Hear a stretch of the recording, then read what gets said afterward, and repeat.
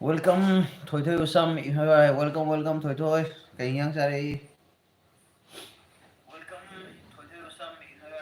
Welcome, Thoi Thoi. Kay yang sari. Ay di sadri eh. Thoi Thoi di sarabo. Ay di sadri eh. Thoi di sarabo. Thoi Thoi Usam iron basare iron mana jam hauri ay di iron majam pame. Thoi Thoi Usam iron basare iron mana jam hauri ay di. Snow ma'am. Mi jam lay mi try pan lay.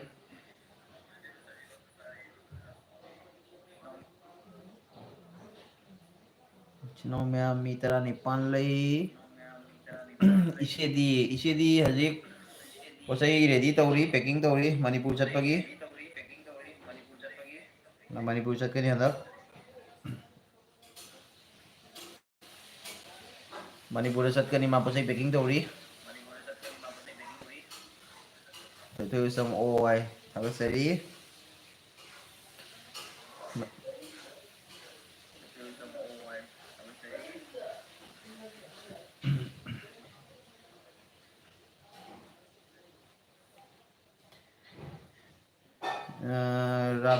Ravan Sheikh तामो कई लमदगी या समझाई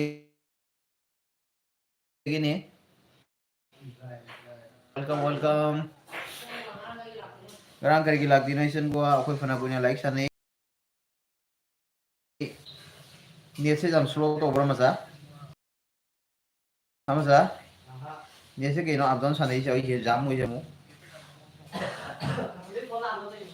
clear ho dia bagai kino polam bro mama ai se lo marang turang kare ni dia se clear ho dia bai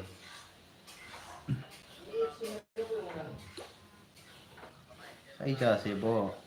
namin ji Net kira tu dikit juga. Ini net kaden nama orang.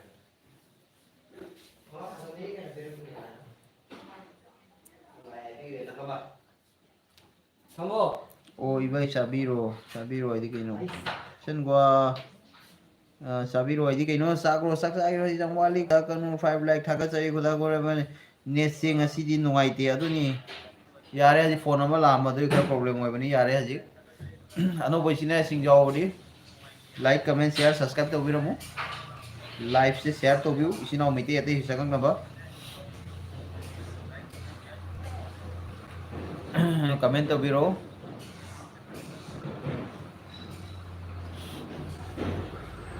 isen go so ngasi di ne riam nungai te haji nga problem to mi phone ama lag bagi yare haji clear oi re thoi usam ibai isu khara haibiu ibai aigi su khara haibiu oh yes thoi thoi usam gi su isina mayam support to view akoi mite mase ngaktani support to minasi thoi thoi usam ingo khongdongbam kaka sak sabi sarabro sadriye ai sak theng na sai pung 13 thoi tara sai tam theng sai ibai sabiro haijabani sa chabi rabo haijabani okay ai sak saro ai jam theng sai ngasi di saning de ne som pham lai thoi ai si sa ku sa ro sirai si tang si sam na ku pona ba wa bani chen gwa ibai sabiro haibani thagasari chen gwa na hangbira pe chen gwa di sak saro bo isno mem sak saro bo kai hyang chandra ke kana kana kari kari hyang chandra ke haibira mo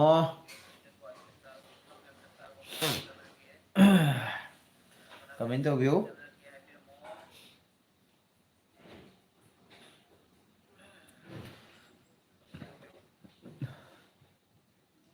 Cari Hawaii. Oke, sen gua teh Hawaii jam pam ni. Hawaii. Ingo khang namo kaka nene lei tro, nene lei Manipur chat na ba ma posai packing to bo hauri. Manipur chat tu ini nene. De posai packing to seli.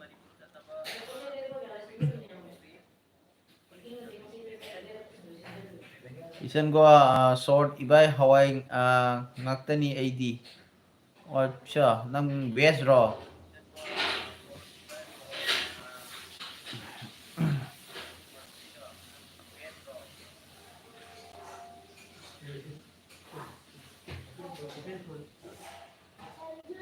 Mapan lain motor lo thong lo.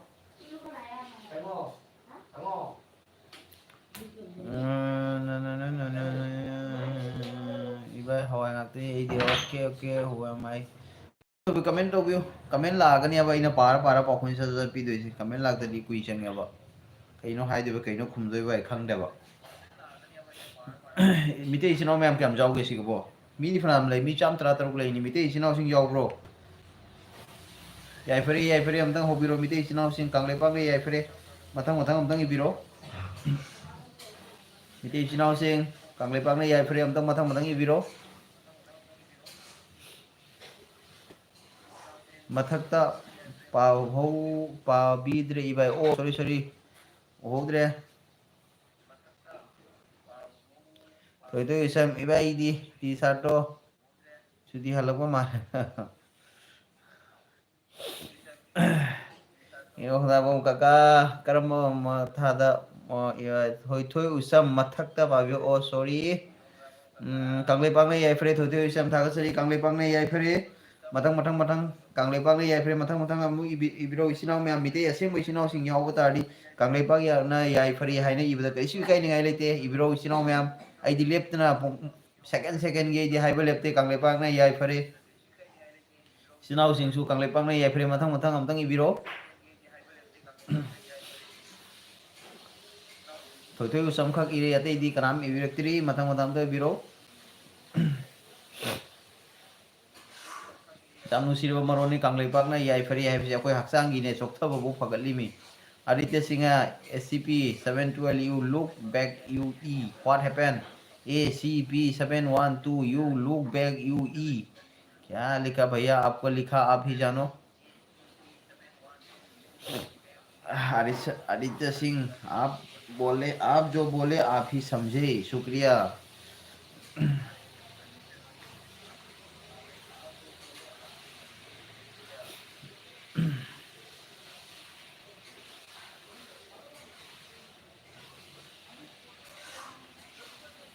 someone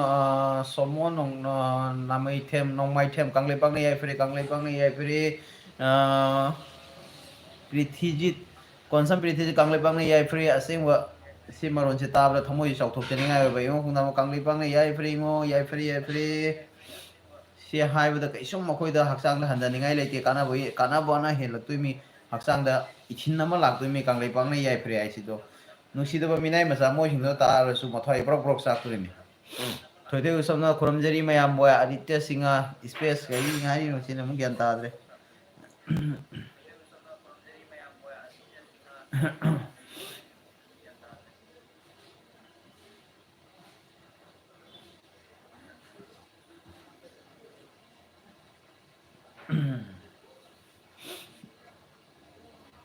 comment तो बिरो इचनो ma'am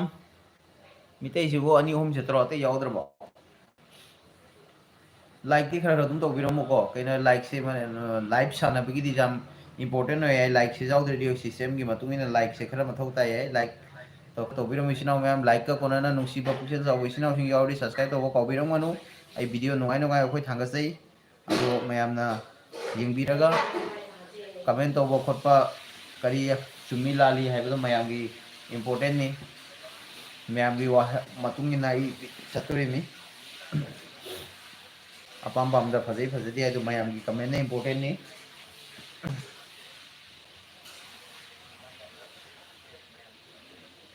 punis mayang bam kanglai pang ne yai fre kanglai pang ne yai fre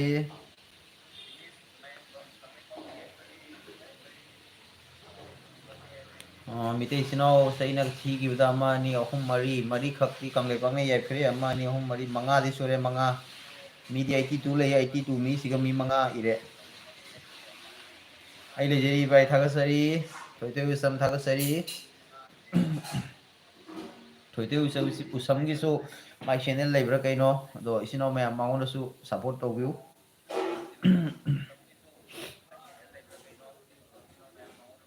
मिते मसेन वे दिमा मगा support तो नसी इसिनो ma'am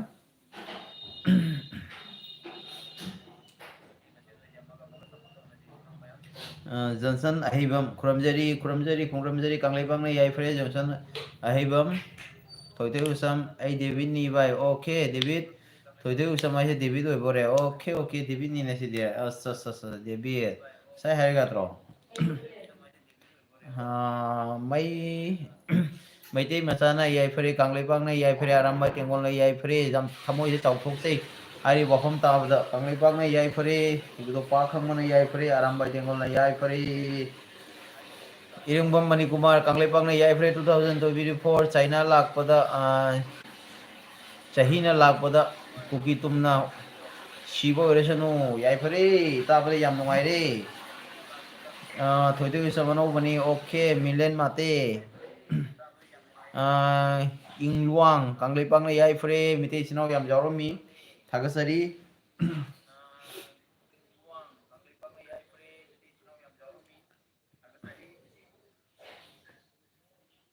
ning luang ning thâu hai bữa cùng ông này sẽ ning thâu luang hai bữa cùng này kang lepang na yai free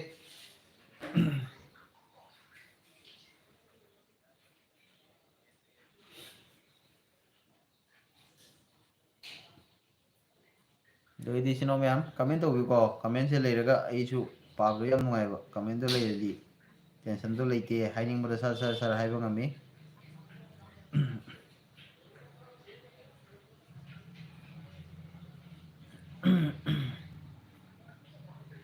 kang lepak na yai free ibu do pa khang ma yai free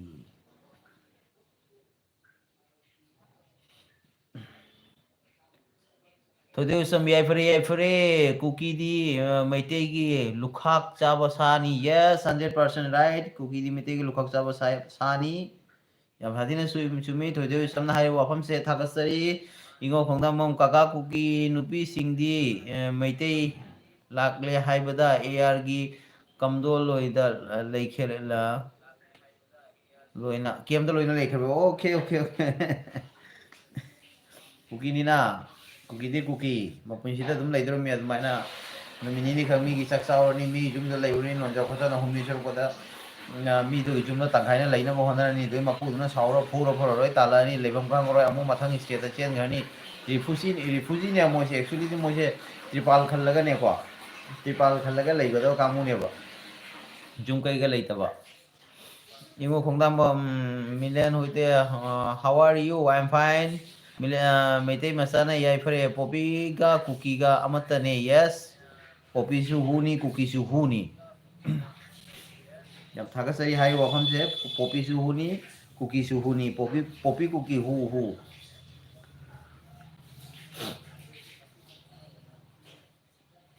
to there some cookie hai se thibum saba oiram leni yes madu ko iro sa phangaro ado phawba Provide mo masin chabo phangta dena ne mo masin hatung naraga ne ama gama chanarak toi mi moi yum toiter som cookie hai se sumi jam satina cha phangta dena mo masin da hatung chanarak toi mi aroi beda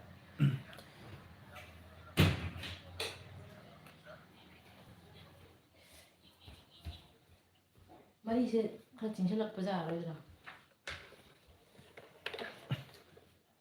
comment to visino ma'am ai phone ama sigi yeng pai ni ko duna mo non da base ma'am khalam ngani kari yeng ni iphone ama sigi yeng ni cookie hai se yes cookie hai se jam sati sumi comment makha ta biro sino ma'am comment gi matung ina pab de mi aisu wahai pa comment ni hangdo hangin khangin do comment gi matung ina ni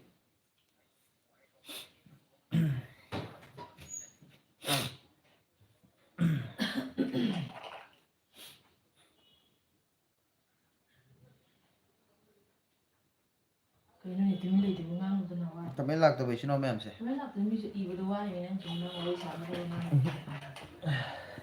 si manganing de na chang kok se ngoping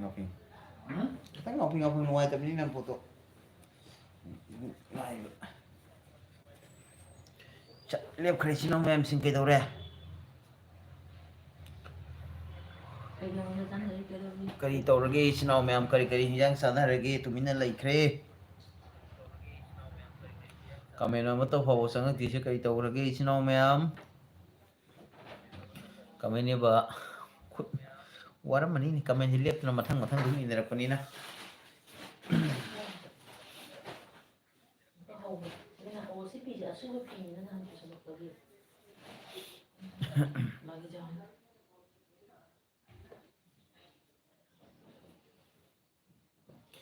Kaka cookie sidi kaidaw lady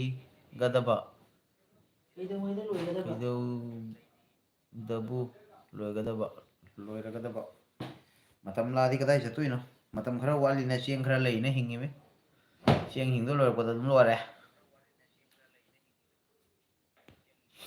ꯃꯣꯏ ꯇꯥꯗꯦꯗ ꯍꯣꯏꯔꯣ ꯂꯥꯏ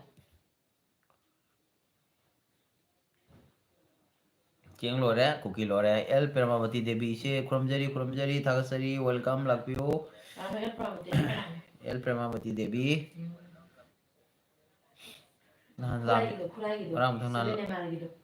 ꯆꯨꯝꯕꯔꯣ Ram thang lam idi nahan wai lam idi. ꯑꯗꯨꯒ ꯈꯨꯔꯥꯏ Seven failed movie. Are you Indian Army?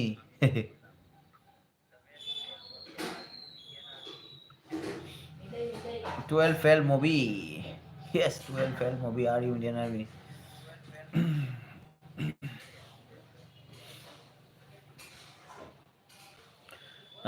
Toilet thong laundry soiba lakani cookie na hichaba. Tali, tibit tali hey.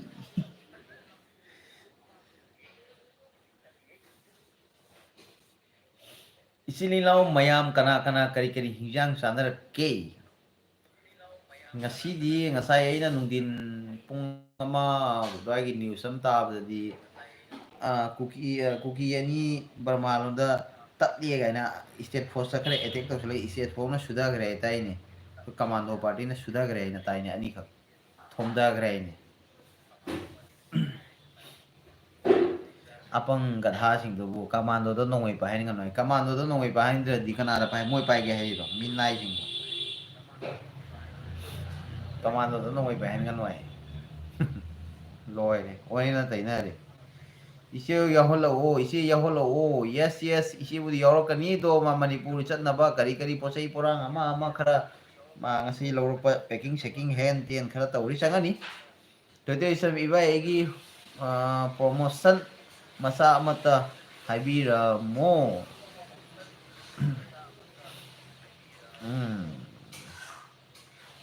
laigo mi jam galaki chano ti usam taina ira masuba thoi usam tai masu samgadaba thoi jam samgale sammu maming hidi am tena iri ne fe wat manga taru wat nipan dugi manung loisan ba maming adu na jam sati sangi thoi hai meta thoi usam bas sina fe karanjit konthau jam thagachari lakpi bagi hai tamo hello Piramati Manipur da ise laktoi ro yes ma Manipur da laktoi ni ma Manipur da lakani isinau mayam arambai isinau mayam musu unaba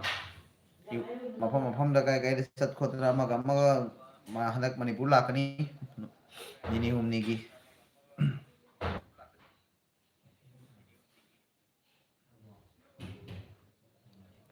Piramati di karam kanda no hanak no mini se sangani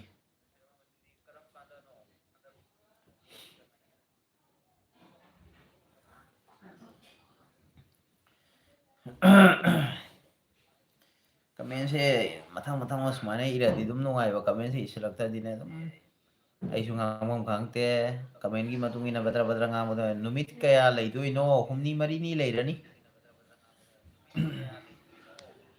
humni mari ni di soi roi leirani ma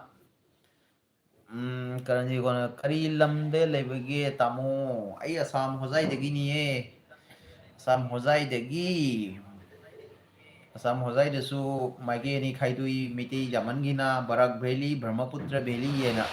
Assam hozai maige se Brahmaputra Valley tai aduga Kasar Silchar maige se na Borak Valley tai da koi se Brahmaputra Valley ni Assam hozai gini tamosu yaudoi ro aidi yauroi ai thabak sangde thabak kalli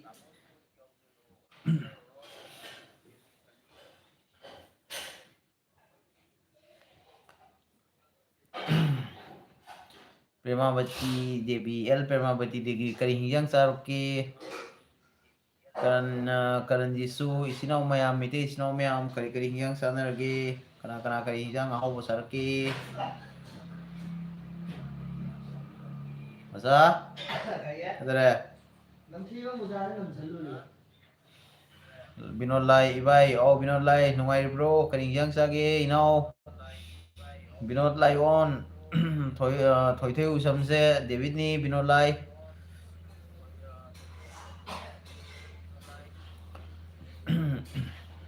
Premavati Devi kangsoi sare, adona inamdadadi kangsoi sarsu haure, ironba sarsu thongo ba loi hai haure. Binod Lai na Lai Binod, Ibai nungairi hai taina. Nungai te badi hainade, nungairi haibana fai. Lai Binod, itao haina kore, Ibai nungairi. 어머, 어머너, 어머, 나 싸는 거 하지 마.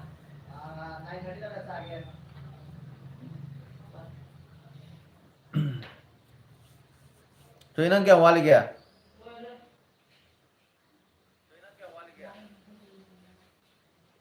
El Premavati Devi tamo, yang ang kaya no isa no pa mo kak.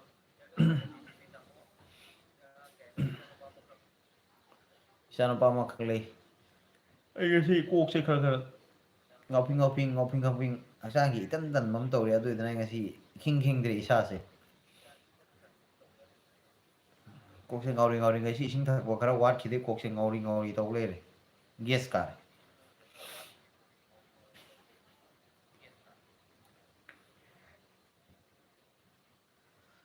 Class kaya tammige, isa no pa class kaya tammige. First year ni. First year ni tammise.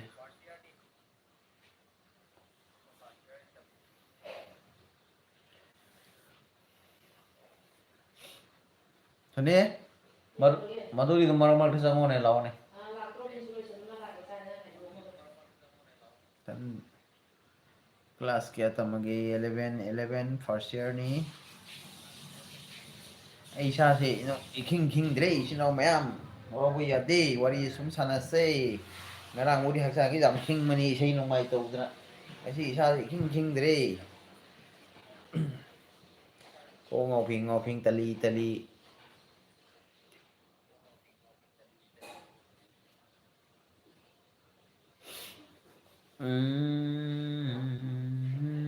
Binod, why haire kaisu kana di why haire kaisu kan de sumi binod why haire kai kana pono. Binod lai tao why haire kaisu kana ponte nungai ri hai bina fare. Why hai se kaisu kana de. Awa nungai se masimi nauni.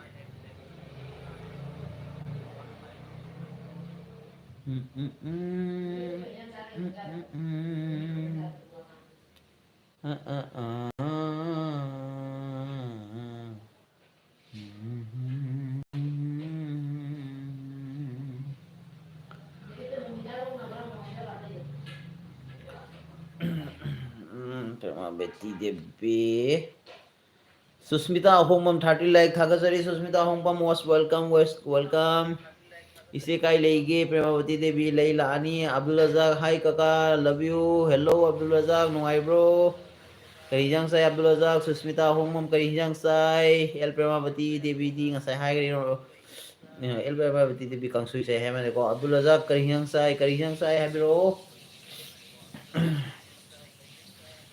Yam nungsi ngasigi LV se matam amagi mayam LV gi house ni punsi kaujade matam na ahongba naiba khongchet leiramana khongkibani kuijadri kaujadri ibai ga isege gi kuramjari thagasari binod asung sina comment tawbirakoi matam binod laina hai matam yam nungsi ngasigi LV se matam amagi mayam LV gi house yes aise matamda LV gi house ore mini chino mayam gi punpham ni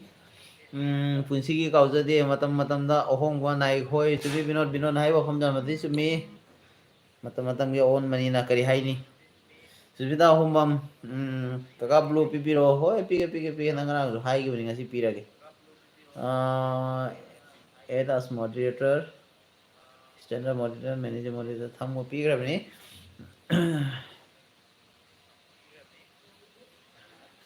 jadi Abdullah ha sa thongi kaka okay Abdullah kaka di sar bro I sadri saring de ngasi sa ki sa su ka thinga sa gani Suyuta hongwa binod hai bro kori de ke Ketimem Pramesor hello Kamlinga Dungel Minai sange sino ma'am Minai sange Genmen Tadre Tonggam Surjit Kaka nungaire Surjit nungaire yang sandra ke sino ma'am mite sino ma'am nungairi haibna khwaya phabani Birolaina Susmita hai ai Premavati namuk Kei mathel thongge ai akhoi se hajik kangsoy na tawre Abdullah kaka nungairi bro nungairi haibna best ni hajik matam ni nungairi ta haibna jam pharabani Binod su nungairi Premavati Binod lai Abdullah mayam pro loi nungairi dina matam khuni nungai na nusi sana ni sino mayam leiminasi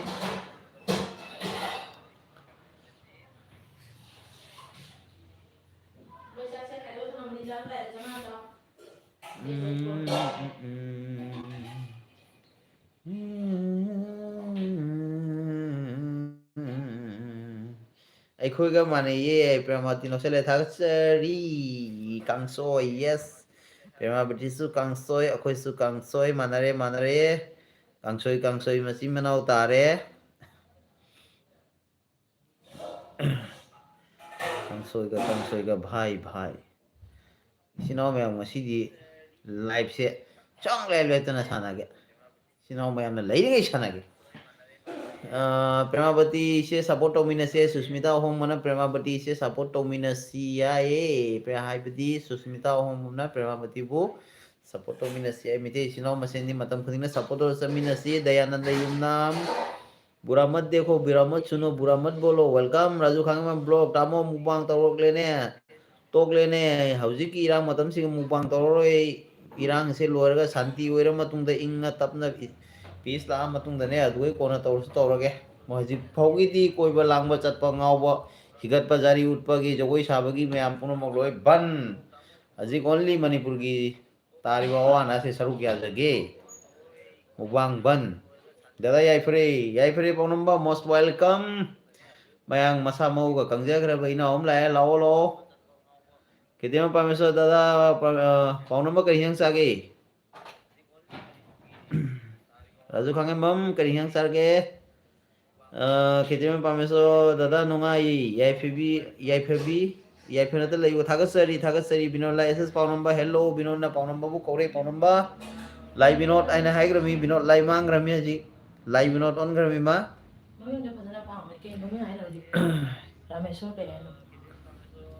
Raju khangama mulo kobi thongba dusu kangthoi tare ne dum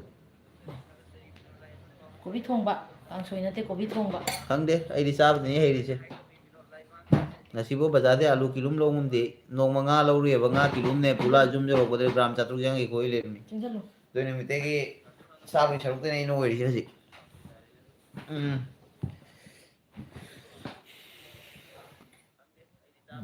ichana ma'am ai lakchare tak laya mu chani ges mutat ai chalo ga dum ges mutat pa thamusi ji kena to de yan pala mga ilaya ichana ma'am bida lakki bita mga haninga ito na thagachari jai samai sando sano ko si sano ni kan khang na dum kari gyom lang ga oi ta san na ma thau Kamra. Nako. Ichana ma'am kong si inge. kok se kam ngau re se ine khangi Dari khang patha le ni tumin na ai tara de gan men tara du do tumin de par ge se dum Aro ich. pari Paunamba kay mathel sare ichana ma'am kay mathel sare omuno. namu to Omuno. Sigalaw wa higa. Sigalaw.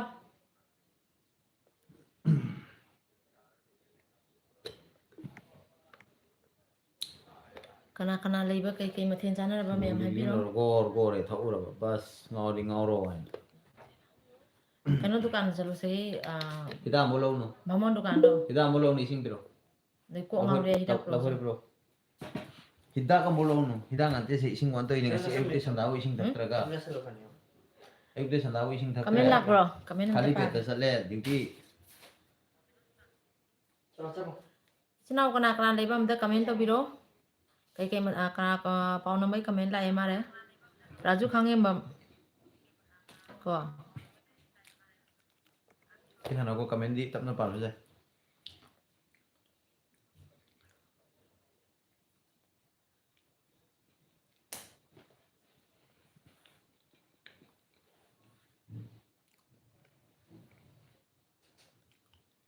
Kamen lak tro.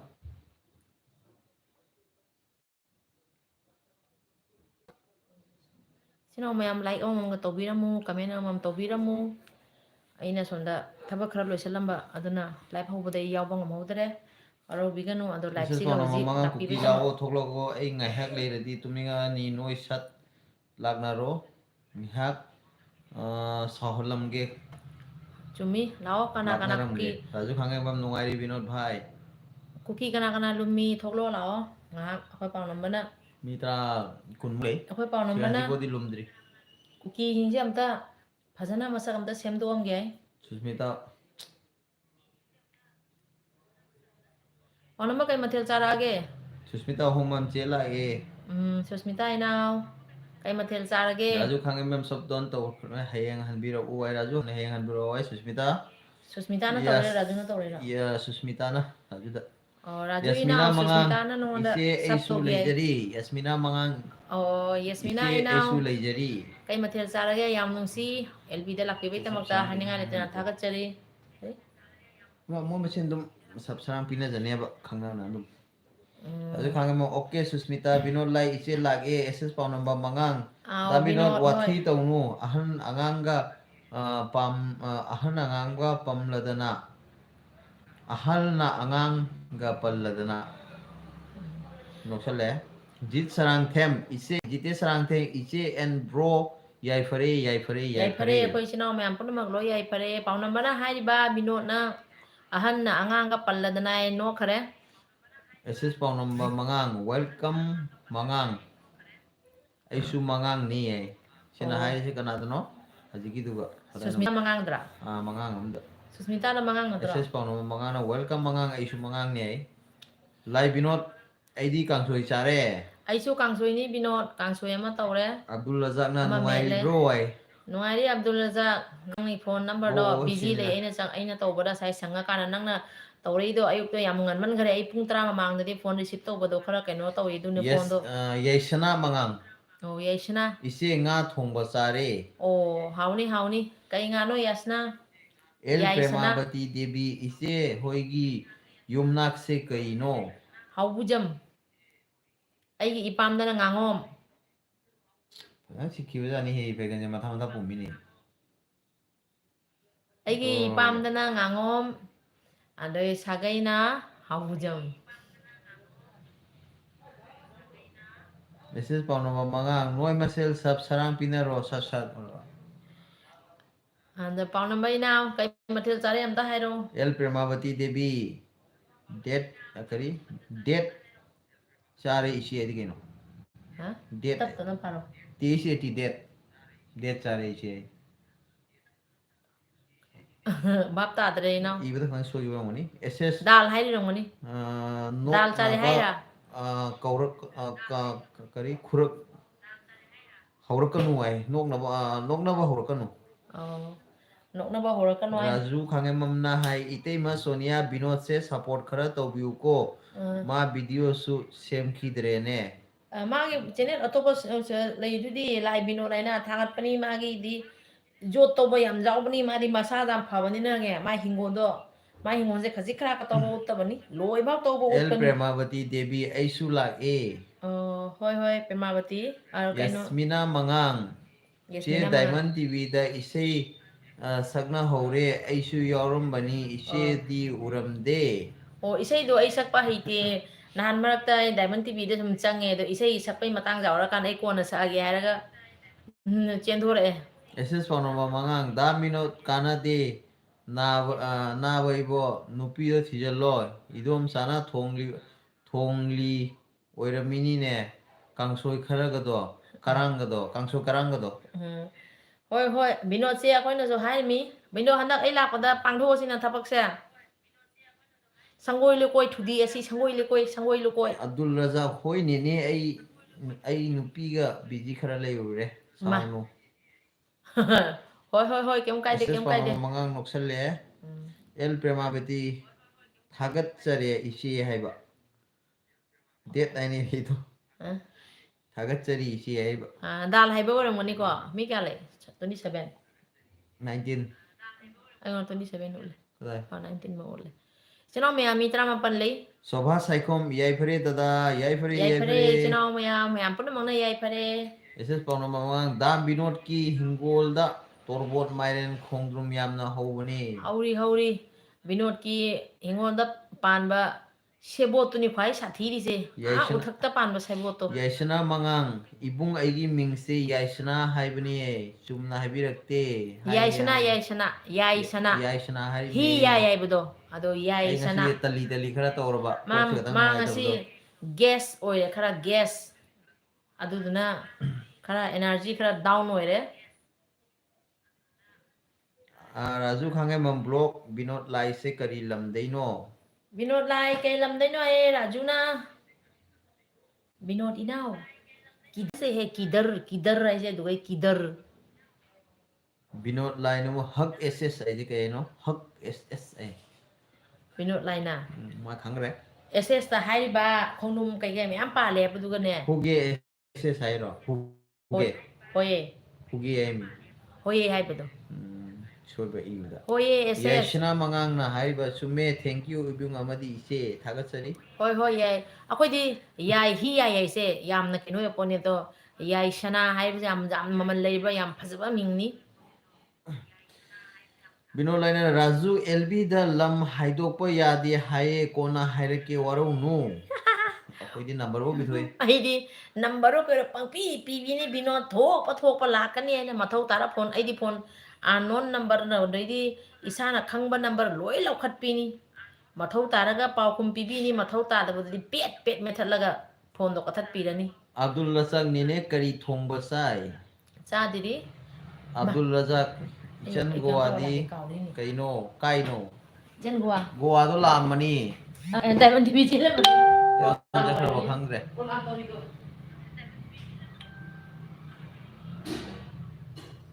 Mayam cookie yaw Hel Permabati Devina cookie yaw Dro cookie yaw Dra Khangde Tumina Lay SS Karan Ha Kanuko Arga Kapsale SS Pauna Mamangana Da Binod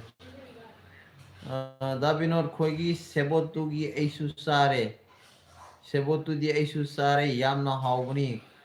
Ngahangmuk Mana Egi Mangda Pirakana Sare Mangda Sarpa Pai Pauna Pai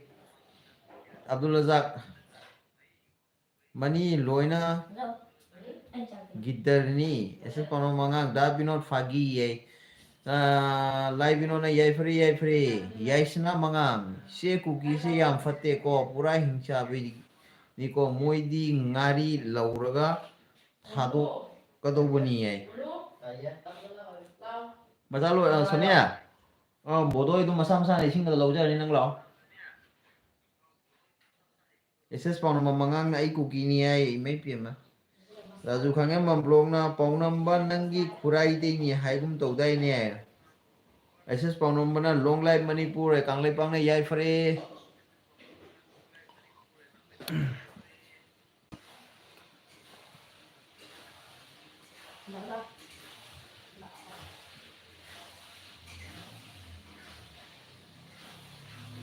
Soba Saikom na dada Yai Fare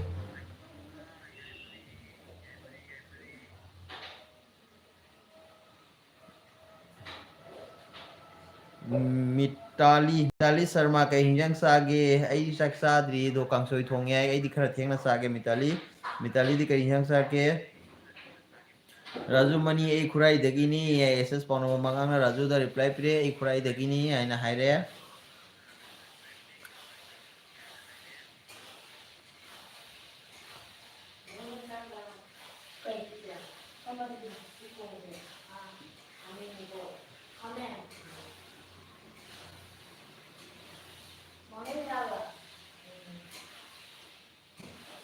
Sonia, mangona ama ni den jam pinoi khangi. Yaisna mangang ise kadai da chat kharage. Yaisna lakani angang gidu sa kamdang piramba lani.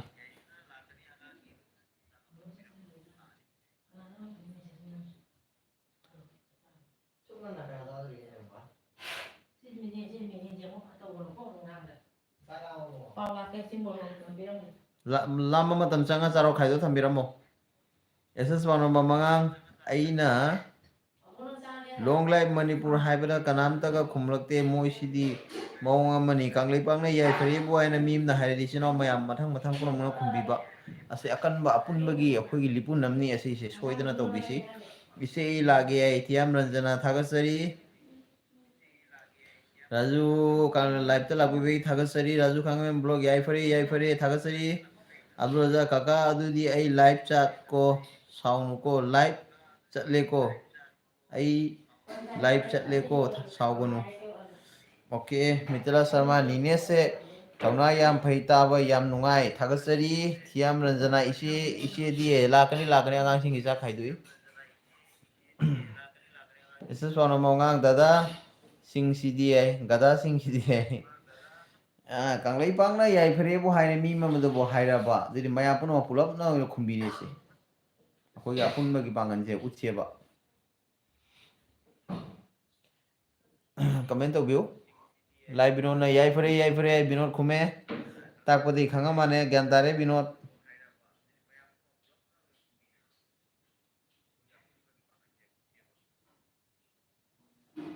jadi Abdul Razak mani loina gidar ni da sidi ako na mangi sorry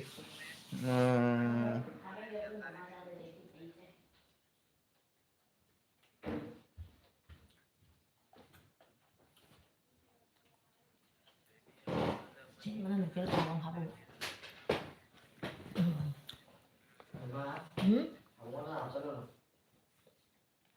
ama khakwani ko mawang da saro Bungo mayam, inaw mayam, ichan mayam. Ay lối lại thabak lối salaga. comment lai tira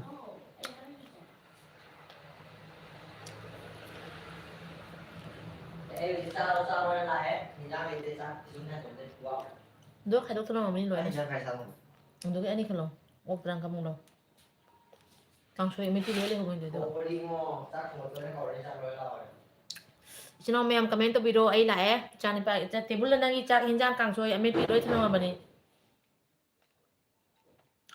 Mitali Sharma Manipur dagi kuki tumna loiraga tumba loiraga santi oini Cumi? SS Panama mangang comment sasa di raglo parage thiam ranjana sak sabira bo dada Chadri? chadri bo dada ini saneng de saroi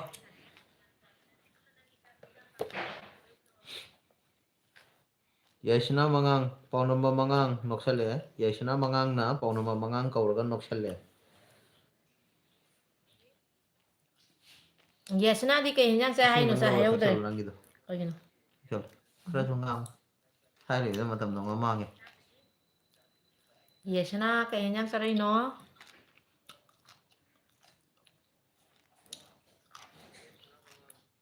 Ay chingam sai đi. chu sadui ma janu pin Nuai ti he.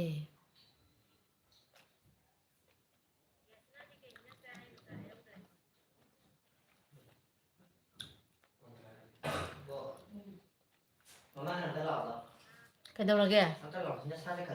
Masa lau tu nang kiam cai no ohung manga tara lo khang do ma nasi sa noi teng bar bar ngang ner kan ko mutul lagi talle mutul lagi mutul tin dam dar kata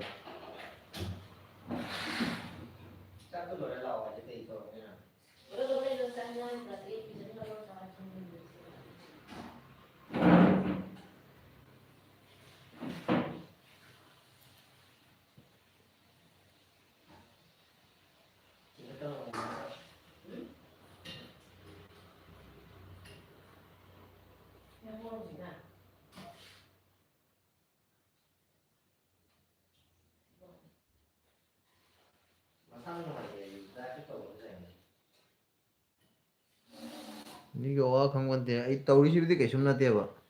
Kadang kena wale mangonda.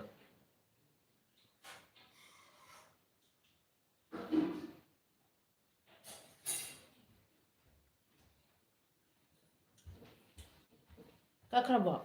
Kakti.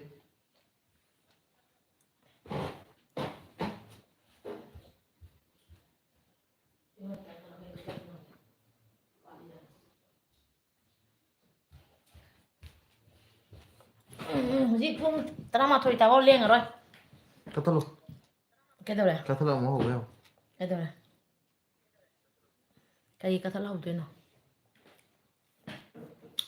Udah tapi dia sana dulu nih. Tabak lo di sini om em. Orang bikin no hangai nare.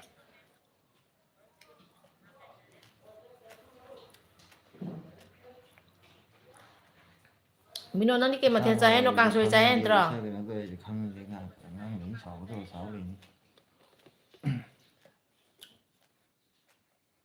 Kami ni lạc rồi kata lau zero live share. Kata lo to. Ni ta mitret kan ipan kan ro ai pangin de. Sino om em comment to video kana kana lay live share hầu đấy. Quay channel si ngạc quay đấy cùng khai mà nó quay đấy. Live tôi sẽ. Tung tra de ho si. Kata. Nè chứ khác ngoài tập đôi sino om em. Kamen mem le pat le. Cái nó comment em lấy ba đều. Comment nó xin này sao ngoài tiếp comment nó pang mới đi live tôi thao được này. Tu inte da. No kai sung to e dum para mi. No de no. Cái tôi vậy. Mene Nó comment pa cái tôi đen no. mi su le de kata lo ngai to si hai ro. Kaling si.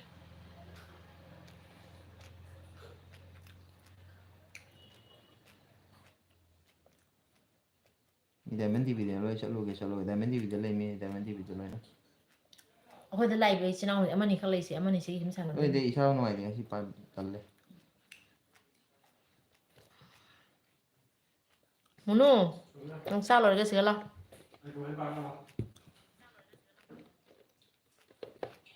Kadai de para kadai lo sil be khang de ma ko mo mai do. Amuk chen amuk lao choko rubber mu sai chungam mu sai. Bao năm mana hay sẽ. Oh sis. Hai mangang hai cái đấy có bao năm bà si mamang đã comment hết chắc cái waru bigano. Mà kamu Gina hay rồi ý sẽ yêu mà mình sẽ phải cho nó u đẹp có mà nó sẽ iche cái Sedang ai para ka thong. cái nói gì nhỉ Do ni to ko na do to do ni tanda gri do ina. Am ta katha lo fast de ko de ban ja. chúng vào được cái thắt cái nó không lấy cho nó Khang de ma ko mo kanai pang kanai chakro. chắc khi bây giờ chắc cái sẽ last để paro sẽ lấy số tự paro Kai yang sa ge jite sarang them na kai yang sa ge ina honda. cha gì Mitali Sharma nine se tawa nongai je jira ai jiri bam de gi ne. thằng cái chơi comment cái mang ra chắc cái này có thì comment lúc thì bấm không mang hàng đấy Ranjita Thangam Sonia nang yengba nungai afabo yuko. thằng cái chơi Ranjita hay sẽ quay cùng mình burgi ho jai ki duro na taraga atopa lamdai to bide ro khang de bode hang bani ngak piu mama na comment ra chitha gare mama na chat khare da waru bi gano ko chinau mem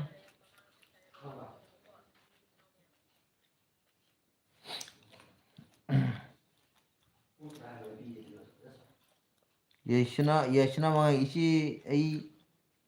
Diamond TV da chalu ge hoi chalu ro diamond da ngak isei program ngak jieng ro akhoi ma sen ngak wai sana ge cookie ga mu ngak khai do khai jin to ra ge cookie chang ban cookie da mu ngak khai ra ge andoi ngak le ga chinau sing changa ge chinau sing sum wai sana loi le chalu ro ngak Jadi ama like sina kanano makagi like to view channel mayam like om tang to vira mu ale be channel kundi mak like om tang to vira mu like to view wana nang lady bo chalabo hipabo habi mo binoti chakrama lady ba khang dre de yashna Mitali Sharma jiri bam da sulap ki gam nungai ni. Jiri bam da lakataba program ama di lay hai na oja sing na hai dei Suni tipi mi chajok ma. Chajok ba nang di kay hinjang no. Hoi ka ngak de man di bichalo hite. Chalo. Kono pung tara de. Sama ko gi sum lesan. Mi man ni khale ba sum lesan ko sum mate. Do inte da. Si tan tan. Nungsina aigi LB siga yawbi di base yam man leibani mi ama leigera Si batan ani leigera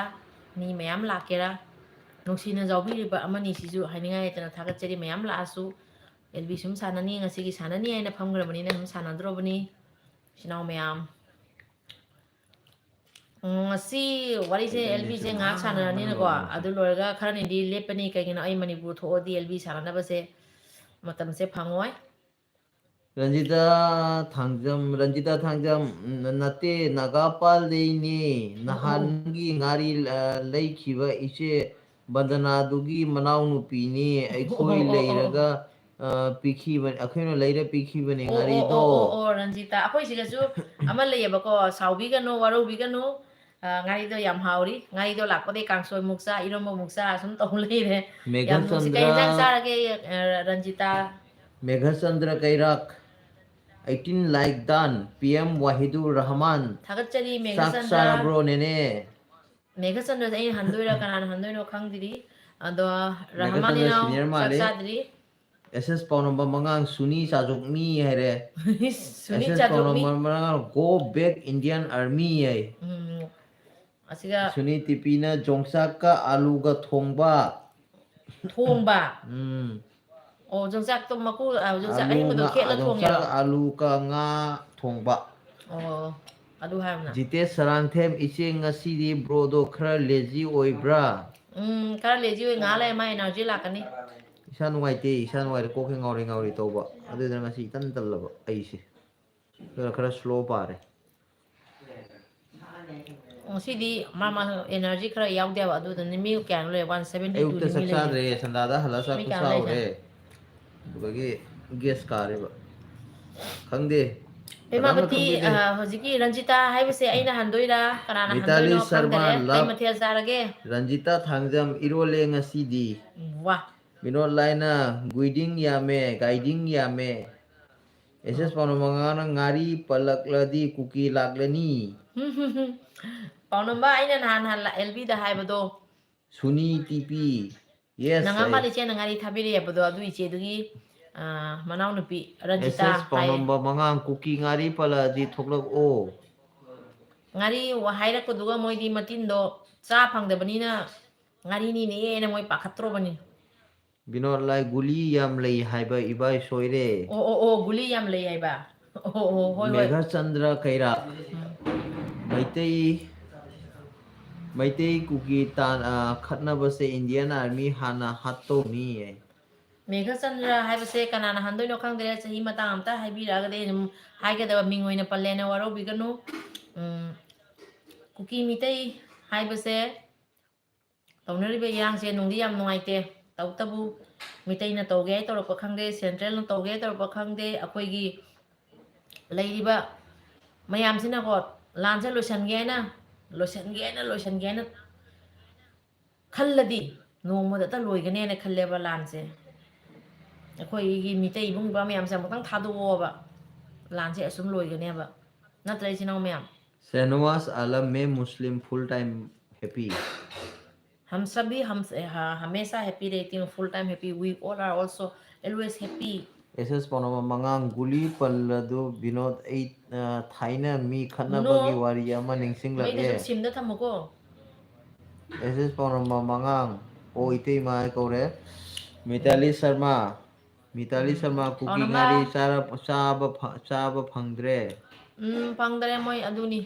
ꯀꯨꯀꯤꯗꯤ ꯑꯗꯨꯇꯅꯤ SS Panama mangang welcome David debit ꯂꯩꯔꯤꯕꯣ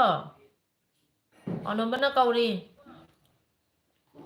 Thoi sam cookie thibum sa Sumi yengmi thoi male live se sini jengdoi ni David se thoi se jengdoi ni Suni David na haida SS chumbi panamba sajok ba thoi sam SS itaw wan kore thoi thaza block blue pio ne blue piu piu ꯍꯣꯏ ꯄꯤꯔꯛꯀꯦꯀꯣ ꯊꯥꯖ ꯑꯃꯨꯅꯣ ꯊꯥꯖ ꯕ꯭ꯂꯣꯛꯁꯦ ꯑꯃꯉꯣꯟꯗ ꯑꯃꯗ ꯍꯦꯟꯅ ꯉꯥꯏꯍꯥꯛ ꯂꯩꯔ ꯄꯤꯔꯨꯅꯨ ꯄꯤꯁꯤ ꯉꯥꯏꯍꯥꯛ ꯂꯩꯔ ꯄꯤꯁꯤ ꯃꯤ mana mi kuki na sumitei sama ming sara sagai ama masangai ngang le pisi ꯃꯤꯡꯁꯤꯡꯁꯦ ꯈꯔ ꯑꯩꯈꯣꯏ ꯊꯥꯖꯁꯤꯗꯤ do lo na ꯊꯥꯖꯕ꯭ꯂꯣꯛꯁꯤꯗꯤ hai dogo ꯑꯩꯈꯣꯏꯅꯁꯨ to thogani ꯈꯪꯉꯦꯕꯀꯣ moina ꯑꯗꯣ ꯀꯩꯅꯣ ꯇꯧꯕꯅꯤꯅ ꯈꯇꯪ ꯌꯦꯡꯉ ꯌꯦꯡꯉ ꯄꯤꯔꯛꯀꯦ ꯇꯧꯕ ꯑꯗꯣ ꯄꯤꯔꯛꯀꯦ ꯀꯩꯁꯨꯝ ꯀꯥꯏꯗꯦ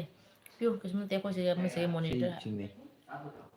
ꯊꯥꯖ ꯕ꯭ꯂꯣꯛꯇ ꯃꯥꯒꯤ ꯆꯦꯅꯦꯜꯗꯨ ꯌꯦꯡꯕꯗ ꯆꯪꯉꯒ ai si ꯊꯥꯖ video ꯕ꯭ꯂꯣꯛꯇꯣ inde ꯑꯩꯈꯣꯏꯒ ꯈꯪꯅꯕ ꯊꯥꯖꯗ ꯑꯣꯏꯔꯝꯒꯅꯤ ai si video inde do video inde ꯑꯗꯨꯒ ꯍꯣꯏ ꯏꯅꯥꯎ ꯊꯥꯖꯄꯤꯔꯛꯀꯦꯀꯣ ꯀꯩꯝ ꯀꯥꯏꯗꯦ ꯍꯣꯏ ꯑꯗꯨ ꯇꯣ ꯑꯗꯨꯒ ꯌꯦꯡꯉꯣ ꯆꯦꯅꯦꯜꯗꯣ ꯆꯪꯉꯒ si ꯊꯥꯖ changde ꯕ꯭ꯂꯣꯛꯇꯣ ꯀꯩꯅꯣ ꯊꯥꯖ ꯕ꯭ꯂꯣꯛꯇꯣ ꯑꯝꯇ ꯂꯥꯏꯟꯗ ꯂꯩꯕꯤꯌꯨꯀꯣ ꯏꯆꯤꯜ ꯏꯅꯥꯎ ꯃꯌꯥꯝ ꯀꯩꯅꯣ ꯊꯥꯖ ꯁꯤꯔꯣ ꯊꯥꯖ ꯕ꯭ꯂꯣꯛꯁꯦ so ꯁꯤ ꯂꯩ ꯄꯤꯌꯨ ꯀꯩꯁꯨꯝ ꯅꯠꯇꯦ ꯄꯤꯔꯛꯑꯒꯦ ꯊꯥꯖ ꯕ꯭ꯂꯣꯛ ꯆꯦꯛ sige ꯑꯃ pija ꯇꯧꯔꯝꯕ roine ꯆꯦꯛ ꯑꯃ no ꯇꯧꯔꯝꯕ no no ꯀꯥꯏꯅꯣ sige pija gadro ꯌꯥꯔꯗꯤ ꯃꯤꯅꯤꯠ ꯅꯨꯃꯤꯠꯇ ꯅꯠꯇ꯭ꯔꯣ mm ꯊꯥꯖ ꯑꯝꯇ ꯀꯃꯦꯟ ꯇꯧꯔꯛꯑꯣ ꯄꯤꯔꯛꯀꯦ ꯀꯥꯏꯅꯣ ꯊꯥꯖꯗꯣ mathang toro kichon ꯀꯃꯦꯟ ꯑꯃꯒ ꯇꯧꯔꯣ ꯊꯥꯖꯄꯤꯔꯛꯑꯒꯦ ꯑꯩꯅ ꯌꯦꯡꯉꯝꯃꯤꯕ ꯀꯅꯥꯅꯣ ꯍꯥꯏꯅꯀꯣ Megachandra ꯌꯦꯡꯗꯕ ꯌꯥꯗꯦ Indian Army leirwa kuki na chaure army leir makhai kuki na chaure thoi sam thoi ꯃꯣꯏꯒꯤꯁꯨ ꯑꯁꯤ haibadi icha ꯃꯇꯥꯡꯗ ꯋꯥ ꯃꯌꯥꯝ nupagi ꯍꯥꯏꯅꯤꯡꯉꯥꯏ mingni ꯑꯩꯒꯤ ꯃꯣꯠ ꯑꯣꯏꯕ ꯍꯥꯏꯒꯗꯕ ꯋꯥꯔꯤ ꯈꯔ ꯂꯩꯌꯦꯕ ꯑꯩꯗꯣ ꯍꯥꯏꯖꯔꯛꯀꯦ ꯃꯇꯥꯡ ꯆꯥꯅ ꯑꯩꯅ ꯈꯟꯖꯕ ꯋꯥꯔꯤ ꯈꯔ ꯍꯥꯏꯖꯔꯛꯀꯦ ꯉꯁꯤꯗꯤ ꯑꯦꯜꯕꯤꯗ ꯍꯥꯏꯔꯔꯣꯏꯒꯦ SS paunamba mangang kuki di ngari mahutta moja oina haplaga insang thonge haibane thoi usam ꯄꯥꯎꯅꯕ mayam bo khurumjari SS paunamba mangana suni I love you waire ꯇꯧꯔꯣ doibu ꯚꯥꯂꯣꯍꯦ SS paunamba ꯄꯥꯎꯅꯕ mangana David karam ꯁꯨꯅꯤꯗꯣ tauri ꯃꯤꯇꯩꯅꯤ do hauki mauki bam lae noi popi pamadi kuki lenda lago ichini nau sing ꯅꯣꯏ karbar tawo aikhoi kuki gumna modern oiro ꯑꯩꯃꯥ ꯅꯣꯏ ꯀꯨꯀꯤ ꯀꯩꯗ modern ꯑꯣꯏꯔꯤꯅꯣ ꯀꯨꯀꯤ ꯐꯤꯁꯦꯠ ꯐꯪꯗꯕꯗꯣ ꯃꯣꯔꯗꯔꯟꯂꯣ ꯍꯥ drugs ꯆꯥꯔ ꯇꯥ ꯂꯩꯕꯗꯣ ꯃꯣꯔꯗꯔꯟꯂꯣ itau ꯅꯣꯏꯗ ꯂꯩꯔꯤꯕ ꯑꯦꯁ ꯇꯤꯗꯨꯕꯨ ꯂꯩꯈꯤꯗꯣꯔꯤꯕꯅꯦ ꯅꯣꯏ ꯃꯁꯦꯟ ꯄꯪꯐꯨꯗ ꯐꯨꯅꯔꯤ ꯍꯥꯏꯇꯥꯔꯦ ꯑꯦꯁ ꯇꯤ ꯂꯧꯊꯣꯛꯀꯅꯤ ꯍꯥꯏꯔꯗꯤ ꯂꯥꯟ ꯇꯧꯒꯅꯤ ꯀꯥꯏ ꯅꯍꯥꯟꯈꯩ ꯇꯧꯔꯤꯁꯤꯅ ꯅꯣꯏ ꯅꯄꯥꯔꯣ ꯅꯍꯥꯟꯈꯩꯅ ꯇꯧꯔꯤꯗꯣ ꯅꯣꯏ ꯅꯄꯥꯔꯣ thoi thoi usam SS itau maibum any ADA SS paunama mangang ite ma kanada su blue piru no aingonda hide taurakani blue piru haji luine amaga maron ama gyan tanadame kanada pidono ꯆꯨꯝꯃꯤ ꯀꯩꯅꯣ ꯑꯈꯪꯕ ꯑꯉꯥꯡꯁꯤꯡꯅꯤꯗ ꯍꯥꯏꯔꯛꯄꯗꯨꯒꯀꯣ Siddharth Ningombam chak che chak sarabro ꯆꯥꯗꯤꯔꯤ ꯀꯨꯀꯤ ꯀꯥꯏ ꯆꯠꯈ꯭ꯔꯦ ꯍꯥꯎꯀꯤ ꯅꯣꯏꯒꯤ fashion ꯍꯥꯏꯁꯦ ꯖꯪꯒꯜꯗ ꯖꯪꯒꯟ ꯍꯥꯏꯅ ꯅꯣꯏꯅ ꯍꯥꯏꯕꯗꯨꯔꯣ ꯐꯦꯁꯟ ꯍꯥꯏꯁꯦ ꯖꯪꯒꯜ ꯍꯥꯏꯇꯅ ꯖꯪꯒꯟꯗ ꯂꯩꯔꯦ ꯍꯥꯏꯕꯗꯣ ꯑꯗꯣ ꯌꯣꯡꯒꯤ ꯃꯇꯧ ꯇꯝꯕ ꯐꯤ ꯁꯦꯠꯇꯕ ꯑꯗꯨꯃꯥꯏꯅ ꯅꯣꯏꯁꯨ ꯐꯤ ꯁꯦꯠꯇꯕꯒꯤ ꯐꯦꯁꯟ ꯑꯣꯏꯅ ꯊꯣꯛꯀꯦ ꯍꯥꯏ ꯈꯜꯂꯤꯔꯣ ꯗ꯭ꯔꯛꯁ ꯆꯥꯔ ꯇꯥ ꯂꯩꯕꯁꯨ ꯐꯦꯁꯟ ꯑꯃ ꯑꯣꯏꯖꯅꯤ ꯈꯪꯗꯦꯅ Karanjit Konthaujam kari warino ai gyan tade hai SS paunamba mangang Hegin long life dreamland Karanjit ko cookie su yauri bro ꯀꯔꯟꯖꯤꯠ ꯌꯥꯎꯔꯤ ꯑꯗꯨ ꯀꯨꯀꯤꯗꯨꯅ ꯆꯪꯉꯛꯑꯒ ꯑꯩꯈꯣꯏ ꯃꯣꯏ ꯇꯧꯔꯤꯗꯣ ꯐꯦꯁꯟꯅꯦ ꯀꯨꯀꯤ ꯃꯣꯏ ꯄꯣꯄꯤ ꯊꯥꯎ ꯄꯣꯄꯤ ꯗ꯭ꯔꯛꯁ ꯇꯧꯕ ꯍꯥꯏ ꯅꯆꯥꯗꯣ ꯀꯨꯀꯤꯒꯤ ꯃꯆꯥꯗꯤ ꯃꯥꯂꯦꯝꯗ ꯇꯥꯔꯛꯄꯒ ꯍꯥꯟꯅ ꯄꯣꯄꯤ ꯗ꯭ꯔꯛꯁ ꯍꯥꯟꯅ ꯄꯤꯖꯩ ꯍꯥꯏꯔꯤꯌꯦ ꯆꯨꯝꯕ꯭ꯔꯥ Gite sarangthem bro cookie singse pamjaba chinjak ti hui mathini ꯉꯥꯔꯤꯁꯨ ꯐꯪꯗ꯭ꯔꯃꯤꯅ ꯑꯗꯨ ꯑꯣꯏꯅ Lai ꯆꯥꯔꯦꯗꯅ binod ngasi se mi khatnage tauni lakte dai ꯂꯥꯛꯑꯕꯅꯤ ꯑꯃ ꯆꯪꯉꯛꯑꯕꯅꯤ Megachandra leirak kairak aini maise kairak ꯀꯩꯔꯥꯛ cookie sibu mathi chamba hibro ꯀꯥꯏ ꯃꯣꯏꯗꯤ ꯀꯩꯅꯣꯅ ꯎꯅꯥ ꯋꯥꯅꯥꯅ ꯈꯦꯠꯂꯤ ꯍꯥꯏꯔꯤꯌꯦ ꯀꯨꯀꯤꯒꯤꯗꯤ Thoithoi usam miteigi lukhak chaba cookie sa ꯃꯤꯇꯩꯒꯤ ꯂꯨꯈꯥꯛꯇꯅꯤ ꯃꯣꯏꯅ ꯆꯥꯅ ꯂꯩꯔꯤꯁꯦ SS paunamangane hegin ai English mem mali masakse wow wai ꯋꯥꯎ ꯀꯨꯀꯤ ꯑꯅꯤ ꯂꯣꯏ ꯋꯥꯎꯗꯣꯔꯦ ꯍꯥꯏꯅ ꯇꯥꯔꯤꯌꯦ ꯀꯨꯀꯤꯗ ꯅꯣꯏ ꯅꯁꯥꯗ ꯂꯩꯖꯔꯤꯕ ꯑꯦꯁ ꯇꯤꯗꯣ ꯀꯌꯥꯅꯤ ꯂꯩꯈꯤꯗꯣꯔꯤꯒꯦ ꯑꯗꯨ ꯍꯥꯟꯅ ꯈꯟꯈꯣꯀꯣ ꯑꯩꯈꯣꯏꯗꯤ ꯌꯦꯜꯍꯧꯃꯤꯅꯤ ꯌꯦꯜꯍꯧꯃꯤꯒ ꯔꯤꯐ꯭ꯌꯨꯖꯤꯒꯗꯤ ꯃꯥꯟꯅꯕ ꯌꯥꯔꯣꯏꯌꯦ ꯈꯪꯉꯦꯗꯅ comment lepano mi jangra poni leise comment lepigan ꯑꯩꯈꯣꯏꯗꯤ ꯌꯦꯜꯍꯧꯃꯤ ꯑꯩꯈꯣꯏꯗꯤ ꯃꯄꯨ cookie di chaitek na mathi khele hai bane SS paunamana ꯑꯗꯨꯅꯤ एस जितेश्वर सिंह भाभी जी हम आप लोगों के लिए हाजिर है हम आप लोगों का सेवा में अभी कुकी किसको बोलेगा चुमी चुमी मोय कनादा हाइदोरिबा हुजिकती असम राइफल्सु मचिन थोकलई खरा खरा नमई कापादी अमा अमा तौरादी मोइसुदुगी एक्शन लौनी मोइसु खरा खरती हाइरई करी ओइबा येंगनी करणजीत कोंथौजम कुकी बुमी ओनगे तौरकांदा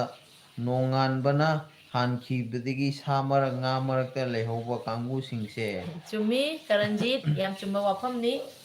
मोइदी सामरक nga marak ni तोंबा थोकसोम इसे करी हिंजांग साबिरगे ngasi sibu तोंबा इनाव sak चादरी angang singdi kangsoi tawri दुगीदी मोरok मे अखोय मोरok अमा मेले दे मोय चानबा सा खतंग तawri नोंथोंबम नाउसा मैतेइना माई पाकनी इसे सोइदना सोइदना पाकनी सोइदना मितैदी हुजिकसु माई पाई matam khudimактꯁꯨ पाकनी लाई विनोद लागलबो हौरसी गे नोक्सले हौरो हौरो मिनो मेघचंद्र हैरक कैरक कुकी दी ममई पाली ममई पामदुना कुकी गी मयाबा ममई पांदबा सिंगदुना कुकी हाइबदो एसएस पाउनम मगांग दा विनोद कुकी सिंगचे पाइल्स यामना लेरमगनी थी फजना सामदबगी हस खफन पाराव थी कुकी सिंगचे पाइल जाम लेरमगनी आई थी फजना सामदबगी चुमे अमुजाव कांगबम डायमंड टीवी अय मुक्ता संजरके यामबा मुक्तंग पिबियो होय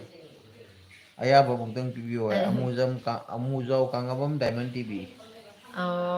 वेलकम तौजरी हानिंगाने तना थागतचरी आइगी लाइफ ता लाक्पिबी तमक्ता इचिनाव मयामना सपोर्ट तौरगने नंगसे लाइफ थाबा ngamiba वीडियो हापचबा ngamiba aduna लाइफ ता लाक्पिबी तमक्ता हानिंगाने तना थागतचरी नोंथोमम नाउसा कुकी दी सानी ममई पांदबै वानी चुमे चुमे कुकी दो अदुनी हाइसे जाम चुम्बा वाफमनी कुकी सिंगदी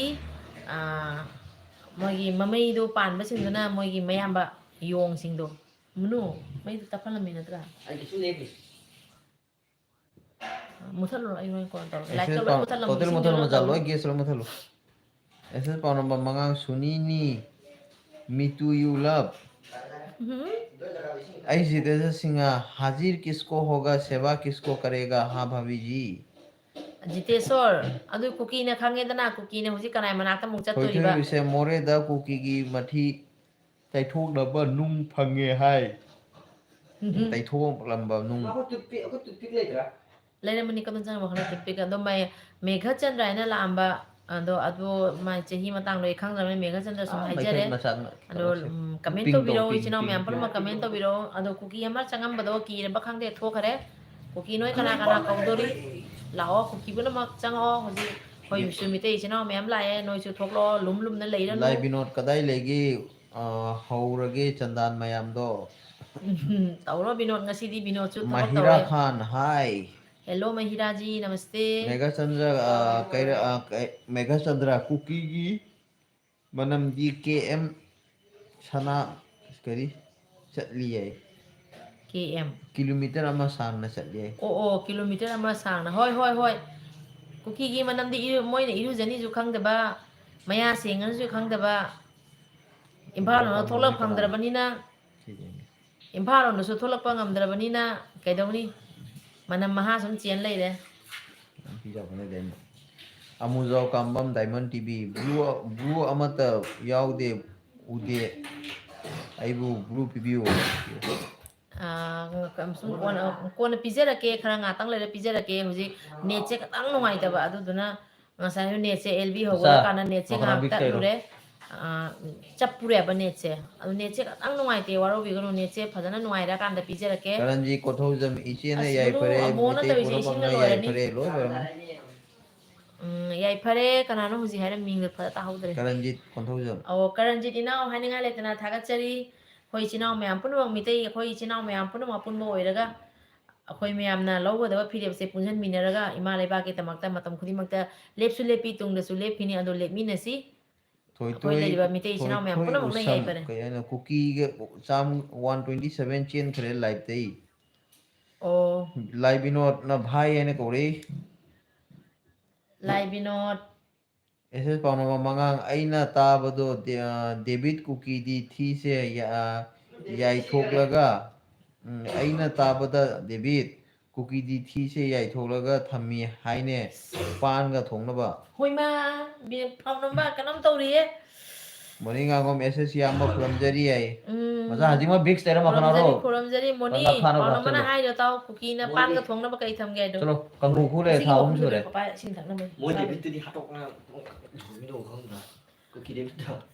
ꯀꯔꯟꯖꯤ ꯀꯣꯟꯊꯧꯖꯝ ꯗꯦꯕꯤꯠ ꯈꯔꯥꯏ ꯅꯪ ꯂꯥꯛꯄꯁꯦ ꯀꯗꯥꯏ ꯑꯩ ꯀꯩꯅꯣꯝ ꯅꯤꯡꯁꯤꯡꯉꯛꯏꯀꯣ ꯃꯣꯏꯒꯤ ꯀꯗꯥꯏ ꯋꯥꯔꯤꯔꯅꯤ ꯀꯥꯏꯗꯣ ꯆꯠꯈ꯭ꯔꯦ ꯃꯣꯏꯒꯤ ꯀꯨꯂꯦꯟꯗ ꯆꯠꯈꯤꯕ ꯑꯃꯈꯛ ꯅꯤꯡꯁꯤꯡꯉꯛꯄ ꯄꯥꯎꯅꯝꯕ ꯀꯗꯥꯏꯗ ꯆꯠꯈ꯭ꯔꯒꯦ ꯃꯣꯏꯒꯤ ꯀꯨꯏꯔꯃꯤ ꯑꯩꯅ ꯋꯥꯔꯤ ꯃꯣꯏꯒꯤ ꯁꯥꯟꯅꯔꯝꯒꯦ ꯋꯥꯔꯤꯔꯅꯤ ꯀꯅꯥꯝꯅ ꯁꯥꯁꯤꯡꯗꯣ ꯍꯥꯠꯄ ꯉꯝꯃꯣꯏ ꯃꯊꯪ ꯅꯨꯃꯤꯠ ꯁꯟꯗꯣꯛꯄꯗ ꯄꯥꯎꯅꯝꯕ ꯑꯃꯈꯛ ꯗꯦꯕꯤꯠ ꯍꯥꯏꯕꯗ ꯀꯩꯅꯣꯝ ꯅꯤꯡꯁꯤꯡꯕ꯭ꯔꯥ ꯑꯃꯨꯖꯥꯎ ꯀꯝꯕꯝ ꯗꯥꯏꯃꯟ ꯑꯌꯥꯝꯕꯅ ꯇꯤꯚꯤ ꯊꯦꯡꯀ꯭ꯌꯨ ꯀꯅꯥꯝ ꯍꯥꯏ ꯅꯣꯏ ꯂꯥꯛꯑꯣꯏꯗꯣ ꯐꯔꯦ ꯂꯥꯎ ꯅꯆꯣ ꯃꯈꯅꯥꯎ ꯕꯤꯛꯁ ꯊꯣꯡ ꯇꯩꯁꯜꯂꯨ ꯍꯥꯡꯖꯤꯜꯂꯝꯃꯨ ꯈꯨꯔꯛꯇꯣꯏꯗꯣ ꯕꯤꯛꯁ ꯇꯩꯁꯜꯂꯨ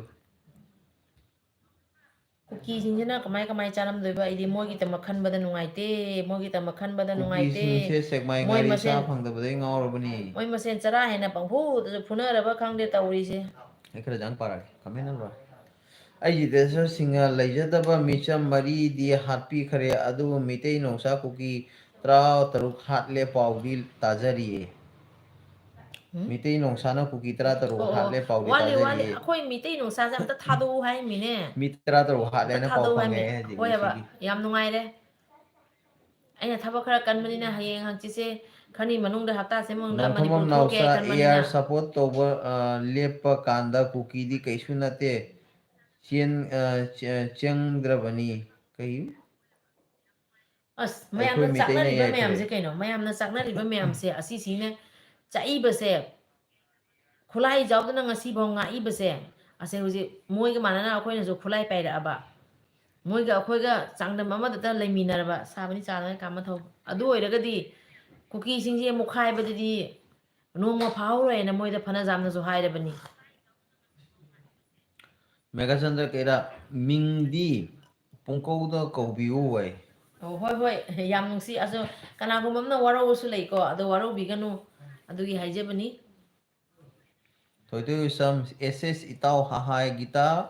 ꯕꯣꯁꯤꯅꯤ ꯒꯤꯇꯥ ꯕꯣꯁꯤꯅꯤ ꯏꯆꯦ ꯀꯔꯤ ꯃꯊꯦꯜ ꯆꯥꯔꯒꯦ ꯆꯥꯗꯤꯔꯤ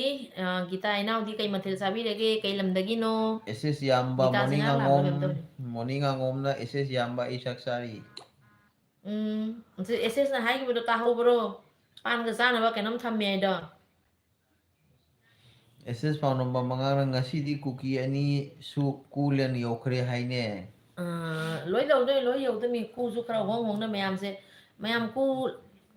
ꯆꯟꯕꯤꯌꯨ ꯀꯨ ꯆꯟꯕꯤꯌꯨ ꯀꯨ ꯍꯣꯡ ꯍꯣꯡ ꯊꯥꯕꯤꯌꯨ ꯊꯣꯏꯊꯣꯏ ꯎꯁꯝ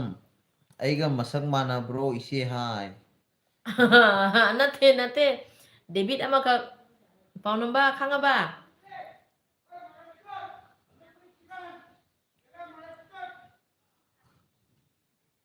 ꯗꯦꯕꯤꯠ ꯈꯤꯔꯟꯗꯅꯤ महिरा खान सिस्टर कुकी को छोड़ना मत सबको मार डालो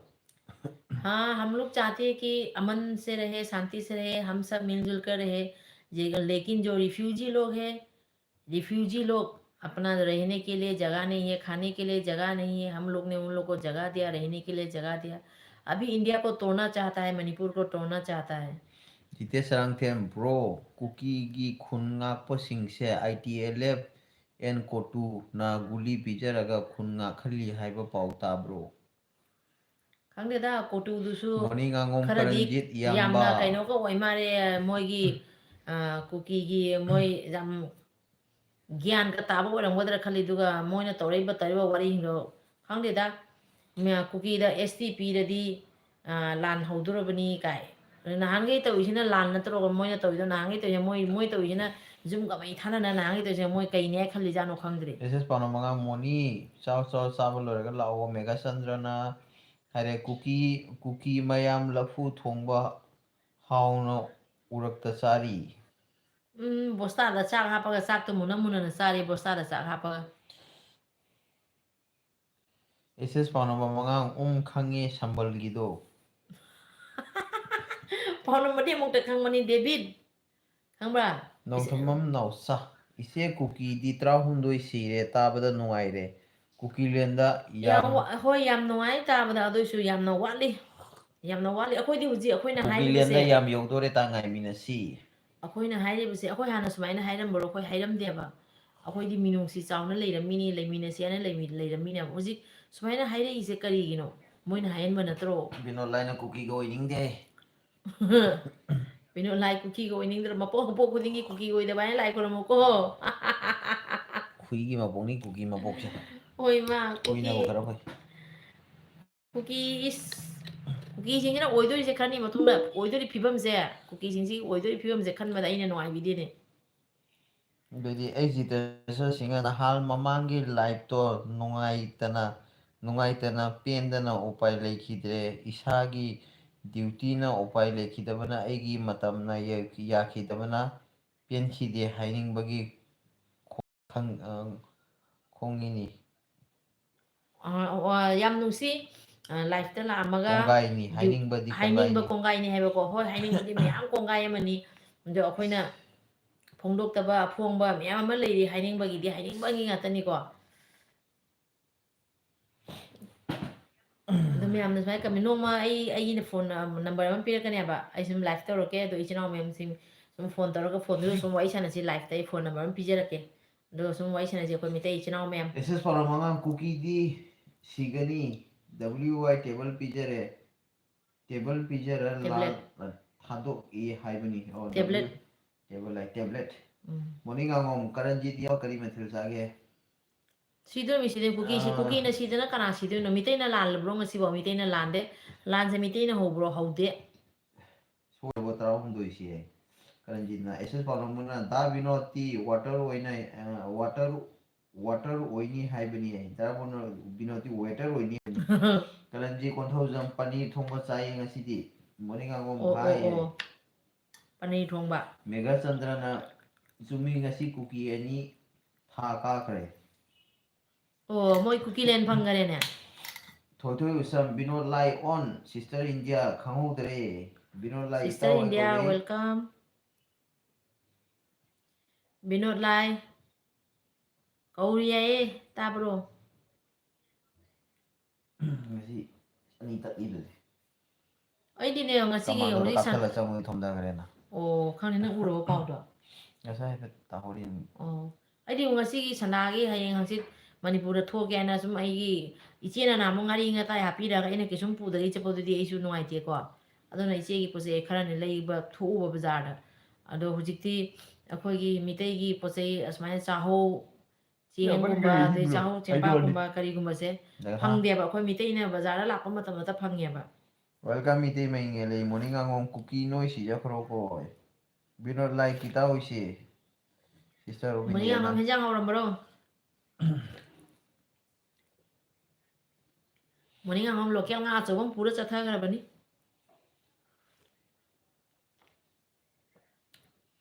ꯁꯤꯁꯇꯔ ꯏꯟꯗꯤꯌꯥ ꯀꯩ ꯃꯊꯦꯜ ꯆꯥꯔꯒꯦ ꯁꯤꯁꯇꯔ ꯏꯟꯗꯤꯌꯥꯒꯤ ꯚꯤꯗꯤꯑꯣ ꯑꯃ ꯀꯟꯅ ꯌꯥꯝ ꯚꯥꯏꯔꯦꯜ ꯆꯠꯂꯤꯀꯣ ꯃꯣꯇꯤꯚꯦꯁꯟ ꯑꯣꯏꯕ ꯋꯥꯔꯤ ꯑꯃ ꯚꯥꯏꯔꯦꯜ ꯆꯠꯂꯤ ꯃꯣꯔꯅꯤꯡ ꯑꯉꯣꯝꯅ ꯆꯦ ꯇꯈꯦꯜ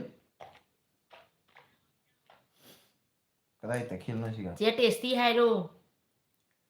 ꯃꯥꯒꯤ ꯔꯤꯐꯔꯦꯟꯁ ꯉꯥꯛꯇꯅꯤꯅꯦ ꯇꯈꯦꯜ ꯃꯈꯦꯜ ꯃꯌꯥꯝꯗꯣ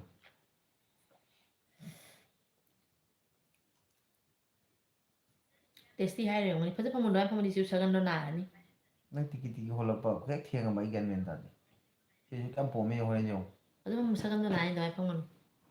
ꯀꯣꯛꯁꯦ ꯑꯩꯒꯤ ꯑꯣꯏꯕ ꯑꯗꯨꯝ ꯈꯥꯡꯉꯅꯦ ꯍꯤꯞꯄꯗꯤ ꯍꯧꯖꯤꯛ ꯀꯣꯛꯁꯦ ꯍꯦꯛꯇ ꯑꯩ ꯍꯥꯟꯅꯩ ꯀꯟꯗꯤꯁꯟꯗꯣ ꯑꯣꯏꯔꯛꯇꯕꯗꯅꯤ ꯈꯜꯂꯣ ꯑꯗꯣ ꯍꯤꯗꯥꯛ ꯂꯧꯔꯨꯒꯦꯁꯨ ꯅꯪꯅ ꯍꯤꯗꯥꯛ ꯂꯧꯅꯨ ꯍꯥꯏꯗꯣ ꯅꯪꯗꯤ ꯍꯥꯟꯅꯩ ꯀꯟꯗꯤꯁꯟ ꯄꯥꯝꯃꯤꯔꯣ ꯉꯥꯡꯕꯁꯤꯅꯁꯨ ꯒꯦꯁ ꯑꯣꯏꯌꯦꯕ ꯑꯩꯉꯣꯟꯗ ꯉꯥꯡꯒꯅꯨ ꯉꯥꯡꯗꯗꯤ ꯐꯩ ꯎꯝ ꯇꯦꯁꯇꯤ ꯍꯥꯏꯕꯅꯤ ꯇꯥꯏꯄꯤꯡ ꯃꯤꯁꯇꯦꯛ ꯀꯥꯏꯅ ꯑꯗꯨꯝ ꯏꯅ ꯂꯩꯔꯝꯃꯤ ꯑꯗꯨ ꯃꯃꯤꯡꯗꯣ ꯃꯊꯟ ꯆꯣꯡꯊꯣꯔꯛꯏ ꯇꯦꯁꯇꯤ ꯍꯥꯏꯕꯅꯤ ꯍꯥꯏ ꯇꯦꯁꯇꯤ ꯃꯦꯘꯆꯟꯗ꯭ꯔ ꯀꯥꯅꯣꯟ ꯅꯂꯥ ꯍꯥꯏꯗꯤ ꯀꯩꯅꯣ ꯀꯥꯅꯣꯟ ꯕꯂꯥ ꯍꯥꯏ ꯑꯣꯏꯔꯝꯒꯅꯤ ꯀꯥꯅꯣꯟ ꯅꯂꯥ ꯑꯣ ꯀꯃꯦꯟꯁꯦ ꯄꯥꯕꯗ ꯁꯨꯝ ꯈꯔ ꯁꯣꯏꯈ꯭ꯔꯁꯨ ꯀꯥꯅꯣꯟ ꯋꯥꯔꯧꯕꯤꯒꯅꯨꯀꯣ ꯕꯂꯥꯅꯤꯗ ꯀꯥꯅꯣꯟ ꯕꯂꯥ ꯂꯥꯛꯏ ꯑꯃ ꯏꯕꯗ ꯁꯣꯏꯕ ꯑꯣ ꯀꯥꯅꯣꯟ ꯕꯂꯥ ꯂꯥꯛꯄ꯭ꯔꯣ ꯎꯝ ꯑꯣ ꯋꯦꯜꯀꯝ ꯇꯧꯖꯔꯤ ꯀꯥꯅꯟ ꯕꯂꯥ Kari mathil sarage, Kaino haise kanon bala angang kay mathol guess sarage. kai haise. Kanano hangido? Kaino haise angang guess kai haise sister na. Sister na. Oh, mana. Ayukte kay sum sa na chatpa. Mana ngarang nungdang se. Nungdang sa ba siga ma kot namba kay asang aman se kaya yam sa kare ba. Ani nungdang cha sang nu hai bani ni nongala mo duty se bada ma breakfast to dari cha kare ba. Ado pung ani bau kem sa da bado ado ma se kara gas ka bi ge ado ising saruk su kara wat ki ba. Ising ge thak pa kara wat ki ba masi. Khatang hande guess ka ba. Testina hangakpadagi gas ka ba kara handare ai. Mate nang na ing na ngang du. Em takpi ba de khangta ka ta ma dia mo hang lo toin. Ai sak sa sa na LV yauri ni oina typing dogi mistake. Kasum kai de da adu bo kaino. Kanan bala khoirakpam khongrai lakpam kongrai lakpam sorry kongrai lakpam hawai kai hawai ga iron baga sai binod Inam laina na da hawai su jam hawri phadigom tha aga ko. iramale laktre ss panama welcome Irom su itema hawri. kanan bala darling sister Wah. mega Pau number le di LB se sum nungai. Amada khara hai amada khara hai mi khodo sa woran ba mi nungsi ba doidi mingonda sum ngak harawan bo se. Dusu mi khuding da natya ba ayegi free we ne ba mi se pau number se na da amana lei nungsi samir. mega Masu haini go ba se pat hai ne ba do khoi gi pau number na mu madi ning mang lei tabi ni pau number se ai gi khangna badana over sum free close oiba aduga madi karan je khara pam de pau number na. kuki leisabi pamadi mega chandran hai matam khara ngai kho mayam Has mayam punamak mega sanjana yamna asu achauba message ama mayam gi tamak thambi rei ss panama da binod ise kanan bala lae itema kanan bala lae kanon bala ai sida singa kuki di st list tagi lauthokani haibado lanse amukka hena kangkhalakani haina dhapti tauri mitei nongsa do hogotpada ngairi yahorakri saruk chamagi manungda kun yodri kuki kadaida chaturi no kadai na moina ST lauthoni na pakhattana moina moi thokko sum ngangi bani moi do manipur de haurakpa manipur yelu mi sunatana moi kamaina moi da ST se laidoino haina moi sir thauna hojamna yamna achawa thodang ma tora thiget pa homot pa gi thabak he torok se moi se pakhatna moi masen se hoji phom marang khang si wa se thamak pa ne ba lan tawai na ni tawi do lan na tora sigi hen ma lan moi na kai torok turi ke ss sister na hai sister indiana soul sang na holo hai bisitaba haibiro soul sang na guess get out oikhili hai hoye ne ji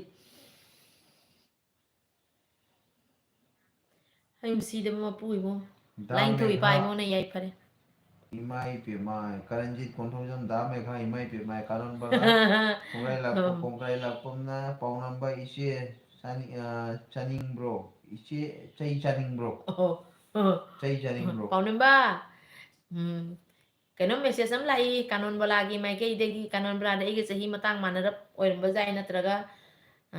aina bu halam ba su jai na khali khangde ko waro bi gano akhoi di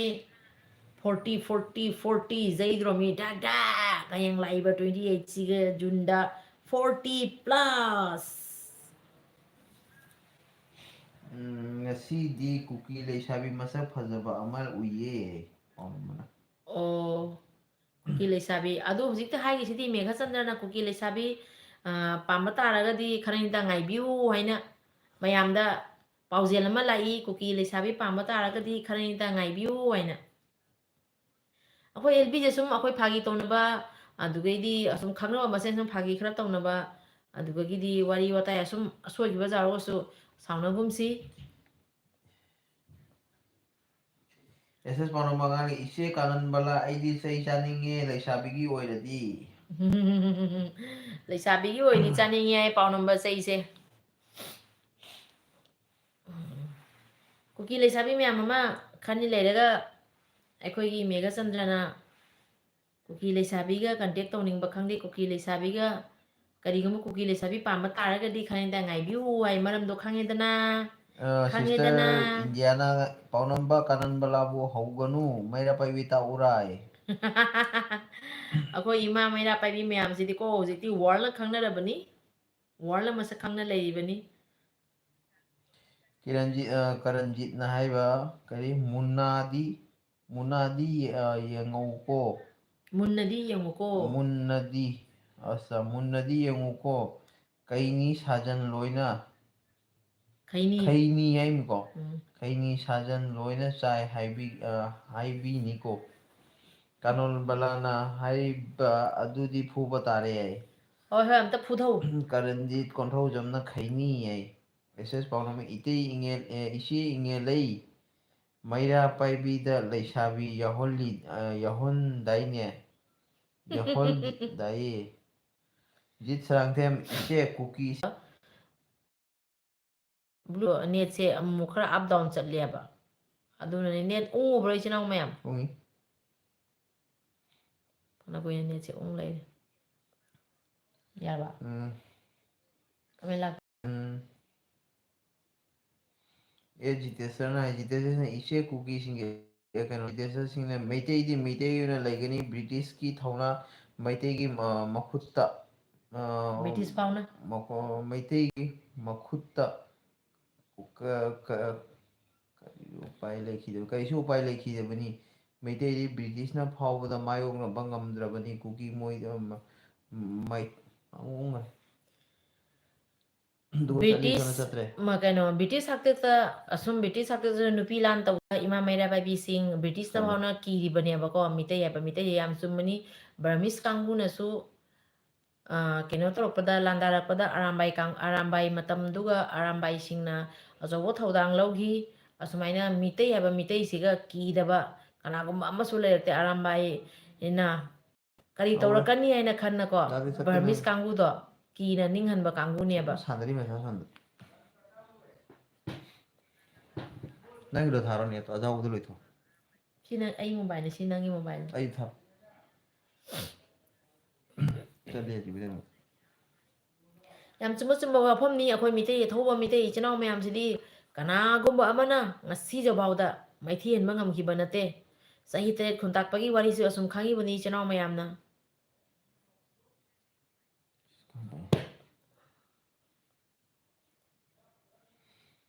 Vinod net ꯕꯦꯔꯥ ꯂꯩꯌꯦ ꯀꯥꯅꯟꯕꯂꯥꯅ ꯑꯃꯨꯛ ꯍꯥꯏ ꯀꯪꯂꯩꯄꯥꯛ ꯃꯦꯘꯥ ꯅꯪꯅ ꯇꯧꯔꯤꯁꯤ ꯀꯩꯅꯣ sister ꯏꯟꯗꯤꯌꯥꯅ thank you ꯃꯦꯘꯥ ꯀꯨꯀꯤ ꯂꯩꯁꯥꯕꯤ contact ꯇꯧꯁꯤꯔꯣꯏ ꯑꯦꯁ ꯄꯥꯎꯅꯝꯕꯅ ꯀꯩꯅꯣ ꯗꯥ tasty ꯕꯤꯅꯣꯠ ꯅꯪꯁꯨ ꯂꯩꯔꯝꯂꯦ ꯀꯨꯀꯤ ꯂꯩꯁꯥꯕꯤ ꯈꯟꯇꯦꯛ ꯇꯧꯒꯦ ꯍꯥꯏꯔꯣ ꯇꯦꯁꯇꯤꯁꯨ ꯗꯥ ꯕꯤꯅꯣꯠ ꯂꯩꯔꯝꯂꯤ ꯕꯤꯅꯣꯠ ꯂꯥꯏꯅ ꯂꯩꯌꯦ ꯃꯤ ꯍꯥꯠꯇꯦ ꯇꯧꯕ ꯑꯠꯆꯥ ꯑꯠꯆꯥ ꯑꯠꯆꯥ ꯍꯣꯏ ꯍꯣꯏ ꯍꯣꯏ ꯑꯗꯨꯂꯣꯖ ꯀꯀꯥꯅꯤꯅꯦ ꯑꯩ ꯂꯥꯛꯂꯦ ꯐꯔꯦ ꯐꯔꯦ ꯀꯩ ꯃꯊꯦꯜ ꯆꯥꯔꯦ ꯀꯥꯅꯟꯕꯂꯥꯅ ꯕꯤꯅꯣꯠꯇ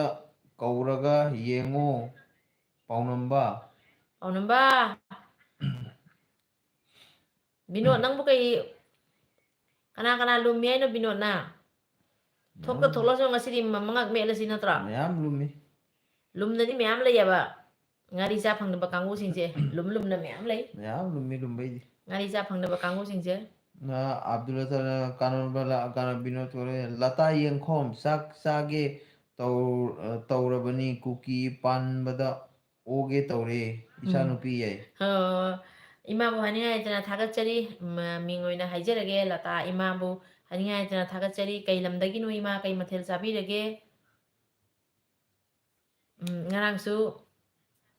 ꯄꯥꯠꯁꯣꯏꯗꯒꯤ ꯃꯩꯔꯥꯁꯪꯗꯒꯤ ꯆꯪꯉꯛꯄ ꯏꯃꯥ ꯑꯃꯅ ꯂꯥꯏꯐꯇ ꯆꯪꯕꯤꯔꯛꯄ ꯍꯥꯏꯅꯤꯡꯉꯥꯏ ꯂꯩꯇꯅ ꯄꯨꯛꯅꯤꯡꯁꯦ ꯅꯨꯡꯁꯤ ꯑꯗꯣ ꯏꯃꯥ ꯀꯩ ꯂꯝꯗꯒꯤꯅꯣ ꯀꯩ ꯃꯊꯦꯜ ꯆꯥꯕꯤꯔꯛꯑꯒꯦ ꯑꯁ ꯂꯥꯏꯐꯁꯤꯒ ꯂꯩꯔꯤꯕꯁꯦ ꯅꯆꯥ ꯉꯥꯛꯇꯅꯤ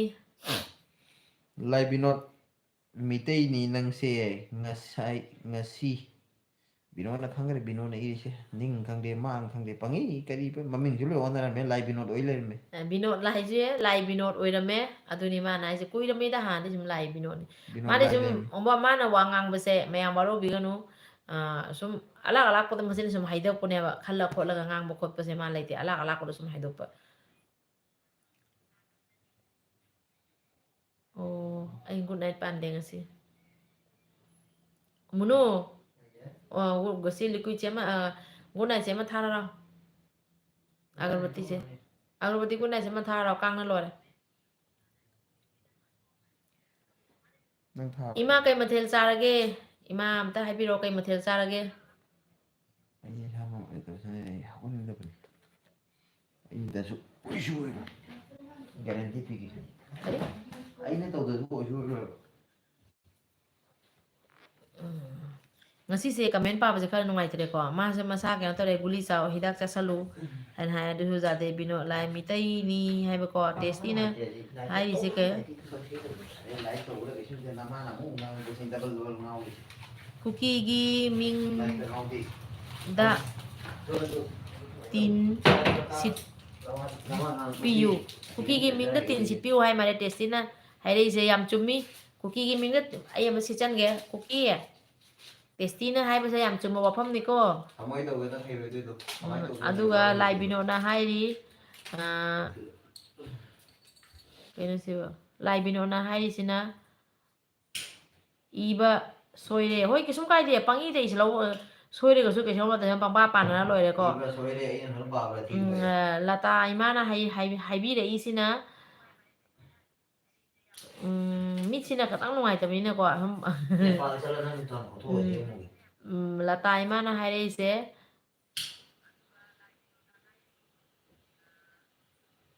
ꯅꯤꯡꯊꯦꯝꯆꯥ ꯍꯥꯏꯔ ꯀꯩꯅꯣ ꯍꯥꯏꯔꯦꯀꯣ ꯏꯃꯥꯅ ꯍꯥꯏꯔꯤꯁꯦ ꯀꯩ ꯍꯥꯏꯅꯣ ꯐꯖꯅ ꯎꯕ ꯉꯝꯗ꯭ꯔꯦ ꯃꯥ ꯂꯥꯛꯑ ꯄꯥꯍꯜꯂꯒꯦ ꯏꯃꯥ ꯋꯥꯔꯧꯕꯤꯒꯅꯨ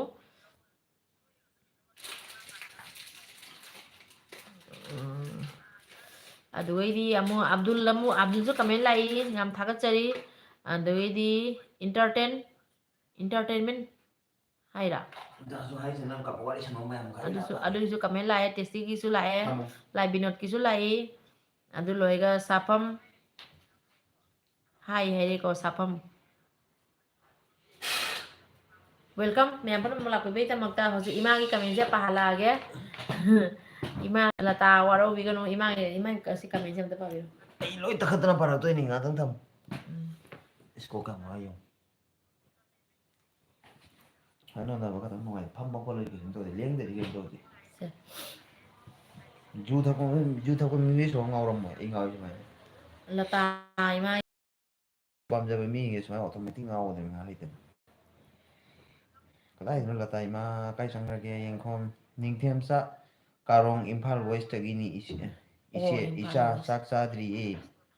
ꯑꯣ ꯏꯝꯐꯥꯜ ꯋꯦꯁꯇꯒꯤ ꯌꯥꯝ ꯅꯨꯡꯁꯤ ꯏꯃꯥ ꯀꯩ ꯃꯊꯦꯜꯅꯣ ꯏꯃꯥ ꯏꯝꯐꯥꯜ ꯋꯦꯁꯇꯒꯤ ꯍꯥꯏꯁꯦꯀꯣ ꯑꯩꯁꯨ ꯏꯝꯐꯥꯜ ꯋꯦꯁ ꯂꯥꯛꯑꯝꯃꯤ ꯍꯟꯗꯛ ꯂꯥꯛꯄꯗꯗꯤ ꯈꯪꯗꯦ ꯂꯥꯛꯄ ꯐꯪꯒꯗ꯭ꯔꯥ ꯐꯪꯉꯣꯏꯗ꯭ꯔꯥ ꯑꯗꯨꯅ ꯀꯨꯀꯤ ꯃꯌꯥꯝꯁꯦ ꯃꯈꯣꯏ ꯆꯥꯕ ꯈꯔ ꯐꯪꯂꯝꯂꯔꯣꯏꯀꯣ ꯅꯤꯅꯦ ꯀꯀꯥ ꯍꯣꯏ ꯍꯣꯏ ꯀꯨꯀꯤ ꯃꯌꯥꯝꯁꯦ ꯃꯣꯏ ꯆꯥꯕ ꯐꯪꯉꯝꯃꯔꯣꯏ ꯌꯥꯝ ꯆꯨꯝꯃꯤ ꯑꯕꯗꯨꯜ ꯔꯖꯥ ꯏꯆꯤꯟꯅꯥꯎ ꯃꯌꯥꯝ ꯀꯃꯦꯟ ꯄꯥꯕꯗ ꯉꯁꯤ ꯈꯔ ꯁꯣꯜꯂꯦ ꯋꯥꯔꯧꯕꯤꯒꯅꯨ ꯏꯟꯇꯔꯇꯦꯟꯃꯦꯟ ꯏꯆꯦ ꯀꯔꯤ ꯃꯊꯦꯜ ꯊꯣꯡꯂꯒꯦ ꯉꯁꯤꯗꯤ ꯉꯁꯤꯗꯤ ꯀꯥꯡꯁꯣꯏꯅꯦ ꯃꯣꯔꯣꯛ ꯃꯦꯠꯄꯅꯦ ꯑꯗꯩ ꯃꯣꯏ ꯆꯥꯅꯕ ꯁꯥ ꯈꯔꯅꯦ ꯁꯤꯁꯇꯔ ꯊꯣꯡꯉꯦ ꯏꯟꯗꯤꯌꯥꯅ ꯀꯨꯀꯤꯒꯤ ꯃꯤꯡꯗ ꯇꯤꯟ ꯁꯤꯠꯄꯤꯌꯨ ꯍꯥꯏꯒꯦꯀꯣ ꯕꯤꯅꯣꯠ ꯂꯥꯏꯅ ꯆꯨꯝꯃꯤ ꯃꯩꯇꯩ ꯍꯥꯏꯕ ꯅꯠꯇꯦꯀꯣ ꯃꯦꯠꯀꯦ ꯍꯥꯏꯕꯅꯤ ꯑꯩ ꯆꯨꯝꯃꯤ ꯆꯨꯝꯃꯤ ꯀꯨꯀꯤꯕꯨ ꯆꯪꯉꯛꯑꯗꯤ ꯃꯈꯧꯔꯤꯗꯣ ꯃꯦꯠꯅꯕ ꯀꯨꯀꯤꯕꯨ ꯆꯪꯉꯗꯤ ꯁꯥꯐꯝ ꯕꯥꯏꯈꯣꯝꯕ ꯍꯥꯏ ꯃꯦꯘꯆꯟꯗ꯭ꯔ ꯍꯦꯜꯂꯣ ꯅꯪ ꯁꯥꯐꯝ ꯉꯁꯤꯗꯤ ꯀꯩ ꯃꯊꯦꯜ ꯕꯥꯏ ꯆꯥꯔꯒꯦ ꯑꯣꯏꯔꯒꯦ ꯍꯌꯦꯡ ꯑꯃꯨꯛ ꯂꯥꯛꯆꯔꯒꯦ ꯉꯟꯅ ꯑꯃꯨꯛ ꯂꯥꯛꯆꯔꯒꯦ ꯍꯣꯏ ꯊꯥꯒꯠꯆꯔꯤ ꯃꯦꯘꯆꯟꯗ꯭ꯔꯕꯨ ꯍꯥꯏꯅꯤꯡꯉꯥꯏꯇꯅ ꯊꯥꯒꯠꯆꯔꯤ ꯑꯦꯜꯕꯤꯗ ꯁꯥꯐꯝ ꯕꯥꯏꯈꯣꯝꯕ ꯂꯥꯛꯄꯤꯔꯝꯕꯒꯤꯗꯃꯛꯇ ꯆꯥꯛ ꯆꯥꯔꯕ꯭ꯔꯣ ꯈꯔꯅꯤꯗꯤ ꯑꯦꯜꯕꯤꯁꯦ ꯑꯩꯁꯨ ꯃꯅꯤꯄꯨꯔꯗ ꯊꯣꯛꯇꯣꯔꯤꯕꯅꯤꯅ ꯈꯔꯅꯤꯗꯤ ꯑꯦꯜꯕꯤꯁꯦ ꯂꯦꯞꯄꯅꯤ ꯍꯥꯏꯅ ꯃꯌꯥꯝꯒꯤ ꯃꯐꯝꯗ ꯋꯥꯐꯝꯁꯦ ꯊꯝꯖꯔꯝꯒꯦ ꯑꯩꯗꯧꯅꯤꯅ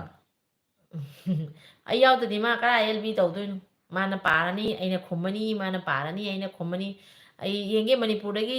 ꯑꯁꯨꯝ ꯂꯥꯏꯚ ꯇꯧꯕ ꯉꯝꯃꯗꯤ ꯃꯅꯤꯄꯨꯔ ꯌꯧꯔꯒꯁꯨ ꯁꯨꯝ ꯂꯥꯏꯚ ꯇꯧꯖꯔꯛꯀꯦ ꯈꯤꯇꯪ ꯁꯤꯛꯈꯤꯕꯖꯥꯅꯤ ꯅꯪꯅ ꯁꯣꯛꯄ ꯖꯥꯗ꯭ꯔꯦ ꯃꯐꯝꯁꯦ ꯃꯅꯤꯄꯨꯔ ꯌꯧꯔꯒ ꯑꯦꯜꯕꯤ ꯇꯧꯔꯛꯀꯦ ꯏꯆꯤꯜ ꯏꯅꯥꯎ ꯃꯌꯥꯝ ꯃꯅꯤꯄꯨꯔꯗꯩ ꯁꯨꯝ ꯇꯧꯔꯛꯎꯔꯦ ꯑꯦꯜꯕꯤ ꯏꯆꯤꯜ ꯏꯅꯥꯎ ꯃꯌꯥꯝ ꯀꯃꯦꯟ ꯄꯥꯅꯕ ꯑꯩꯈꯣꯏ ꯃꯅꯤꯄꯨꯔꯗ ꯏꯆꯤꯜ ꯏꯅꯥꯎ ꯑꯃ ꯄꯥꯍꯜꯂꯛꯑ ꯂꯣꯏꯔꯦꯀꯣ ꯑꯗꯨꯁꯨ ꯈꯪꯗꯦ ꯃꯣꯏꯅ ꯐꯖꯅ ꯄꯥꯕꯤꯕꯗꯣ ꯄꯥꯕꯤꯒꯗ꯭ꯔꯥ ꯄꯥꯕꯤꯕꯨꯗꯤ ꯄꯥꯕꯤꯒꯅꯦꯕ ꯄꯥꯕꯤꯒꯗ꯭ꯔꯥ ꯅꯠꯇꯦ ꯁꯨꯃꯥꯏꯅ ꯄꯨꯡ ꯑꯃꯅꯤ ꯐꯝꯃꯒ ꯏꯅꯥꯛꯇ ꯂꯥꯏꯚ ꯀꯃꯦꯟ ꯄꯥꯕꯤꯌꯨ ꯍꯥꯏꯕꯗꯨꯗꯤ ꯈꯪꯗꯦ ꯑꯩ ꯅꯠꯇꯦ ꯑꯗꯨꯔꯒ ꯑꯩꯈꯣꯏ ꯏꯅꯥꯎꯅꯨꯄꯤꯁꯤꯡ ꯃꯌꯥꯝ ꯂꯩꯔꯤꯀꯣ ꯃꯣꯏꯁꯤꯡꯗꯨꯅ ꯇꯧꯔꯒ ꯇꯧꯊꯔꯛꯑ ꯂꯣꯏꯔꯦ ꯃꯌꯥꯝꯅ ꯇꯧꯔꯛꯑꯣ ꯍꯥꯏꯔꯗꯤ ꯄꯥꯎꯅꯝꯕ ꯀꯃꯦꯟ ꯄꯥꯕꯤꯈ꯭ꯔꯣ ꯄꯥꯎꯅꯝꯕꯔ ꯂꯩꯔꯤꯕ꯭ꯔꯣ ꯀꯨꯀꯤ ꯑꯃ ꯂꯥꯛꯑꯦ ꯆꯪꯉꯛꯄꯒ ꯃꯥꯅ ꯍꯥꯏꯔꯤꯁꯦ ꯍꯨꯏ ꯀꯨꯏꯔꯩꯔꯣ ꯃꯥꯂꯤꯛ ꯁꯟꯇꯣꯁ ꯃꯥꯂꯤꯁ ꯃꯥ ꯆꯪꯉꯛꯄ ꯍꯨꯏ ꯌꯥꯏ Santosh ꯃꯥꯂꯤꯁ ꯍꯥꯏꯔꯛꯏꯔꯣ hui Santosh Malik saiba. Santosh Malik. Malik say MALLICK. Malik ay mine. Mana Ana kaiba. hui hariba. Oh.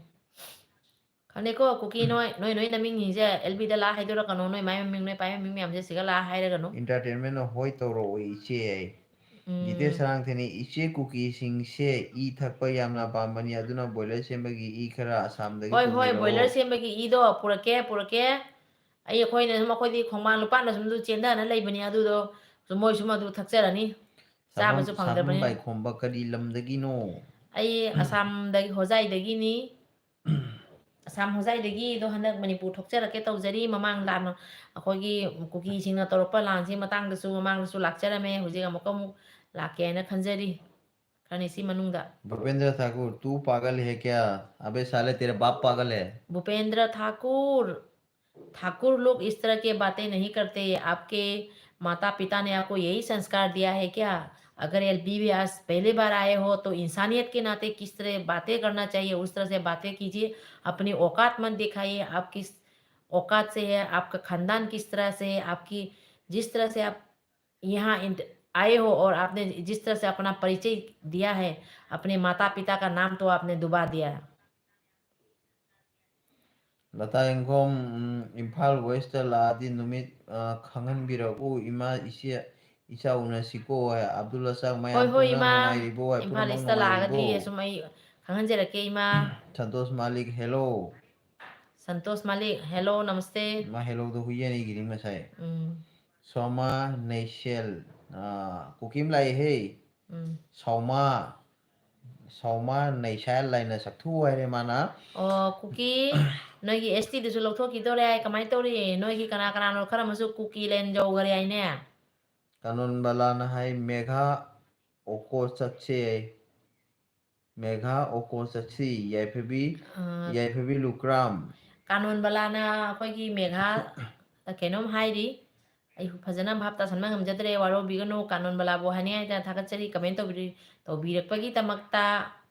याइफेबी लुक्राम ने मणिपुर चटपदो फ्लाइट चलो मखादा चटपदी खुदोंग सारो ए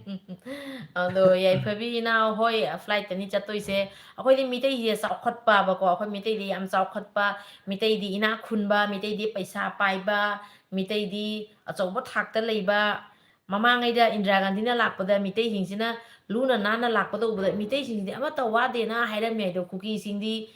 phi set kani kadai am de luna nana leiba hitabani na cookie hingse lairabo chutat poi mare khalliaba aduna akhoi mitai di flight te chakani nungai na cookie di imphal la flight ta tongba ka se handa ke poksi di phangaroi da mare नेने मणिपुर चटपदो flight चले entertainment Kuki सक्थु आइरे ai jiteso singna babiji haining badi yamale adum manung mapal haiba amadi leiba asengba haibado yagada ba haibado yadaba haibado broadcast oibanina aseng basu yadaba masi aikoigi wani abdullah chumi sad chumi aigi ming umar ali ni o Umar Ali hoi hoi okay sum kai sing de maitei cookie are friend okay sing maitei cookie are friends peace hai peace to gi matang da haiga dabdi akhoi di matam khunamok ta peace pame na laujarpani ngasi peace pame hairaga aigi yumda changaga मीना अखोई बु सिथोइदन तौर अखोइना piece पामे न तुमि लेबदि यादे न को अदुनि आइगी ओइबा मोट sana nadeibam emane nadeibam singha kuramjari ai santosh खुरमजरी males सना कई मथिल चारगे थागचरी लाइफ ता लापिबै तमक्ता o oria o santosh malik se oria संतोष ये abdul razak नमस्ते संतोष खाना खाया bihari ama laido mabu wa ama tha khige ko tu bur chat Bihari मदा कनम हाय करे देखो Bihari hyper भाई sing आपके लिए कुछ hi मैसेज आया है nokle santosh hyper sing Singh हाँ हाइपर सिंह laido di अखोइ दसु अंकल लापने हाइपर है se keno ni ma se keno ni kukim jane si cookie doro sibo singha nate na lamidi sanathi singa hyper न sana thoi singa Nenegi chahi kaya no hi eno liba. 40 hꯧꯖꯤꯛ 40 plus hꯧꯖꯤꯛ 40 Manglemba singa ꯑꯣꯏꯗ꯭ꯔꯣꯕꯅꯤ ise khoiramjari iba isu thagatsari ꯃꯥꯂꯦꯝꯕ manglemba. ꯀꯩ ꯃꯊꯦꯜ ꯆꯥꯔꯒꯦ Jite sarangtem ise and bro yai fare good night. ꯌꯥꯏꯐꯔꯦ Khuman ꯄꯨꯟꯁꯤꯕ Jite ꯉꯁꯤ singa ꯑꯩꯈꯣꯏꯁꯨ ꯄꯨꯡ comment 12 ꯐꯥꯎꯇꯪ ꯄꯥꯗꯣꯏꯅꯤꯗ amaga sambinnaganu taba nungaite. ꯆꯨꯝꯃꯤ ꯆꯨꯝꯃꯤ ꯃꯥ ꯉꯁꯤ ꯍꯛꯆꯥꯡ ꯈꯔ ꯅꯨꯡꯉꯥꯏꯇꯕꯗꯨꯒꯅꯦ ꯑꯗꯨꯅ ꯇꯧꯕꯅꯤ ꯋꯥꯔꯧꯕꯤꯒꯅꯨ ꯑꯩ ꯅꯣꯡꯃ ꯑꯩꯈꯣꯏꯒꯤ ꯐꯣꯟ ꯅꯝꯕꯔ ꯑꯃ ꯄꯤꯔꯛꯀꯦꯕ ꯂꯥꯏꯐꯇ ꯑꯗꯣ ꯐꯣꯟ ꯅꯝꯕꯔꯗ ꯁꯨꯝ ꯑꯩꯒꯤ ꯉꯁꯤ ꯂꯥꯏꯐꯇ ꯂꯥꯛꯏꯕ ꯏꯆꯤꯜ ꯏꯅꯥꯎꯁꯦ ꯂꯥꯏꯐꯇ ꯁꯨꯝ ꯃꯔꯛ ꯃꯔꯛꯇ ꯂꯥꯛꯏꯕ ꯏꯆꯤꯜ ꯏꯅꯥꯎꯁꯤꯡꯒ ꯁꯨꯝ ꯋꯥꯔꯤ ꯁꯥꯟꯅꯁꯤꯀꯣ ꯂꯥꯏꯐꯇ ꯁꯨꯝ ꯐꯣꯟ ꯅꯝꯕꯔ ꯄꯤꯔꯛꯀꯦ ꯂꯥꯏꯐ ꯅꯨꯃꯤꯠꯇ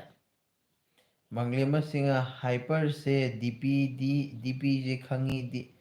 midi asumbra alanbra khangdre. ꯈꯪꯗꯦ ꯀꯨꯀꯤꯁꯤꯡꯁꯤꯗꯤ ꯉꯥꯏꯍꯥꯛ ꯂꯩ ꯃꯤꯇꯩ ꯍꯦꯛ ꯆꯥ ꯉꯥꯏꯍꯥꯛ ꯂꯩ ꯅꯥꯒꯥ ꯍꯦꯛ ꯆꯥ ꯉꯥꯏꯍꯥꯛ ꯂꯩ ꯑꯃ ꯍꯦꯛ ꯆꯥ ꯃꯤꯅꯥꯏꯁꯤꯡꯁꯤ ꯑꯗꯨꯃꯥꯏꯅ ꯊꯣꯛꯀ ꯕꯣꯛꯀ ꯇꯧꯅ ꯂꯩꯕ ꯀꯥꯡꯕꯨ ꯃꯤꯅꯥꯏꯁꯤꯡꯗꯨ ꯃꯣꯏꯁꯤꯡꯁꯤꯒꯤ ꯊꯥꯖꯗ꯭ꯔꯦꯗ ꯑꯝꯇ ꯑꯩꯗꯤ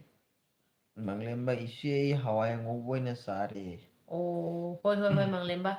Abdulazak ꯃꯪꯂꯦꯝꯕ kuki mayam se chaba phanglamroi ko nene. ꯐꯪꯗꯗꯅꯅꯤꯅꯦ ꯃꯣꯏ ꯍꯧꯖꯤꯛ ꯉꯥꯎꯔꯤꯁꯦ ꯐꯪꯗꯗꯅ Navamai naurem kari mathel charge ise tamo. ꯅꯥꯎꯕ ꯃꯩꯕ ꯑꯣ ꯑꯩꯈꯣꯏꯗꯤ ꯆꯥꯗ꯭ꯔꯤ ꯏꯆꯥꯅꯤꯄꯥ ꯑꯩ ꯆꯥꯈ꯭ꯔꯦ ꯅꯥꯎꯕ ꯀꯩ ꯃꯊꯦꯜ ꯆꯥꯔꯒꯦ ꯊꯥꯒꯠꯆꯔꯤ ꯑꯦꯜꯕꯤꯗ ꯂꯥꯛꯄꯤꯕꯩꯗꯃꯛꯇ ꯑꯩ ꯂꯥꯛꯇꯣꯔꯦ ꯀꯛꯈꯔꯦ ticket Manglemba singa ise ibai kari hingjang sarage. ꯑꯣ ꯃꯪꯂꯦꯝꯕ Nawa sawganu aidi isa nungaitabni nakanda khara pipi ngang gitang ngaire. ꯃꯪꯂꯦꯝꯕ ꯆꯥꯗ꯭ꯔꯤ ꯑꯗꯣ ꯅꯥꯎꯕ ꯃꯩ ꯍꯥꯏꯅ ꯂꯥꯛꯏꯗꯣ ꯃꯪꯂꯦꯝꯕ ꯈꯪꯕ꯭ꯔꯥ ꯌꯦꯡꯉꯣ ꯑꯝꯇ Nawadi akhoi da lai tang awitan. ꯎꯝ Hyper singa se kuki macha hoini ma nokpa emoji ama amada thai. Manglemba singa ise karam kanda chattoino Manipurda. ꯆꯠꯀꯗꯕ ꯅꯣꯡꯃ ꯋꯥꯠꯂꯤꯉꯩꯗ ꯚꯤꯗꯤꯑꯣ ꯊꯥꯗꯣꯔꯛꯀꯅꯤ ꯑꯗꯣ ꯏꯆꯤꯜ ꯏꯅꯥꯎꯁꯤꯡ ꯁꯨꯝ ꯍꯥꯏꯕꯤꯔꯛꯑꯣꯀꯣ ꯚꯤꯗꯤꯑꯣ ꯆꯠꯀꯗꯕ ꯅꯨꯃꯤꯠꯇꯣ ꯚꯤꯗꯤꯑꯣꯗ ꯍꯥꯞꯄꯛꯎꯔꯥ ꯍꯥꯞꯄꯛꯀꯅꯨꯔꯥ ꯍꯥꯞꯄꯅ Hada ꯐꯕ꯭ꯔꯥ kharani chalani. ꯍꯥꯞꯇꯕꯅ ꯐꯕ꯭ꯔꯥ ꯈꯔꯅꯤꯁꯤ ꯃꯅꯨꯡꯗꯗꯤ ꯐ꯭ꯔꯦꯠ ꯏꯃꯥ ꯂꯩꯄꯥꯛ ꯀꯪꯂꯩꯄꯥꯛꯇ Akhoi ja haraganuni. Kine kwa muk ꯏꯃꯥ ꯂꯩꯄꯥꯛ puchilak toirane. ꯀꯪꯂꯩꯄꯥꯛꯇ ꯊꯃꯣꯏꯁꯦ ꯅꯨꯡꯉꯥꯏꯕꯅ ꯍꯔꯥꯎꯕꯅ ꯀꯪꯂꯩꯄꯥꯛꯇ ꯆꯠꯂꯅꯤ ꯑꯩꯁꯨ ꯃꯩꯔꯥ ꯁꯪꯗ ꯆꯠꯂꯨꯔꯅꯤ ꯋꯥꯈꯟꯁꯦ ꯃꯌꯥꯝꯅꯤ ꯈꯜꯂꯤꯁꯦ Manglemba singa okay ngaijeri ise hablabu oi. ꯀꯔꯝꯕ ꯍꯥꯞꯂꯣ ꯍꯥꯏꯗꯤ ꯀꯔꯤ ꯚꯤꯗꯤꯑꯣꯔꯣ Karamba flight da chaline kuki na makha de kapak na flight tu. ꯑꯦꯍꯦ ꯍꯥꯄꯛꯀꯦ ꯍꯥꯄꯛꯀꯦ ꯀꯨꯀꯤꯅ ꯃꯄꯨꯟꯁꯤꯗ ꯑꯩꯈꯣꯏꯗ ꯀꯩꯗꯧꯁꯨ ꯉꯝꯃꯣꯏꯀꯣ ꯃꯣꯏ ꯈꯣꯡꯉꯇꯅꯤ ꯃꯣꯏꯗꯤ ꯈꯔ ꯈꯔ ꯂꯩꯖꯔꯤꯕ ꯑꯦꯁꯇꯤꯗꯨꯁꯨ ꯊꯥꯗꯠꯈꯤꯗꯧꯔꯕ ꯀꯩꯅꯣꯝ ꯇꯧꯔꯤ ꯅꯨꯡꯉꯥꯏꯈꯔꯦ ꯈꯔ ꯌꯥꯡꯅ ꯇꯠꯄ ꯑꯣꯏꯒ꯭ꯔꯁꯅꯨ Beidi Manglemba singa okay ngaijeri Abdulazak aisu taurake nine. Flight ticket khara yaure ani koi. Yaure ani koi. ꯍꯣ ꯍꯣ ꯍꯣ Kakhre yaure ani koi. Manglemba sing ꯍꯣꯏ ꯍꯣꯏ ꯍꯣꯏ ise mai lakpa ise mai pakpa oibirako. ꯊꯥꯒꯠꯆꯔꯤ ꯏꯅꯥꯎ Navamai nauremna lakpada koirako aikhoi romda chak chara hauba ma chasiye. ꯍꯣꯏ ꯍꯣꯏ ꯅꯥꯎꯕ ꯂꯥꯛꯇꯣꯔꯤꯕꯅꯤ ꯂꯥꯛꯇꯣꯔꯤꯕ ꯌꯥꯝ ꯅꯨꯡꯁꯤ ꯑꯗꯨꯃꯥꯏꯅꯒ ꯍꯥꯏꯔꯛꯄꯗꯣ ꯚꯤꯗꯤꯑꯣ ꯑꯃ ꯅꯝꯈꯥꯏꯔ ꯂꯣꯏꯔꯦꯀꯣ ꯏꯆꯤꯜ ꯏꯅꯥꯎ Nawa kuki halo. ꯑꯁ ꯅꯥꯎꯕꯅ ꯀꯨꯀꯤ ꯁꯥꯕꯁꯤꯗꯤ Nangna ꯃꯩꯅꯤꯕꯣ pho. ꯀꯨꯀꯤꯅ ꯋꯥꯕꯗꯣ ꯅꯥꯎꯕꯅ ꯋꯥꯔꯤꯕꯗꯨꯒ ꯆꯞ ꯃꯥꯟꯅꯩ ꯃꯥꯅ ꯅꯍꯥꯟ ꯑꯩ ꯑꯝꯇ ꯍꯥꯠꯂꯨꯅꯦ ꯑꯩ ꯑꯝꯇ ꯍꯥꯠꯂꯨꯅꯦ NBS mangang inau hekta khuira kaurage ko inau na ngangthorokpase tabada nungai Manipurda lakpada unajahouge. ꯀꯩ ꯃꯤꯡ ꯍꯥꯏꯕ NBS mangang. ꯑꯣ NBS ꯃꯉꯥꯡ ꯍꯥꯏꯔꯦ ꯑꯩꯁꯨ ꯃꯤꯡ ꯍꯥꯟꯅ ꯄꯟꯖꯕꯒꯤꯗꯃꯛꯇ ꯉꯥꯛꯄꯤꯌꯨ ꯏꯅꯥꯎ ꯍꯥꯏꯕꯤꯔꯛꯑꯕꯅꯤ나 ꯅꯥꯎꯕ ꯑꯦꯁ ꯃꯉꯥꯡ ꯑꯗꯣ ꯏꯕꯨꯡ ꯍꯥꯏꯅ ꯍꯥꯏꯖꯔꯒꯦ ꯑꯗꯣ ꯏꯕꯨꯡꯕꯨꯁꯨ ꯍꯥꯏꯅꯤꯡꯉꯥꯏꯇ ꯊꯥꯒꯠꯆꯔꯤ ꯑꯦꯜꯕꯤꯗ ꯂꯥꯛꯄꯤꯕꯒꯤꯗꯃꯛꯇ ꯏꯕꯨꯡ ꯀꯩ ꯂꯝꯗꯒꯤꯅꯣ ꯑꯝꯇ ꯍꯥꯏꯕꯤꯔꯨ ꯀꯩ ꯃꯊꯦꯜ ꯆꯥꯔꯒꯦ Hyper singha ai kuki nate ko. ꯍꯥꯏꯄꯔꯁꯦ ꯑꯗꯨꯅꯦ ꯑꯩꯅ ꯍꯥꯏꯁꯦ ꯑꯩꯒꯤ Mangrema singha ha ꯀꯃꯦꯟꯗꯁꯨ hai ꯑꯃ ke. ꯂꯥꯛꯄꯅꯦꯕ ꯍꯥꯏꯄꯔ Hyper ꯍꯥꯏꯅꯀꯣ singha hojai gono gorgine. ꯍꯥꯏꯄꯔꯁꯦ ꯑꯩ ꯀꯃꯦꯟꯗ ꯂꯥꯛꯈꯤꯕ ꯅꯍꯥꯟ ꯀꯃꯦꯟ ꯄꯥꯊꯛꯄꯤꯕꯗꯁꯨ ꯍꯥꯏꯄꯔꯁꯦ Atopa mai ꯌꯥꯎꯕꯅꯤ masaka dipi manabamsu laye kuki da. ꯑꯗꯣ Manglem singa naurem ꯒꯧꯅ bro. ꯒꯣꯔ ꯀꯩ ꯃꯊꯦꯜ ꯆꯥꯔꯒꯦ ꯑꯩꯗꯤ ꯁꯣꯟꯒꯤ ꯚꯤꯗꯤꯑꯣ ꯂꯣꯏꯅ ꯌꯦꯡꯉꯤ ꯑꯗꯨꯕꯨ ꯁꯞꯄꯣꯔꯠ ꯇꯧꯃꯤꯟꯅꯁꯦ ꯍꯣꯏ ꯍꯣꯏ ꯃꯥꯅꯦ ꯅꯥꯎꯔꯦꯝꯕ꯭ꯔꯣ ꯇꯧꯕꯅꯤ ꯑꯕꯗꯨꯜꯂꯆꯥꯛ ꯍꯥꯏꯄꯔ ꯁꯤꯡ ꯍꯣꯖꯥꯏ ꯒꯧꯅꯒꯣꯔ ꯀꯥꯏꯒꯤꯅꯣ ꯑꯗꯣ ꯍꯧꯖꯤꯛ ꯑꯕꯗꯨꯜ ꯔꯖꯥꯕ ꯍꯥꯏꯁꯦ ꯑꯩꯈꯣꯏ ꯍꯣꯖꯥꯏ ꯀꯥꯊꯣꯜ ꯇꯣꯂꯤꯗ ꯂꯩꯕ ꯃꯤꯇꯩ ꯄꯥꯡꯒꯜꯁꯤꯡꯗꯣ ꯑꯗꯨꯒꯤ ꯃꯣꯏꯁꯨ ꯑꯗꯨꯗꯨꯅꯤ ꯃꯥ ꯍꯧꯖꯤꯛ ꯕꯦꯡꯒ꯭ꯂꯣꯔꯗ ꯂꯩ ꯍꯥꯏꯕ꯭ꯔꯥ ꯍꯥꯏꯗ꯭ꯔꯕꯥꯠꯇ ꯂꯩ ꯍꯥꯏꯕ꯭ꯔꯥ ꯍꯥꯏꯔꯛꯄꯅꯤ ꯅꯥꯎꯕꯅ ꯆꯥꯛ ꯆꯥꯔꯝ ꯅꯥꯎꯕꯒꯤ ꯆꯥꯃꯤꯟꯅꯁꯦ ꯚꯤꯗꯤꯑꯣꯗꯨꯗꯤ ꯌꯥꯝ ꯅꯨꯡꯉꯥꯏ ꯌꯦꯡꯕꯗ ꯅꯣꯛꯄꯗ ꯂꯩ ꯖꯥꯠꯅꯤ Masakti pura cooking. ꯂꯩꯅ ꯉꯔꯥꯡ ꯅꯍꯥꯟ ꯃꯤꯡꯖꯦꯜ ꯌꯦꯡꯕꯗꯣ ꯑꯩꯒꯤ ꯁꯛꯁꯦ ꯍꯥꯏꯕꯗꯣ Mangle masing ise cookie singdo. ꯎꯝ Isegi khongingna ꯇꯛꯈꯥꯏꯔꯝꯒꯦ nahatlamo nehetlamo ꯂꯩꯍꯠꯂꯝꯃꯣ adu ꯍꯣꯏ video ꯆꯨꯝꯃꯤ su ꯆꯨꯝꯃꯤ adu video su ngaijari. ꯍꯣꯏ ꯍꯣꯏ ꯍꯣꯏ ꯍꯣꯏ Ai jitesa singa samjaraba imungi miyoi maridi happy khare. ꯎꯝ Miyoi maridi happy khare. Lai sangare. Kuki tara taru landi khare se oh ha samjaraba miyoi khare happy khare miyoi noksana kuki tara taru kuki lenda yehon khare. ꯌꯥꯝ ꯅꯨꯡꯉꯥꯏꯔꯦ ꯃꯐꯝꯗꯤ ꯍꯥꯏꯅꯤꯡꯗ꯭ꯔꯦ ꯃꯔꯝꯗꯤ broadcast ꯑꯣꯏꯕꯅꯤꯅ ꯆꯨꯝꯃꯤ ꯑꯩꯈꯣꯏꯅ ꯇꯧꯒꯗꯕꯅꯤ ꯍꯥꯏꯕꯗꯤꯀꯣ ꯀꯥꯏꯗꯦ ꯑꯩꯈꯣꯏꯗꯤ ꯑꯩꯈꯣꯏ ꯍꯥꯟꯅ ꯁꯨꯃꯥꯏꯅ ꯇꯧꯖꯔꯝꯕ ꯅꯠꯇꯦ ꯃꯤꯇꯩ ꯑꯃꯠꯇꯅ ꯃꯤꯗ ꯀꯥꯔꯟꯁꯨ ꯇꯧꯔꯛꯇꯦ ꯇꯧꯁꯨ ꯇꯧꯗꯦ ꯇꯨꯡꯗꯁꯨ ꯇꯧꯔꯣꯏ ꯇꯧꯕꯇꯕꯨ ꯃꯤꯇꯩꯗ ꯀꯥꯔꯟ ꯇꯧꯔꯛꯄꯗꯤ ꯃꯤꯇꯩꯅ ꯇꯨꯃꯤꯟꯅ ꯂꯩꯔꯣꯏꯑꯕ ꯃꯤꯇꯩ ꯑꯩꯈꯣꯏꯒꯤ ꯏꯁꯦ ꯇꯣꯉꯥꯜꯂꯤ ꯀꯅꯥꯒꯨꯝꯕ ꯑꯃꯅ ꯃꯤꯇꯩꯗ ꯅꯝꯊꯕ ꯉꯝꯗꯅ ꯂꯥꯛꯄꯅꯤ ꯕ꯭ꯔꯤꯇꯤꯁꯅ ꯐꯥꯎꯅ ꯃꯤꯇꯩꯗ ꯀꯤꯔꯤꯕꯅꯤ ꯅꯨꯄꯤ ꯂꯥꯟ ꯇꯧꯈꯤꯕ ꯍꯥꯛꯇꯛꯇ ꯑꯗꯨꯗꯒꯤꯗꯤ ꯕꯪꯒ꯭ꯂꯦꯃꯁꯤꯡꯅ ꯍꯣꯏꯅꯦ 204 ꯏꯆꯦ ꯅꯥꯎꯔꯦꯝ ꯕ꯭ꯔꯣ ꯚꯤꯗꯤꯑꯣ ꯌꯥꯝꯅ ꯅꯨꯡꯉꯥꯏ ꯅꯨꯡꯉꯥꯏꯕꯅꯤ ABS ꯃꯉꯥꯡ ꯏꯅꯥꯎꯁꯤ ꯌꯥꯝ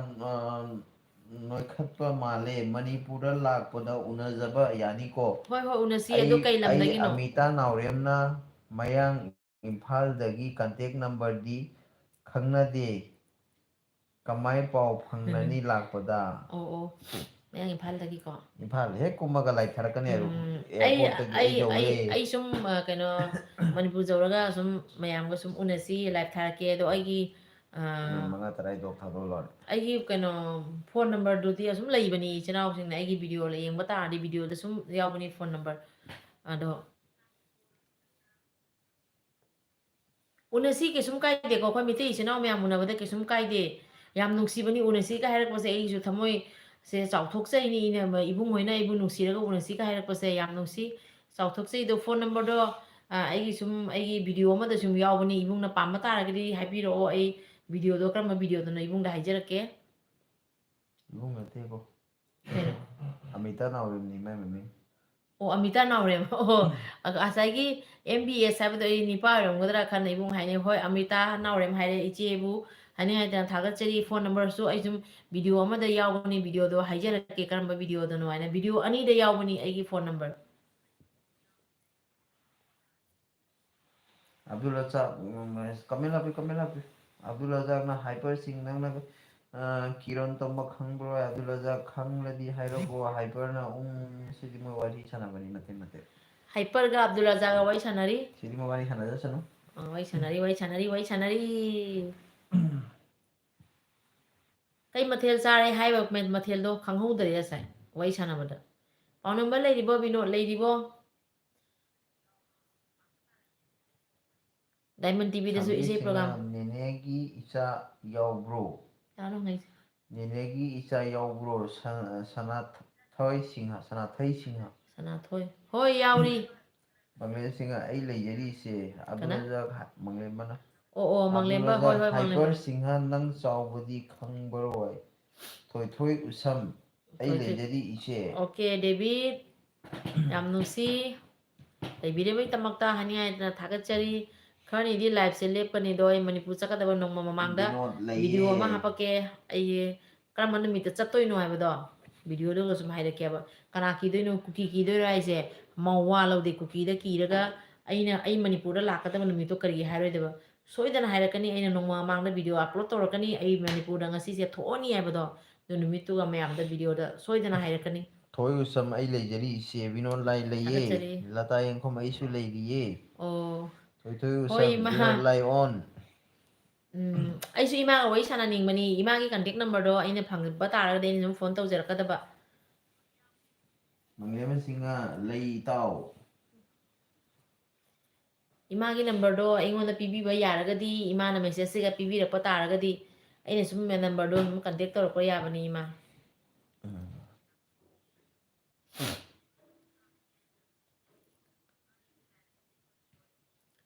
ꯑꯩꯁꯨ ꯉꯁꯤ ꯑꯌꯨꯛ ꯑꯁꯥꯏ ꯉꯥꯏꯍꯥꯛꯇꯪ ꯄꯨꯡ ꯑꯃꯔꯣꯝꯒꯤ ꯃꯃꯥꯡꯗ ꯄꯧꯔꯥꯕꯤꯒꯤ ꯃꯩꯔꯥ ꯁꯪꯗ ꯐꯣꯟ ꯇꯧꯔꯤ ꯉꯁꯤꯗꯤ ꯄꯧꯔꯥꯕꯤꯗ ꯁꯨꯝ ꯃꯩꯔꯥ ꯁꯪꯗ ꯉꯁꯤꯗꯤ ꯉꯥ ꯑꯣꯏꯅ ꯇꯧꯔꯦ ꯑꯗꯨꯃꯥꯏꯅ ꯍꯥꯏꯔꯛꯏ ꯑꯩꯈꯣꯏ ꯏꯃꯥꯁꯤꯡꯅ ꯏꯪꯒ꯭ꯔꯕꯁꯤꯒ ꯎꯟ ꯃꯔꯛꯁꯤꯒ ꯂꯩꯔꯤꯕꯁꯦ ꯑꯩꯈꯣꯏ ꯃꯤꯇꯩ ꯏꯆꯤꯟ ꯏꯅꯥꯎ ꯃꯤꯇꯩ ꯏꯃꯥ ꯃꯤꯇꯩ ꯏꯆꯥ ꯃꯌꯥꯝꯁꯦ ꯁꯪꯅ ꯂꯩꯔꯤꯕꯅꯤꯀꯣ ꯃꯪꯂꯦꯝꯕꯁꯤꯡ ꯏꯆꯦꯁꯤꯡ ꯑꯁꯤ ꯔꯥꯁꯤ ꯌꯥꯝꯅ ꯂꯩꯌꯦ ꯋꯥ ꯋꯥ ꯃꯪꯂꯦꯝꯕ ꯋꯥ ꯋꯥ ꯋꯥ ꯋꯥ ꯃꯪꯂꯦꯝꯕ ꯊꯦꯡꯛ ꯌꯨ ꯊꯥꯒꯠꯆꯔꯤ ꯊꯥꯒꯠꯆꯔꯤ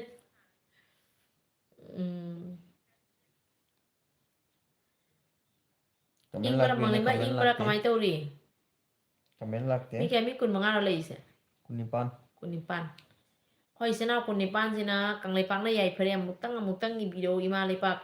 ꯁꯅꯥ ꯂꯩꯄꯥꯛ ꯏꯇꯥꯎ ꯑꯩꯈꯣꯏꯒꯤ ꯃꯪꯂꯦꯝꯕ ꯍꯥꯏꯅ ꯀꯧꯔꯛꯏ ꯕꯤꯅꯣꯗ ꯂꯥꯏꯅ ꯊꯣꯏꯊꯣꯏ ꯎꯆꯅ ꯃꯅꯤꯄꯨꯔ ꯏꯃꯥꯅ ꯌꯥꯏꯐꯔꯦ ꯌꯥꯏꯐꯔꯦ ꯀꯪꯂꯩꯄꯥꯛꯅ ꯌꯥꯏꯐꯔꯦ ꯌꯥꯏꯐꯔꯦ ꯀꯪꯂꯩꯄꯥꯛꯅ ꯌꯥꯏꯐꯔꯦ ꯂꯇꯥ ꯌꯦꯡꯈꯣꯝꯅ ꯍꯣꯏ ꯄꯤꯖꯔꯛꯀꯦ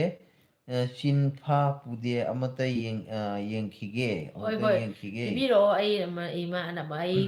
ꯑꯦꯜꯕꯤꯁꯦ ꯂꯣꯏꯔꯒ ꯑꯩ ꯐꯣꯟ ꯇꯧꯖꯔꯛꯀꯦ ꯃꯪꯂꯦꯝꯕ ꯌꯥꯝ ꯆꯨꯝꯃꯤ ꯏꯆꯦ ꯏꯃꯥꯁꯤꯡꯗꯣ ꯈꯜꯂꯨꯕꯗ ꯌꯥꯝ ꯅꯨꯡꯉꯥꯏꯇꯦ ꯌꯥꯡꯅ ꯂꯥꯟꯁꯦ ꯂꯣꯏꯕ ꯐꯔꯅꯤ ꯌꯥꯏ ꯃꯪꯂꯦꯝꯕꯁꯤꯃ ꯏꯃꯥ ꯂꯩꯕꯥꯛꯅ ꯌꯥꯏꯐꯔꯦ ꯌꯥꯏꯐꯔꯦ ꯃꯪꯂꯦꯝꯕ ꯌꯥꯝ ꯆꯨꯝꯃꯤ ꯏꯃꯥ ꯂꯩꯕꯥꯛꯅ ꯌꯥꯏꯐꯔꯦ ꯏꯔꯝꯗꯝ ꯍꯥꯏꯕꯁꯦ ꯏꯐꯨꯔꯨꯞ ꯏꯅꯥꯠ ꯍꯥꯏꯕꯁꯦ ꯑꯁꯤꯃꯨꯛ ꯑꯍꯦꯟꯕ ꯂꯩꯇꯦꯀꯣ ꯑꯕꯗꯨꯜ ꯔꯖꯥꯛ ꯌꯥꯏꯐꯔꯦ ꯌꯥꯏꯐꯔꯦ ꯌꯥꯏꯐꯔꯦ ꯑꯕꯗꯨꯜ ꯌꯥꯏꯐꯔꯦ ꯆꯨꯔꯆꯥꯟꯄꯨꯔꯗ ꯑꯕꯗꯨꯜꯅꯥꯅ ꯄꯥꯈꯪꯕꯒꯤ ꯐꯤꯔꯥꯟ ꯊꯦꯠꯀꯗꯕꯅꯤ ꯍꯥꯏꯕꯁꯦ ꯑꯁ ꯌꯥꯝ ꯅꯨꯡꯁꯤ ꯑꯗꯨ ꯕꯤꯅꯣꯗ ꯋꯥꯔꯤꯗꯨꯃꯗꯤ ꯂꯥꯏꯅ ꯌꯥꯏꯐꯔꯦ ꯌꯥꯏꯐꯔꯦ ꯀꯪꯂꯩꯄꯥꯛꯅ ꯌꯥꯏꯐꯔꯦ ꯀꯪꯂꯩꯄꯥꯛꯅ ꯌꯥꯏꯐꯔꯦ ꯀꯪꯂꯩꯄꯥꯛꯅ ꯌꯥꯏꯐꯔꯦ ꯃꯤꯇꯩ ꯂꯤꯛꯅ ꯌꯥꯎꯔꯤ ꯍꯨꯔꯥꯟꯕꯅ ꯌꯥꯝꯃꯦ ꯀꯨꯀꯤ ꯍꯨꯔꯥꯟꯕ ꯃꯌꯥꯝ ꯀꯅꯥ ꯀꯅꯥ ꯂꯩꯔꯤꯕ ꯅꯣꯏ ꯀꯨꯀꯤ ꯀꯨꯀꯤ ꯅꯥꯁꯨ ꯂꯩꯕꯔꯣ ꯀꯨꯀꯤ ꯅꯇꯥꯌꯦꯡꯈꯣꯡ ꯅꯥꯁꯨ ꯏꯃꯥ ꯂꯩꯕꯥꯛ ꯀꯪꯂꯩꯄꯥꯛꯅ ꯌꯥꯏꯐꯔꯦ ꯌꯥꯏꯐꯃꯤꯟꯅꯔꯁꯤ ꯌꯥꯏꯐꯃꯤꯟꯅꯔꯁꯤ ꯏꯃꯥ ꯂꯩꯄꯥꯛꯅ ꯌꯥꯏꯐꯔꯦ ꯀꯪꯂꯩꯄꯥꯛꯅ ꯌꯥꯏꯐꯔꯦ ꯀꯪꯂꯩꯆꯥ ꯑꯩꯈꯣꯏ ꯏꯆꯤꯜ ꯏꯅꯥꯎ ꯃꯌꯥꯝ ꯄꯨꯝꯅꯃꯛꯅ ꯌꯥꯏꯐꯔꯦ ꯑꯕꯗꯨꯜ ꯔꯖꯥꯛ ꯍꯥꯏꯐꯔꯁꯤꯡ ꯑꯩꯗꯤ ꯍꯣꯖꯩ ꯁꯜꯕꯒꯥꯟꯒꯤꯅꯤ ꯊꯣꯏꯊꯣꯏ ꯎꯆꯝꯅ ꯀꯨꯀꯤ ꯁꯥ ꯀꯦꯖꯤꯗ ꯀꯌꯥꯅꯣ ꯁꯥꯗꯣ ꯍꯥꯎꯕ꯭ꯔꯣ ꯀꯨꯀꯤꯒꯤ ꯁꯥꯔꯣ ꯀꯨꯀꯤꯒꯤ ꯁꯥꯗꯤ ꯉꯥꯔꯤ ꯉꯧꯕ ꯑꯗꯨꯃꯥꯏꯅ ꯉꯧꯔꯒꯀꯣ ꯃꯩꯈꯨ ꯕꯪꯕꯪ ꯀꯥꯍꯜꯂꯅꯤꯅ ꯈꯥꯡ ꯑꯁꯥꯕꯗ ꯑꯗꯣ ꯍꯨꯏꯗ ꯄꯤꯖ ꯇꯥꯕ ꯃꯣꯏꯁꯤꯗꯤ ꯑꯩ ꯖꯤꯇꯦꯁꯔꯁꯤꯡꯅ ꯕ꯭ꯔꯤꯇꯤꯁꯅ ꯃꯩꯇꯩꯒ ꯃꯥꯌꯣꯛꯅꯕ ꯉꯝꯈꯤꯗꯕ ꯃꯩꯅꯤ ꯀꯨꯀꯤ ꯀꯔꯤꯅꯣ ꯀꯅꯥꯅꯣ ꯃꯤꯇꯩ ꯅꯣꯡꯁꯥ ꯍꯧꯒꯠꯇ꯭ꯔꯤ ꯀꯔꯤꯁꯨ ꯅꯤꯡꯉꯥꯏꯗꯅ ꯇꯨꯝꯂꯤꯌꯦ ꯀꯨꯀꯤꯒꯤꯗꯃꯛꯇ ꯍꯧꯒꯠꯄ ꯇꯜꯂꯤ ꯍꯥꯏꯔꯤꯌꯦ ꯆꯨꯝꯃꯤ ꯆꯨꯝꯃꯤ ꯀꯨꯀꯤꯒꯤꯗꯃꯛꯇ ꯍꯧꯒꯠꯄ ꯇꯜꯂꯦ ꯍꯥꯏꯕ ꯌꯥꯝ ꯆꯨꯝꯕ ꯋꯥꯔꯤꯅꯤ ꯕ꯭ꯔꯤꯇꯤꯁꯅꯁꯨ ꯕꯔꯃꯤꯁ ꯃꯌꯥꯝꯁꯤꯅ ꯀꯤꯅ ꯂꯩꯕꯅꯤ ꯃꯇꯝꯗꯨꯒ ꯕꯔꯃꯤꯁꯀꯤ ꯃꯇꯝꯗꯅ ꯑꯔꯥꯝꯕꯥꯏ ꯇꯦꯡꯒꯣꯜꯁꯦ ꯕꯔꯃꯤꯁꯅꯅꯦ ꯀꯤꯅ ꯂꯩꯔꯤꯕꯅꯦꯕ ꯑꯗꯨꯒ ꯉꯁꯤ ꯍꯧꯖꯤꯛ ꯀꯨꯀꯤ ꯈꯔ ꯃꯐꯝ ꯃꯔꯥꯡ ꯈꯪꯗꯕ ꯀꯨꯀꯤ ꯈꯔ ꯂꯥꯛꯑꯒ ꯑꯩꯈꯣꯏꯒꯤ ꯃꯤꯇꯩ ꯅꯨꯡꯁꯥ ꯑꯔꯥꯝꯕꯥꯏ ꯇꯦꯡꯒꯣꯜ ꯃꯤꯇꯩ ꯂꯤꯄꯨꯟ ꯂꯩꯔꯤꯕ ꯏꯃꯥꯁꯤꯡ ꯑꯇꯩꯁꯨ ꯃꯌꯥꯝ ꯂꯩꯔꯤꯅꯀꯣ ꯑꯁꯤꯁꯤꯡꯁꯦ ꯂꯩꯔꯤꯕ ꯃꯌꯥꯝꯁꯦ ꯑꯁꯦ ꯃꯣꯏ ꯀꯨꯀꯤ ꯃꯤꯅꯥꯏ ꯈꯔ ꯆꯪꯉꯛꯑꯒ ꯀꯨꯀꯤ ꯔꯤꯐ꯭ꯌꯨꯖꯤ ꯈꯔꯅ ꯑꯩꯈꯣꯏꯁꯦ ꯂꯩꯔꯤꯕ ꯃꯤꯇꯩ ꯏꯆꯤꯟ ꯏꯅꯥꯎ ꯃꯌꯥꯝꯁꯦ ꯃꯣꯏ ꯀꯔꯤꯅꯣ ꯈꯪꯗ꯭ꯔꯤꯑꯕ ꯑꯗꯣ ꯈꯪꯍꯟꯕꯒꯤ ꯃꯇꯝꯁꯤꯗꯤ ꯌꯧꯔꯛꯑꯦ ꯅꯣꯡꯁꯥꯅꯦꯕꯁꯦ ꯅꯣꯡꯁꯥꯒꯤ ꯃꯇꯤꯛ ꯃꯒꯨꯟꯗꯣ ꯃꯣꯏ ꯈꯪꯍꯟꯕꯩ ꯃꯇꯝ ꯌꯧꯔꯛꯑꯦꯕ ꯇꯛꯊꯕꯩ ꯃꯇꯝ ꯌꯧꯔꯛꯑꯦ ꯃꯣꯏꯁꯦ ꯍꯧꯖꯤꯛ ꯃꯪꯂꯦꯞꯁꯤꯡꯕ ꯀꯨꯀꯤꯒꯤ ꯁꯥꯕꯨ ꯏꯁꯤꯡ ꯑꯁꯥꯕꯗ ꯆꯨꯝꯐꯨꯠ ꯐꯨꯠꯂꯒ ꯐꯒꯗꯕꯅꯤ ꯍꯣꯏ ꯍꯣꯏ ꯍꯧꯖꯤꯛꯇꯤ ꯀꯩꯅꯣ ꯑꯩꯈꯣꯏꯒꯤ ꯃꯤꯇꯩ ꯃꯆꯥꯁꯤꯡꯁꯦ ꯍꯥꯟꯅ ꯁꯨꯃꯥꯏꯅ ꯉꯥꯡꯉꯝꯕꯔꯅꯦ ꯍꯧꯖꯤꯛ ꯑꯉꯥꯡ ꯃꯆꯥ ꯄꯤꯁꯛꯇ ꯑꯩꯈꯣꯏꯅꯗꯤ ꯑꯗꯨ ꯉꯥꯡꯉꯣꯏ ꯊꯧꯖꯟꯗꯦꯕ ꯁꯥꯟꯅꯅ ꯂꯩꯖꯔꯤꯕ ꯑꯉꯥꯡ ꯆꯍꯤ ꯃꯆꯥ ꯃꯆꯥ ꯑꯄꯤꯛꯄ ꯑꯉꯥꯡ ꯃꯌꯥꯝ ꯑꯃꯁꯨ ꯍꯧꯖꯤꯛ ꯀꯨꯀꯤ ꯑꯗꯨ ꯀꯨꯀꯤ ꯑꯗꯥ ꯍꯥꯏꯔꯤꯕ ꯃꯌꯥꯝꯁꯦ ꯃꯃꯥ ꯃꯄꯥ ꯑꯩꯈꯣꯏ ꯂꯩꯔꯤꯕ ꯑꯩ ꯏꯃꯨꯡꯅ ꯀꯨꯀꯤꯗꯤ ꯑꯗꯨꯅꯤ ꯀꯨꯀꯤꯗꯤ ꯑꯗꯥꯅꯤ ꯑꯩꯈꯣꯏ ꯊꯧꯖꯟꯗꯦꯕ ꯑꯗꯣ ꯇꯧꯔꯤꯕ ꯃꯌꯥꯝꯁꯦ ꯃꯣꯏ ꯑꯉꯥꯡꯁꯤꯡꯁꯨ ꯎꯔꯤꯕꯅꯤꯅ ꯆꯠꯏꯕꯅꯤꯅ ꯃꯣꯏꯁꯨ ꯑꯗꯨ ꯍꯥꯏꯔꯦꯕ ꯀꯨꯀꯤꯗꯤ ꯑꯗꯨꯅꯤ ꯀꯨꯀꯤꯗꯤ ꯑꯗꯥꯅꯤ ꯍꯥꯏꯅ ꯇꯧꯕꯇꯕꯨ ꯍꯟꯗꯛꯀꯤ ꯂꯥꯟꯁꯤ ꯀꯨꯀꯤꯅ ꯂꯥꯟꯁꯦ ꯍꯧꯔꯛꯄꯗꯒꯤ ꯑꯗꯣ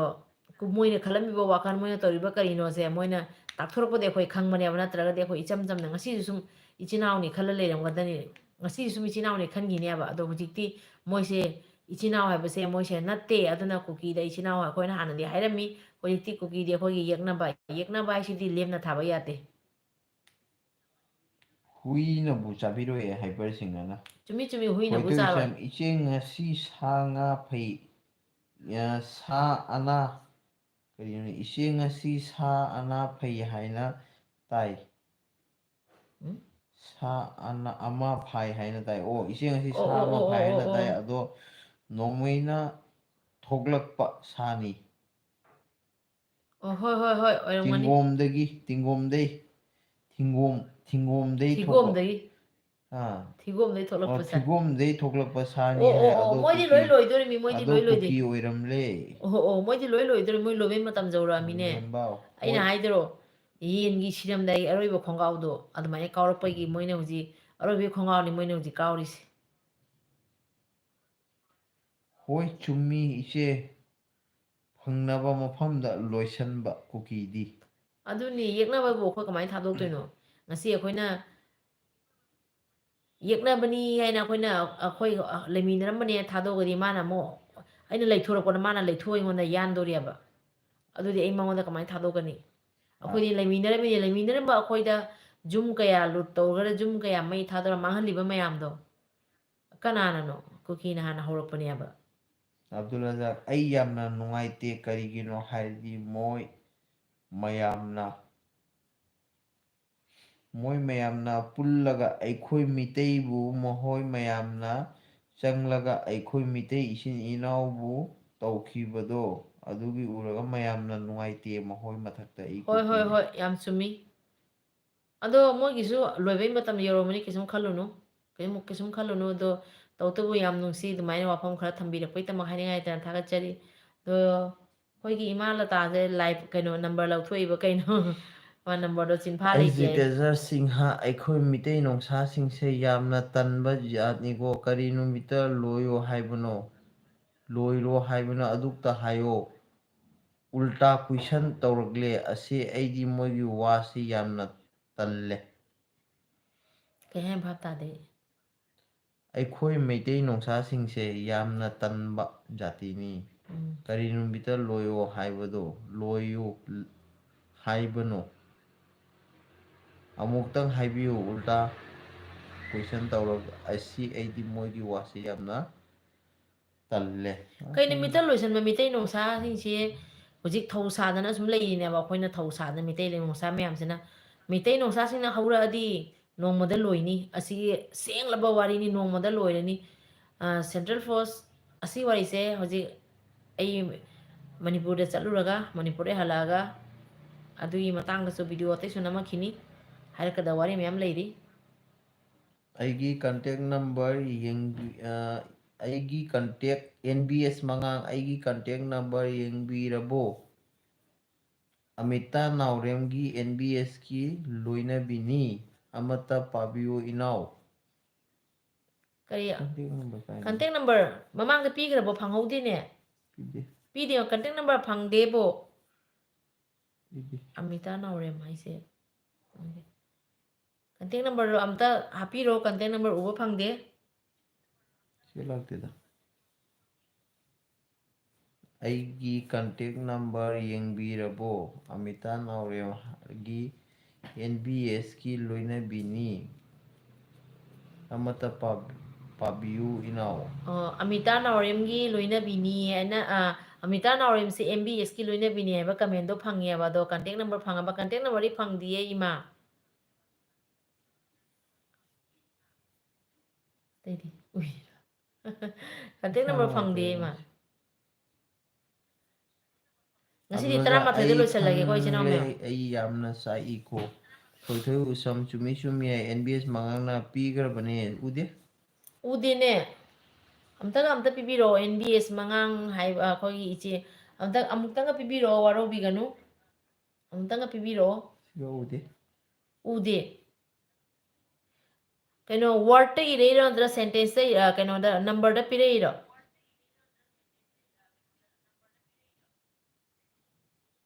ꯋꯥꯔꯗꯅ ꯏꯔ ꯄꯤꯕꯤꯔꯛꯏꯔꯣ ꯅꯠꯇ꯭ꯔꯒ ꯁꯦꯟꯇꯦꯟꯁꯇ ꯀꯩꯅꯣ ꯅꯝꯕꯔꯗ ꯄꯤꯔꯛꯄ꯭ꯔꯥ ꯎꯔꯣꯏꯌꯦ ꯊꯣꯏꯊꯣꯏ ꯃꯥꯅ ꯇꯧꯕꯅꯦ ꯍꯥ ꯊꯣꯏꯊꯣꯏꯅ ꯆꯨꯝꯃꯤ ꯆꯨꯝꯃꯤ NBS ꯃꯉꯥꯅ ꯄꯤꯈ꯭ꯔꯕꯅꯤ ꯊꯣꯏꯊꯣꯏ ꯎꯁꯝꯅ LBꯗ ꯅꯝꯕꯔ ꯊꯣꯛꯇꯕꯅꯤ ꯌꯥꯔꯣꯏ ꯏꯕꯥꯏꯌꯦ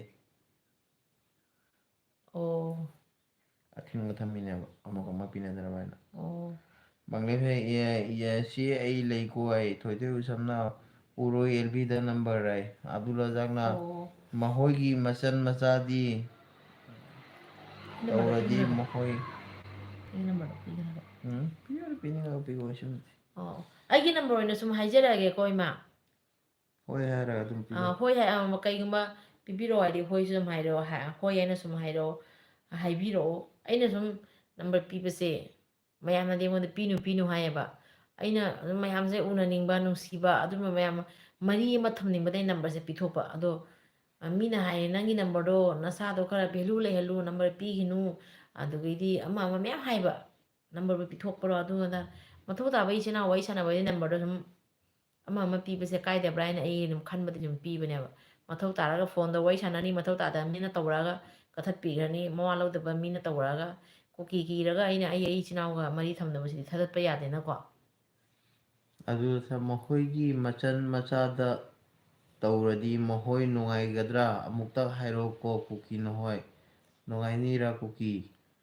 ꯆꯨꯝꯃꯤ ꯃꯣꯏ ꯃꯆꯟ ꯃꯆꯥ ꯇꯧꯔꯗꯤ ꯀꯩ ꯑꯣꯏꯗꯣꯔꯤꯃꯣ ꯊꯣꯏꯊꯣꯏ ꯎꯁꯝ ꯏꯆꯦ ꯑꯦꯜꯕꯤꯗ ꯄꯤꯅꯨ ꯑꯣ ꯑꯩꯗꯤ ꯉꯔꯥꯡꯒꯁꯦ MBS ꯃꯉꯥ ꯄꯤꯊꯣꯛꯄꯅꯤ ꯄꯤꯕꯤꯔꯛꯎ ꯑꯣꯏ ꯑꯗꯣ ꯍꯧꯖꯤꯛꯀꯤ MBS ꯃꯉꯥꯡ ꯍꯥꯏꯕ ꯏꯆꯦ ꯂꯇꯥꯒꯤꯗꯨ ꯅꯠꯇ꯭ꯔꯣ MBS ꯃꯉꯥꯡꯁꯦ MBS ꯃꯉꯥ ꯈꯪꯗꯦ ꯂꯇꯥꯒꯤ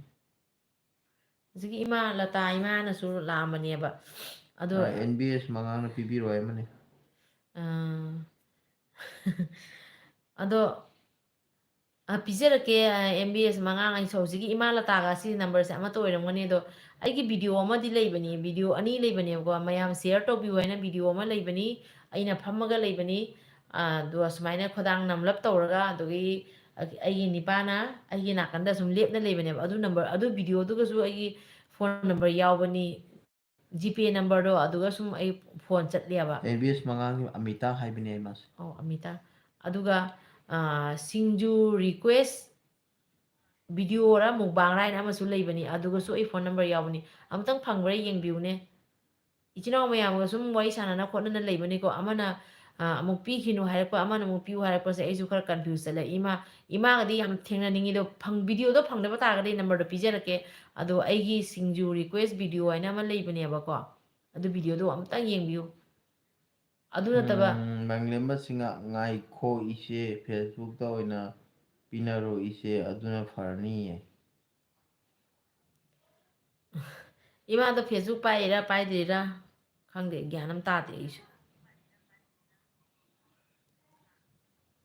ꯑꯩ ꯆꯤꯇꯁꯁꯤꯡ ꯗꯗꯥꯁꯦ ꯀꯃꯦꯟ ꯄꯥꯕꯗ ꯀꯩꯅꯣ ꯄꯥꯕꯗ ꯍꯥꯏꯔꯒ ꯗꯣꯠ ꯉꯁꯤꯁꯦ ꯃꯥ ꯍꯛꯆꯥꯡ ꯈꯔ ꯅꯨꯡꯉꯥꯏꯇꯕꯗꯨꯅ ꯀꯃꯦꯟ ꯄꯥꯕꯁꯦ ꯃꯥ ꯈꯔ ꯇꯜꯂꯦ ꯅꯠꯇꯅꯤ ꯃꯥ ꯀꯃꯦꯟ ꯄꯥꯕ ꯌꯥꯝꯅ ꯁꯨꯝ ꯑꯩ ꯏꯁꯥꯅ ꯃꯤ ꯊꯥꯒꯠꯂꯦ ꯃꯥ ꯀꯃꯦꯟ ꯄꯥꯕ ꯌꯥꯝ ꯇꯥꯕ ꯅꯨꯡꯉꯥꯏꯕꯅꯤ ꯀꯃꯦꯟꯁꯨ ꯌꯥꯝ ꯌꯥꯡꯅ ꯄꯥꯕꯅꯤ ꯉꯁꯤꯗꯤ ꯃꯥꯁꯦ ꯈꯔ ꯍꯛꯆꯥꯡꯁꯦ ꯅꯨꯡꯉꯥꯏꯇꯕꯤ ꯈꯔ ꯇꯜꯂꯕ ꯃꯥ ꯑꯗꯨꯗꯤ ꯑꯩ ꯅꯦꯅꯦꯒꯤ ꯅꯝꯕꯔꯗꯣ ꯀꯛꯈ꯭ꯔꯒꯦꯀꯣ ꯁꯥꯎꯅꯣꯏ ꯍꯥ ꯀꯩ ꯍꯥꯏꯅꯣ ꯑꯕꯗꯨꯜ ꯔꯖꯥꯛ ꯅꯪꯒꯤꯗꯣ ꯚꯥꯞ ꯇꯥꯗꯦ ꯍꯧꯖꯤꯛꯀꯤ ꯅꯝꯕꯔꯗꯣ ꯐꯣꯟ ꯆꯠꯄꯅꯦꯕ ꯖꯤꯄꯦꯁꯨ ꯌꯥꯕꯅꯤ ꯐꯣꯟ ꯅꯝꯕꯔꯁꯨ ꯌꯥꯕꯅꯤ ꯑꯗꯨꯒ ꯁꯨꯝ ꯀꯩꯅꯣ ꯇꯧꯋꯕ ꯑꯕꯗꯨꯜ ꯔꯖꯥꯛ ꯅꯪꯅ ꯉꯔꯥꯡ ꯇꯧꯔꯛꯝꯕ ꯅꯝꯕꯔꯗꯣ ꯑꯗꯨ ꯅꯝꯕꯔꯗꯣ ꯁꯨꯝ ꯌꯥꯕꯅꯤ ꯃꯊꯧ ꯇꯥꯕ ꯃꯇꯝꯗ ꯐꯣꯟ ꯇꯧꯔ ꯃꯊꯧ ꯃꯤꯒꯤ ꯋꯥꯔꯤ ꯁꯥꯟꯅꯕꯤꯔꯅꯤ ꯃꯊꯧ ꯇꯥꯗ ꯃꯤ ꯀꯛꯊꯠꯈ꯭ꯔꯅꯤ ꯅꯠꯇ꯭ꯔꯣ ꯀꯨꯀꯤ ꯈꯔ ꯀꯤꯔꯒ ꯑꯩꯈꯣꯏꯅ ꯐꯣꯟ ꯅꯝꯕꯔ ꯄꯤꯅꯔꯣꯏꯗ꯭ꯔꯣ ꯏꯆꯤꯟ ꯏꯅꯥꯎ ꯋꯥꯔꯤ ꯁꯥꯟꯅꯒꯗꯣꯏꯅꯤ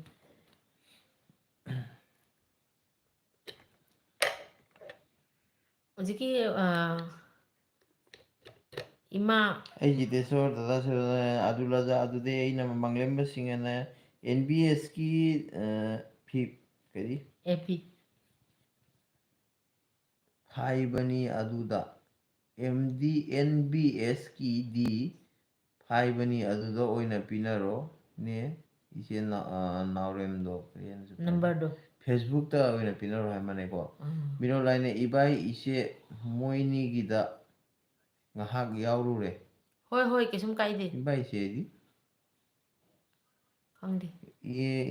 ꯏꯕꯥꯏ ꯏꯆꯦ ꯃꯣꯏꯅꯤꯒꯗ ꯉꯥꯏꯍꯥꯛ ꯌꯥꯎꯔꯨꯒꯦ ꯍꯣꯏ ꯀꯅꯥꯒꯤꯁꯦ ꯃꯣꯃꯤꯒꯤ ꯍꯥꯏꯔꯣ ꯃꯣꯏꯅꯤ ꯀꯅꯥꯒꯤ ꯌꯥꯎꯔꯨꯒꯦ ꯍꯥꯏꯅꯣ ꯏꯕꯥꯏ ꯏꯆꯦ ꯃꯣꯅꯤꯒꯤꯗ ꯃꯣꯅꯤ ꯑꯣ ꯃꯣꯅꯤꯒꯤꯗ ꯅꯥꯎꯆꯥꯒꯤꯅꯤꯍꯦ ꯌꯥꯎꯆꯣ ꯀꯩꯁꯨꯝ ꯀꯥꯏꯗꯦ ꯅꯣ ꯔꯕꯤꯗꯥ ꯄꯥꯎꯅꯝ ꯄ꯭ꯔꯣꯕ꯭ꯂꯦꯝ ꯉꯥꯉꯣꯝ ꯔꯣꯕꯤꯇꯥ ꯔꯕꯤꯇꯥ ꯄꯥꯎꯅꯝ ꯑꯣ ꯉꯥꯉꯣꯝ ꯉꯥꯃꯣꯝ ꯂꯩ ꯏꯇꯥꯎ ꯋꯥꯏ ꯃꯤ ꯆꯥꯝꯃ ꯀꯨꯟꯊ꯭ꯔꯥ ꯅꯤꯄꯥꯟ ꯂꯩ ꯑ MBS NBS NBS ko NBS ima aina haiba video do amta yengbiu aduga number yaubani phangdragadi hairo ai ima da number da pijarake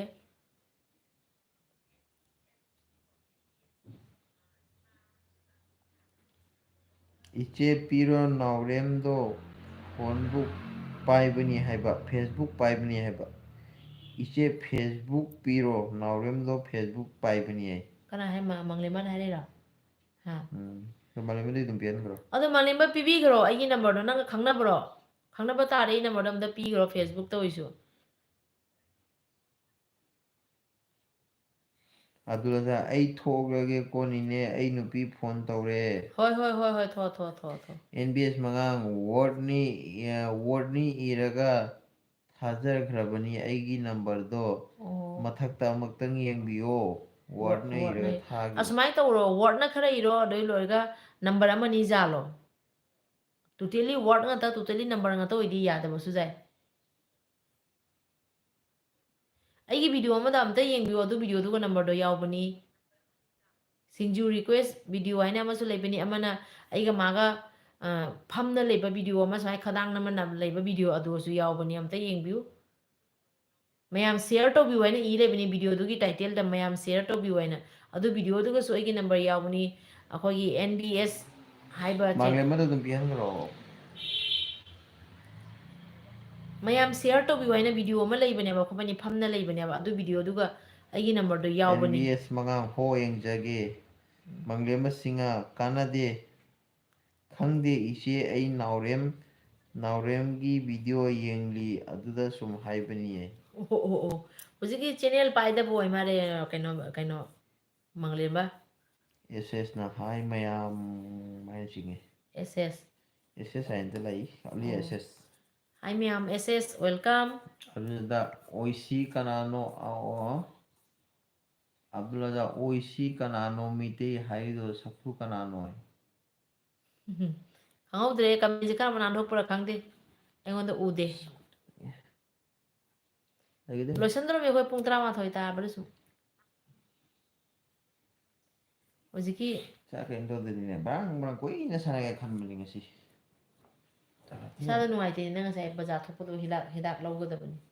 ko ngopi je tum sai jing thilak je ngau ba mai to di kem do chum na jing la ngau masi yak sang katang ma nuai te bani na kamen je paw da khara tali ma ri pare mem saubi ganu agi life se ke chinaw mem na lakpi raga life mapum phan bi bagi tamok thai ngai ta thagat chari chinaw mem na comment to bira aga chinaw mem lakpi raga ne bo jo harawi se life se sana ning bo poi se ngasi mi chama lakpa chani lakpa aswaina mi se yam na la de ko jo mayam mo wakhan je nungai ba chinaw singa wai sanari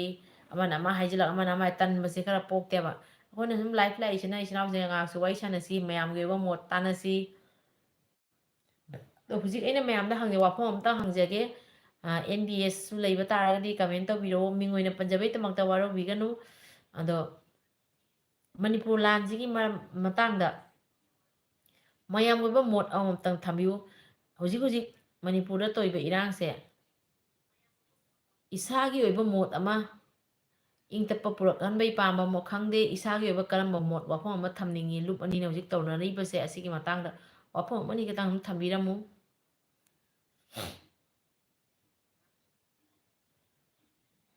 मंगले में सिंगा ngai kho noi mayam gi wari toklo ibai gi masang ngamdaba se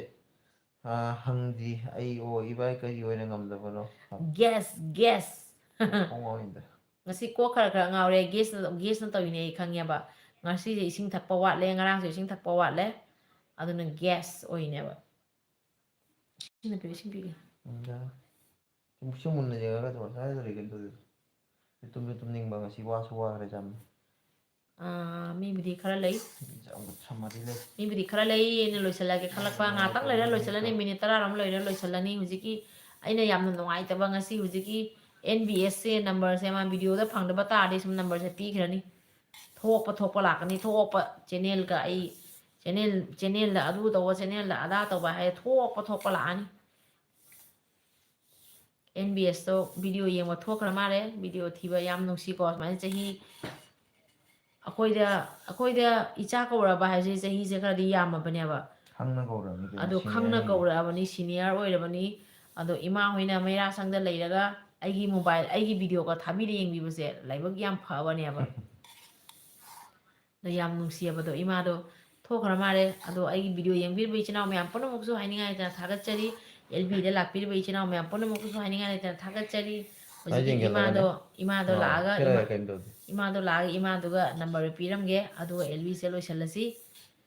ꯃꯌꯥꯝ ꯄꯨꯝꯅꯃꯛ minute 10-15 ꯂꯩꯔꯒ ꯂꯣꯏꯁꯤꯜꯂꯒꯦꯀꯣ ꯑꯣ ꯑꯗꯨꯗꯤ ꯏꯕꯥꯏ ꯍꯤꯗꯥꯛ ꯂꯩꯍꯜꯂꯨꯗ꯭ꯔꯗꯤ ꯏꯁꯄ꯭ꯔꯥꯏꯠ ꯑꯣꯏꯅ ꯊꯛꯑꯣ ꯏꯕꯥꯏ ꯆꯨꯝꯃꯤ ꯏꯁꯤꯡ ꯃꯥꯗꯤ ꯑꯗꯨꯃꯥꯏꯅ ꯒꯦꯁꯀꯨꯝꯕ ꯏꯁꯤꯡ ꯀꯩꯒꯨꯝꯕ ꯋꯥꯠꯄꯩꯅꯤ ꯑꯣꯏꯔꯗꯤꯀꯣ ꯏꯁꯤꯡꯁꯦ ꯒ꯭ꯂꯥꯁ ꯑꯃꯅꯤ ꯉꯥꯏꯍꯥꯛ ꯉꯥꯏꯍꯥꯛ ꯂꯩꯔꯒ ꯏꯁꯤꯡ ꯒ꯭ꯂꯥꯁ ꯑꯃꯅꯤ ꯊꯛꯄꯗ ꯁꯨꯝ ꯏꯁꯤꯡ ꯅꯣꯔꯃꯦꯜꯗ ꯋꯥꯠꯄꯩꯅꯦ ꯉꯁꯤ ꯂꯥꯛꯑꯦꯕ ꯏꯁꯤꯡ ꯋꯦꯗꯔ ꯌꯥꯝ ꯏꯪꯉꯦ ꯉꯁꯤ ꯏꯁꯤꯡ ꯑꯁꯥꯕ ꯐꯪꯗꯕꯩ ꯑꯏꯪꯕ ꯊꯛꯍꯧꯗ꯭ꯔꯦ ꯑꯗꯨꯒꯤ ꯄꯤꯔꯛꯑꯣ ꯏꯁꯤꯡꯗꯣ ꯁꯤ ꯈꯤꯇꯪ ꯍꯩꯗꯣꯛ ꯑꯗꯨꯕꯩ ꯇꯧꯔꯤꯅꯤ ꯕꯪ ꯕꯪ ꯁꯥꯏ ꯏꯁꯤꯡ ꯋꯥꯠꯇꯣꯏꯅꯦꯕ ꯉꯁꯥꯏ ꯈꯪꯉꯝꯃꯦ ꯑꯌꯨꯛꯇꯅ ꯇꯧꯗꯣꯏꯅꯦꯕ ꯕꯤꯅꯣꯠꯇꯣ ꯑꯩꯈꯣꯏꯒꯤ ꯃꯣꯔꯅꯤꯡ ꯃꯅꯥꯛ ꯆꯠꯈꯔꯦ ꯀꯅꯥ ꯀꯅꯥ ꯂꯩ ꯀꯃꯦꯟ ꯇꯧꯕꯤꯔꯛꯑꯣ ꯑꯩꯒꯤ ꯃꯤ ꯏꯃꯥꯗꯣ ꯍꯧꯖꯤꯛꯀꯤ 183 ꯂꯩ ꯏꯃꯥꯗꯣ ꯂꯥꯛꯑꯀꯥꯟꯗ ꯏꯃꯥꯗ ꯅꯝꯕꯔꯗꯣ ꯑꯝꯇ ꯄꯤꯔꯝꯒꯦ ꯃꯤ 183 ꯂꯩ ꯌꯥꯝ ꯅꯨꯡꯁꯤ ꯅꯝꯕꯔꯒ ꯅꯤꯔꯛꯄꯁꯦ ꯅꯝꯕꯔꯗꯣ ꯄꯤꯗꯕ ꯈꯣꯠꯇꯕ ꯇꯧꯕꯁꯦ ꯑꯩ ꯅꯨꯡꯉꯥꯏꯖꯗꯦ ꯏꯃꯥ ꯃꯌꯥꯝꯁꯤꯅ ꯑꯩꯕꯨ ꯅꯨꯡꯁꯤꯕꯤꯕꯗꯩ ꯉꯁꯤ ꯃꯌꯥꯝꯅ ꯈꯔ ꯈꯔ ꯑꯩꯁꯨ ꯁꯨꯝ ꯅꯨꯡꯁꯤꯕꯤꯕ ꯃꯌꯥꯝꯅ ꯅꯨꯡꯁꯤꯕꯤꯔꯛꯄꯗꯩ ꯃꯌꯥꯝꯅ ꯄꯥꯔꯤ ꯏꯃꯣꯝ ꯆꯦꯅꯦꯜꯁꯦ ꯈꯪꯕ ꯃꯌꯥꯝꯅ ꯈꯪꯍꯟꯕꯅꯦꯕ ꯑꯩꯅ ꯀꯩꯁꯨꯝ ꯁꯤꯒ ꯑꯩꯅ ꯇꯧꯕ ꯑꯩꯗꯤ ꯑꯩ ꯍꯥꯏꯐꯝ ꯊꯣꯛꯄ ꯍꯥꯏꯕꯅꯤ ꯃꯌꯥꯝꯅ ꯅꯨꯡꯁꯤꯕꯗꯩ ꯑꯩꯕꯨ ꯑꯃꯤꯇꯥ ꯃꯤꯅ ꯍꯧꯖꯤꯛ ꯅꯥꯎꯔꯦꯝ ꯈꯪꯕꯤꯕꯅꯦꯕ ꯁꯤꯅ ꯑꯩꯒꯤ ꯅꯝꯕꯔꯅꯦ ꯄꯤꯔꯛꯏꯁꯦ ꯎꯗꯦꯕ ꯁꯤꯒ ꯑꯩ ꯅꯝꯕꯔꯗꯣ ꯍꯥꯏꯔꯛꯑꯒꯦ ꯑꯝꯇ ꯁꯨꯝ ꯍꯥꯏꯔꯣ ꯑꯩ ꯁꯨꯝ ꯍꯥꯏꯖꯔꯛꯑꯒꯦ ꯀꯩꯁꯨꯝ ꯀꯥꯏꯗꯦ ꯑꯩ ꯅꯈꯣꯏ ꯍꯥꯏꯔꯛꯑꯒꯦ ꯌꯥꯝꯅ ꯋꯥꯔꯝꯅꯨ ꯑꯩꯒꯤ ꯉꯥꯁꯤꯁꯨ ꯑꯃꯨꯛ ꯎꯕ ꯐꯪꯗ꯭ꯔꯦ ꯎꯝ ꯐꯪꯖꯔꯦ ꯑꯣ ꯑꯅꯧꯕ ꯂꯥꯛꯑꯦ ꯑꯣ ꯁꯣꯔꯤ ꯑꯣ ꯀꯩꯃꯤ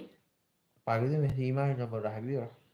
ꯏꯃꯥꯒꯤ ꯏꯅꯕ ꯅꯝꯕꯔ ꯀꯩꯒꯨꯝꯕ ꯂꯩꯔꯕ ꯍꯪꯉꯣ ꯏꯅꯕ ꯀꯩꯒꯨꯝꯕ ꯑꯃ ꯔꯦꯗꯤ ꯅꯣꯠ ꯇꯧꯔꯀꯥꯟꯗ ꯑꯩ ꯅꯝꯕꯔꯗꯣ ꯄꯤꯖꯔꯛꯑꯒꯦ ꯑꯩ ꯃꯌꯥꯝꯅꯗꯤ ꯍꯥꯏ LBꯗ ꯅꯝꯕꯔ ꯄꯤꯒꯅꯨ ꯅꯝꯕꯔꯗꯣ ꯌꯥꯝ ꯃꯤꯗ ꯁꯟꯗꯣꯛꯀꯅꯨ ꯑꯗꯨꯃꯥꯏꯅꯗꯤ ꯍꯥꯏꯌꯦꯕꯀꯣ ꯑꯗꯨꯁꯨ ꯅꯝꯕꯔꯗꯣ ꯑꯗꯨꯝ ꯄꯤꯖꯔꯛꯑꯒꯦ ꯍꯧꯖꯤꯛꯀꯥꯟꯁꯦ ꯑꯃ ꯃꯌꯥꯝ ꯍꯥꯏꯔ ꯑꯆꯨꯝꯕ ꯋꯥꯔꯤꯅꯦ ꯑꯩꯕꯨ ꯅꯨꯡꯁꯤꯕꯤꯕꯗꯩ ꯇꯥꯛꯄꯤꯕꯅꯦꯕ ꯑꯗꯨꯏꯁꯨ ꯅꯝꯕꯔꯗꯣ ꯄꯤꯖꯔꯛꯑꯒꯦ ꯆꯦꯒꯨꯝꯕ ꯀꯣꯂꯣꯝꯒꯨꯝꯕ ꯄꯥꯏꯕ ꯇꯥꯔꯗꯤ ꯍꯥꯏꯕꯤꯔꯛꯑꯣ ꯑꯩ ꯅꯝꯕꯔꯗꯣ ꯑꯗꯨꯝ ꯄꯤꯖꯔꯛꯑꯒꯦ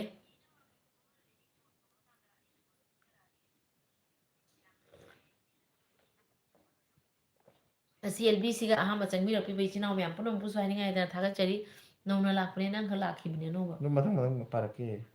ꯄꯥꯔꯣ ꯑꯩ ꯅꯝꯕꯔꯗꯣ ꯍꯥꯏꯖꯔꯛꯑꯒꯦ ꯏꯃꯥ ꯅꯝꯕꯔꯗꯣ ꯍꯥꯏꯖꯔꯛꯑꯒꯦ ꯃꯪꯂꯦꯝꯕꯁꯤ ꯏꯆꯦ ꯀꯗꯥꯏ ꯆꯪꯈ꯭ꯔꯦ ꯍꯧꯖꯤꯛ ꯑꯅꯧꯕ ꯂꯥꯛꯄꯗꯣ ꯊꯣꯡꯒ꯭ꯔꯥꯝ ꯏꯕꯦ ꯌꯥꯏꯃ ꯗꯦꯕꯤ ꯎꯝ ꯅꯈꯣꯏ ꯌꯥꯝ ꯋꯥꯔꯝꯃꯅꯤ ꯑꯩꯁꯨ ꯉꯁꯤꯁꯨ ꯑꯃꯨꯛ ꯎꯕ ꯐꯪꯅꯔꯦ ꯏꯪꯃꯟꯗꯨꯅ ꯃꯩꯔꯥ ꯁꯪꯗꯒꯤ ꯆꯪꯉꯛꯄꯅꯤ ꯑꯣ ꯏꯕꯦꯝꯃ ꯇꯣꯡꯉꯝ ꯏꯕꯦꯝꯃ ꯑꯣ ꯗꯦꯕꯤ ꯍꯣꯏ ꯍꯣꯏ ꯆꯪꯂꯛꯄꯗ ꯉꯥꯏꯔꯤ ꯃꯩꯔꯥ ꯁꯪꯗꯩ ꯆꯪꯉꯛꯄ ꯍꯥꯏꯁꯦ ꯌꯥꯝꯅ ꯊꯥꯒꯠꯆꯔꯤ ꯑꯁꯤꯒꯩ ꯍꯦꯟꯅ ꯑꯆꯧꯕ ꯊꯧꯗꯥꯡ ꯍꯧꯖꯤꯛ ꯍꯧꯖꯤꯛꯀꯤꯗꯤ ꯂꯩꯇꯦ ꯏꯃꯥꯁꯤꯡꯒꯤ ꯊꯧꯗꯥꯡꯕꯨ ꯍꯥꯏꯅꯤꯡꯉꯥꯏꯇꯅ ꯊꯥꯒꯠꯆꯔꯤ ꯏꯃꯥ ꯆꯥꯛ ꯆꯥꯕꯤꯔꯕꯣ ꯀꯩ ꯃꯊꯦꯜ ꯆꯥꯔꯒꯦ ꯑꯗꯣ ꯏꯃꯥꯅ ꯆꯪꯕꯤꯔꯛꯑꯒ ꯏꯃꯥꯅ ꯀꯃꯦꯟ ꯇꯧꯕꯤꯔꯛꯄꯁꯦ ꯌꯥꯝꯅ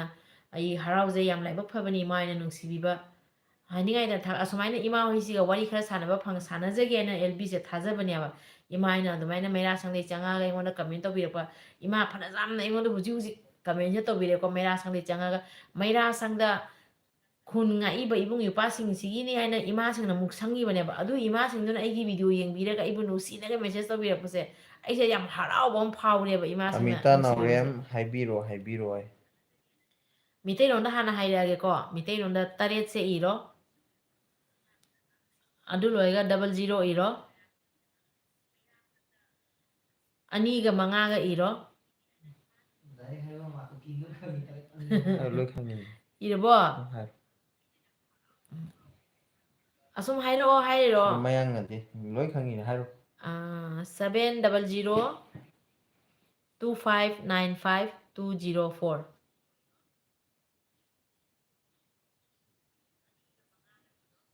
ꯑꯗꯣ ꯌꯥꯕ ꯇꯥꯔꯒꯗꯤ ꯌꯥꯔꯦ ꯍꯥꯏꯕꯤꯔꯛꯑꯣ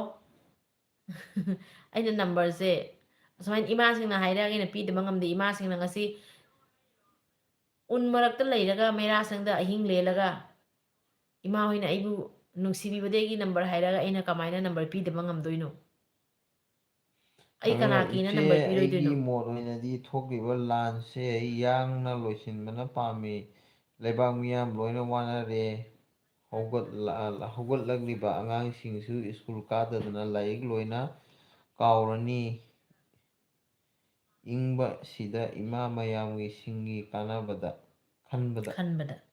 ꯆꯨꯝꯃꯤ ꯆꯨꯝꯃꯤ ꯌꯥꯝ ꯐꯖꯕ ꯋꯥꯐꯝꯅꯤ ꯏꯪ ꯇꯞꯄ ꯄꯨꯔꯛꯄꯅ ꯈ꯭ꯋꯥꯏꯗꯒꯤ ꯑꯆꯧꯕꯅꯤ ꯇꯧꯕꯇꯕꯨ ꯏꯪ ꯇꯞꯄ ꯄꯨꯔꯛꯄ ꯍꯥꯏꯔꯒꯁꯨ ꯑꯩꯈꯣꯏ ꯃꯤꯇꯩꯅꯗꯤ ꯍꯥꯟꯅꯗꯒꯤ ꯏꯪ ꯇꯞꯄ ꯍꯥꯏꯕꯁꯦ ꯑꯩꯈꯣꯏ ꯃꯤꯇꯩꯅ ꯅꯤꯅ ꯂꯩꯔꯤꯕꯅꯤ ꯄꯤꯁ ꯄꯤꯁ ꯍꯥꯏꯅ ꯑꯩꯈꯣꯏ ꯃꯤꯇꯩ ꯃꯌꯥꯝꯅ ꯄꯤꯁ ꯄꯨꯔꯛꯁꯤ ꯄꯤꯁ ꯇꯧꯁꯦꯅ ꯍꯥꯏꯅ ꯂꯩꯔꯤꯕꯅꯦꯕꯀꯣ ꯑꯗꯣ ꯍꯧꯖꯤꯛꯀꯤ ꯇꯧꯔꯤꯕ ꯀꯥꯡꯐꯝꯁꯤꯒꯗꯤ ꯑꯩꯈꯣꯏꯅ ꯏꯪ ꯇꯞꯄ ꯄꯥꯝꯃꯒꯁꯨ ꯂꯨꯞ ꯑꯃꯅ ꯈꯪꯗ꯭ꯔꯒꯕꯁꯦ ꯑꯁꯤꯅꯤ ꯈ꯭ꯋꯥꯏꯗꯒꯤ ꯑꯆꯧꯕ ꯋꯥꯔꯤ ꯑꯗꯨꯅ ꯍꯧꯖꯤꯛꯇꯤ ꯇꯧꯔꯤꯕ ꯊꯧꯗꯣꯛꯁꯦ ꯀꯔꯤ ꯃꯇꯧ ꯃꯑꯣꯡꯗ ꯇꯧꯔꯒ ꯐꯒꯅꯤ ꯍꯥꯏꯕꯁꯦ ꯑꯩꯈꯣꯏ ꯃꯌꯥꯝꯅ ꯈꯟꯕꯒꯤ ꯃꯇꯥꯡ ꯃꯇꯝꯅꯦꯅ ꯑꯩꯒꯤ ꯃꯥꯏꯀꯩꯗꯤ ꯊꯝꯖꯒꯦꯕ ꯅꯝꯕꯔ ꯄꯤꯈꯤꯕꯗꯣ ꯇꯣꯡꯒ꯭ꯔꯥꯝ ꯌꯥꯔꯕꯣ ꯏꯕꯦꯝꯌꯥꯏꯃ ꯍꯥꯏꯕꯤꯔꯛꯑꯣ ꯏꯖꯔꯒꯦ ꯆꯥꯛ ꯆꯥꯔꯦ ꯁꯣꯏꯕꯨꯝ ꯏꯔꯣꯟꯕ ꯆꯥꯔꯦ ꯍꯣꯏ ꯍꯣꯏ ꯌꯥꯝ ꯍꯥꯎꯔꯅꯤ ꯅꯝꯕꯔꯗꯣ ꯍꯥꯏꯈ꯭ꯔꯃꯤ ꯇꯥꯅꯤ ꯍꯥꯏꯔꯅꯤ ꯑꯃꯤꯇꯥ ꯅꯥꯎꯔꯦ ꯑꯩꯒꯤ ꯃꯣꯠꯇꯗꯤ ꯍꯧꯖꯤꯛꯀꯤ ꯏꯔꯥꯡꯁꯦ ꯇꯨꯡꯅ ꯃꯇꯝꯗ ꯂꯣꯏꯁꯤꯟꯕꯅ ꯌꯥꯝꯅ ꯄꯤꯁ ꯑꯣꯏꯕ ꯍꯦꯟꯒꯗꯧꯔꯦ ꯑꯊꯨꯕ ꯑꯊꯨꯕ ꯃꯇꯝꯗ ꯑꯣꯏꯒꯗꯕ ꯍꯦꯟꯕ ꯃꯥꯜꯂꯤ ꯂꯩꯖꯕ ꯆꯨꯝꯃꯤ ꯄꯥꯝꯃꯦ ꯑꯕꯗꯨꯜ ꯔꯖꯥꯛ ꯁꯛꯊꯨ ꯀꯅꯥꯅꯣ ꯃꯤꯇꯩ ꯀꯁꯨꯕꯤ ꯍꯥꯏꯗꯣ ꯅꯃꯥꯒꯤ ꯌꯥꯔꯦ ꯑꯇꯣꯞꯄ ꯀꯃꯦꯟ ꯄꯥꯔꯣ ꯑꯃꯤꯇꯥ ꯅꯥꯎꯔꯦ ꯑꯃꯨꯛꯇ ꯍꯟꯕꯤꯔꯛꯑꯣ ꯏꯃꯥ ꯍꯣꯏ ꯑꯩ ꯍꯥꯏꯖꯔꯛꯑꯒꯦꯀꯣ ꯍꯥꯏꯒꯅꯨ ꯍꯧꯖꯤꯛꯇ ꯉꯥꯏꯍꯥꯛꯇꯪ ꯏꯃꯥ ꯃꯃꯥꯡꯗ ꯍꯥꯏꯒꯅꯨ ꯏꯆꯦ ꯑꯗꯨꯝ ꯀꯧꯕꯤꯌꯨ ꯏꯆꯦ ꯑꯣ ꯑꯃꯤꯇꯥ ꯍꯥꯏꯅ ꯀꯧꯕꯤꯌꯣ ꯍꯣꯏ ꯍꯣꯏ ꯏꯆꯦ ꯑꯃꯤꯇꯥ ꯑꯗꯣ ꯍꯧꯖꯤꯛ ꯉꯥꯏꯍꯥꯛꯇꯪ ꯃꯃꯥꯡꯗꯁꯨ ꯀꯅꯥꯅꯣ ꯑꯃꯅ ꯃꯩꯔꯥ ꯁꯪꯗꯦ ꯂꯥꯛꯄ ꯏꯆꯦ ꯑꯃꯅꯁꯨ ꯑꯩꯉꯣꯟꯗ ꯅꯝꯕꯔ ꯄꯤꯔꯣ ꯍꯥꯏꯔꯛꯏꯀꯣ ꯑꯩ ꯃꯤꯅꯤꯠ ꯑꯃꯅꯤꯒꯤ ꯍꯥꯏꯈ꯭ꯔꯕꯅꯤ ꯃꯇꯨꯡꯗ ꯑꯩꯉꯣꯟꯗ ꯅꯝꯕꯔꯗꯣ ꯍꯥꯏꯖꯔꯒꯦ ꯏꯆꯦ ꯍꯣꯏ ꯊꯧꯔꯥꯡ ꯇꯧꯕꯤꯔꯣ ꯑꯩꯅ ꯅꯝꯕꯔꯁꯦ ꯏꯃꯥ ꯍꯣꯏ ꯏꯆꯦ ꯍꯣꯏ ꯑꯁꯨꯃꯥꯏꯅ ꯃꯩꯔꯥ ꯁꯪꯗꯩ ꯂꯥꯛꯄꯅꯤ ꯍꯥꯏꯕꯒꯤ ꯑꯩ ꯅꯝꯕꯔꯁꯦ ꯄꯤꯖꯕꯅꯤ ꯑꯗꯨꯅ ꯉꯥꯛꯇꯪ ꯂꯩꯔꯒ ꯄꯤꯖꯔꯛꯑꯒꯦ ꯃꯤꯅꯤꯠ ꯑꯃꯅꯤꯒꯤ ꯃꯇꯨꯡꯗ ꯏꯆꯦ ꯑꯃꯅꯁꯨ ꯅꯝꯕꯔ ꯍꯥꯏꯔꯝꯃꯤ ꯑꯗꯣ ꯏꯆꯦ ꯅꯝꯕꯔꯁꯦ ꯍꯥꯏꯖꯔꯛꯑꯒꯦꯀꯣ ꯏꯆꯦ ꯀꯃꯦꯟ ꯄꯥꯕ ꯀꯃꯦꯟꯅ ꯀꯅꯥ ꯀꯅꯥ ꯀꯃꯥꯏ ꯂꯥꯛꯏꯁꯦ ꯂꯩꯇꯦ ꯄꯦꯄꯦ ꯋꯥꯡꯕꯝ ꯎꯝ ꯏꯃꯥ ꯀꯩ ꯃꯊꯦꯜ ꯆꯥꯔꯒꯦ ꯄꯦꯄꯦ ꯋꯥꯡꯕꯝ ꯍꯥꯏꯅꯤꯡꯉꯥꯏꯇꯅ ꯊꯥꯒꯠꯆꯔꯤ ꯑꯩ ꯆꯥꯗꯔꯤ ꯀꯩ ꯂꯝꯗꯒꯤꯅꯣ ꯀꯩ ꯃꯊꯦꯜ ꯆꯥꯔꯒꯦ ꯅꯪꯗꯤ ꯍꯥꯏꯔꯛꯑꯣ ꯅꯝꯕꯔꯗꯣ ꯍꯥꯏꯔꯛꯑꯣꯔꯣ ꯃꯩꯔꯥ ꯁꯪꯗꯩ ꯆꯪꯕꯤꯔꯛꯏꯕ ꯍꯧꯖꯤꯛ ꯏꯆꯦ ꯑꯅꯤꯒꯤ ꯃꯐꯝꯗ ꯋꯥꯐꯝ ꯑꯝꯇ ꯍꯪꯖꯒꯦ ꯅꯝꯕꯔ ꯍꯥꯏꯕꯗꯣ ꯅꯝꯕꯔꯗꯣ ꯄꯤꯔꯛꯑꯣꯔꯥ ꯍꯥꯏꯔꯛꯑꯣꯔꯥ ꯅꯝꯕꯔꯗꯣ ꯍꯥꯏꯖꯔꯛꯑꯒꯦ ꯌꯥꯔꯕꯣ ꯑꯝꯇ ꯅꯝꯕꯔꯗꯣ ꯍꯥꯏꯖꯔꯛꯄ ꯌꯥꯔꯗꯔꯣ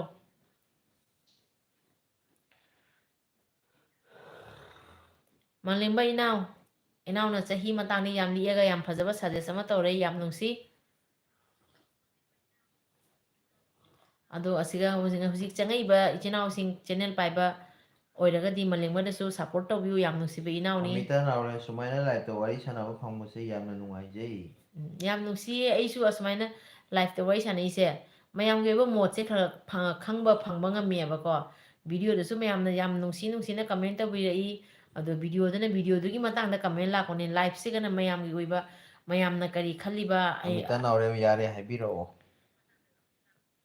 ꯏꯆꯦ ꯑꯃꯁꯨ ꯂꯥꯛꯑꯝꯕꯅꯤ ꯀꯣ ꯀꯅꯥꯅꯣꯝ ꯑꯃꯁꯨ ꯂꯥꯛꯑꯦ ꯅꯝꯕꯔ ꯄꯤꯌꯨ ꯍꯥꯏꯔꯝꯕꯅꯤ ꯇꯣꯉꯥꯏꯕ ꯌꯥꯏꯗꯕꯤ ꯏꯕꯦꯝꯃ ꯇꯣꯡꯒ꯭ꯔꯥꯝ ꯇꯣꯡꯒ꯭ꯔꯥꯝ ꯃꯅꯤꯄꯨꯔꯗ ꯌꯧꯔꯗꯤ ꯄꯨꯝꯅꯃꯛ ꯁꯦꯝꯅ ꯄꯋꯥꯔ ꯂꯩꯇꯕ ꯃꯤꯒ ꯃꯥꯟꯅꯔꯦ ꯍꯥꯏꯕ ꯌꯥꯏ ꯍꯣꯏ ꯇꯣꯡꯒ꯭ꯔꯥꯝ ꯏꯕꯦ ꯌꯥꯏꯃ ꯍꯥꯏꯅ ꯏꯆꯦ ꯑꯃ ꯂꯥꯛꯑꯝꯕꯅꯤ ꯏꯆꯦꯗꯣ ꯂꯩꯔꯤꯕꯣ ꯑꯝꯇ ꯀꯃꯦꯟ ꯇꯧꯕꯤꯔꯣ ꯅꯠꯇ꯭ꯔꯒ ꯆꯠꯈ꯭ꯔꯕ ꯖꯥꯠꯂꯥ ꯄꯣꯊꯥꯔꯈ꯭ꯔ ꯖꯥꯠꯂꯥ ꯈꯪꯗ꯭ꯔꯦ ꯅꯝꯕꯔꯗꯣ ꯄꯦꯄꯦ ꯍꯥꯏꯖꯔꯛ ꯋꯥꯡꯕꯝ ꯂꯝꯖꯥꯎꯗꯒꯤꯅꯤ ꯏꯃꯥ ꯆꯥꯔꯦ ꯆꯝꯊꯣꯡ ꯑꯣꯏꯅ ꯆꯥꯔꯦ ꯉꯁꯤꯗꯤ ꯑꯣ ꯑꯣ ꯍꯥꯎꯔꯅꯤ ꯍꯣꯏ ꯅꯝꯕꯔꯗꯣ ꯄꯤꯖꯔꯛꯑꯦꯀꯣ ꯏꯆꯦ ꯅꯝꯕꯔꯗꯣ ꯑꯩ ꯍꯥꯏꯔꯛꯑꯒꯦ 70025952004 ꯑꯃꯨꯛꯀ ꯍꯟꯅ ꯍꯥꯏꯖꯔꯛꯑꯒꯦ 70025952004 ꯈꯪꯍꯧꯗꯁꯨ ꯃꯅꯤꯡ ꯈꯛꯇꯪ ꯍꯟꯖꯤꯜꯂꯒ ꯑꯗꯨꯝ ꯍꯥꯏꯖꯤꯟ ꯌꯥꯕꯅꯤ ꯌꯥꯔꯕꯣ ꯏꯆꯦ 70025952004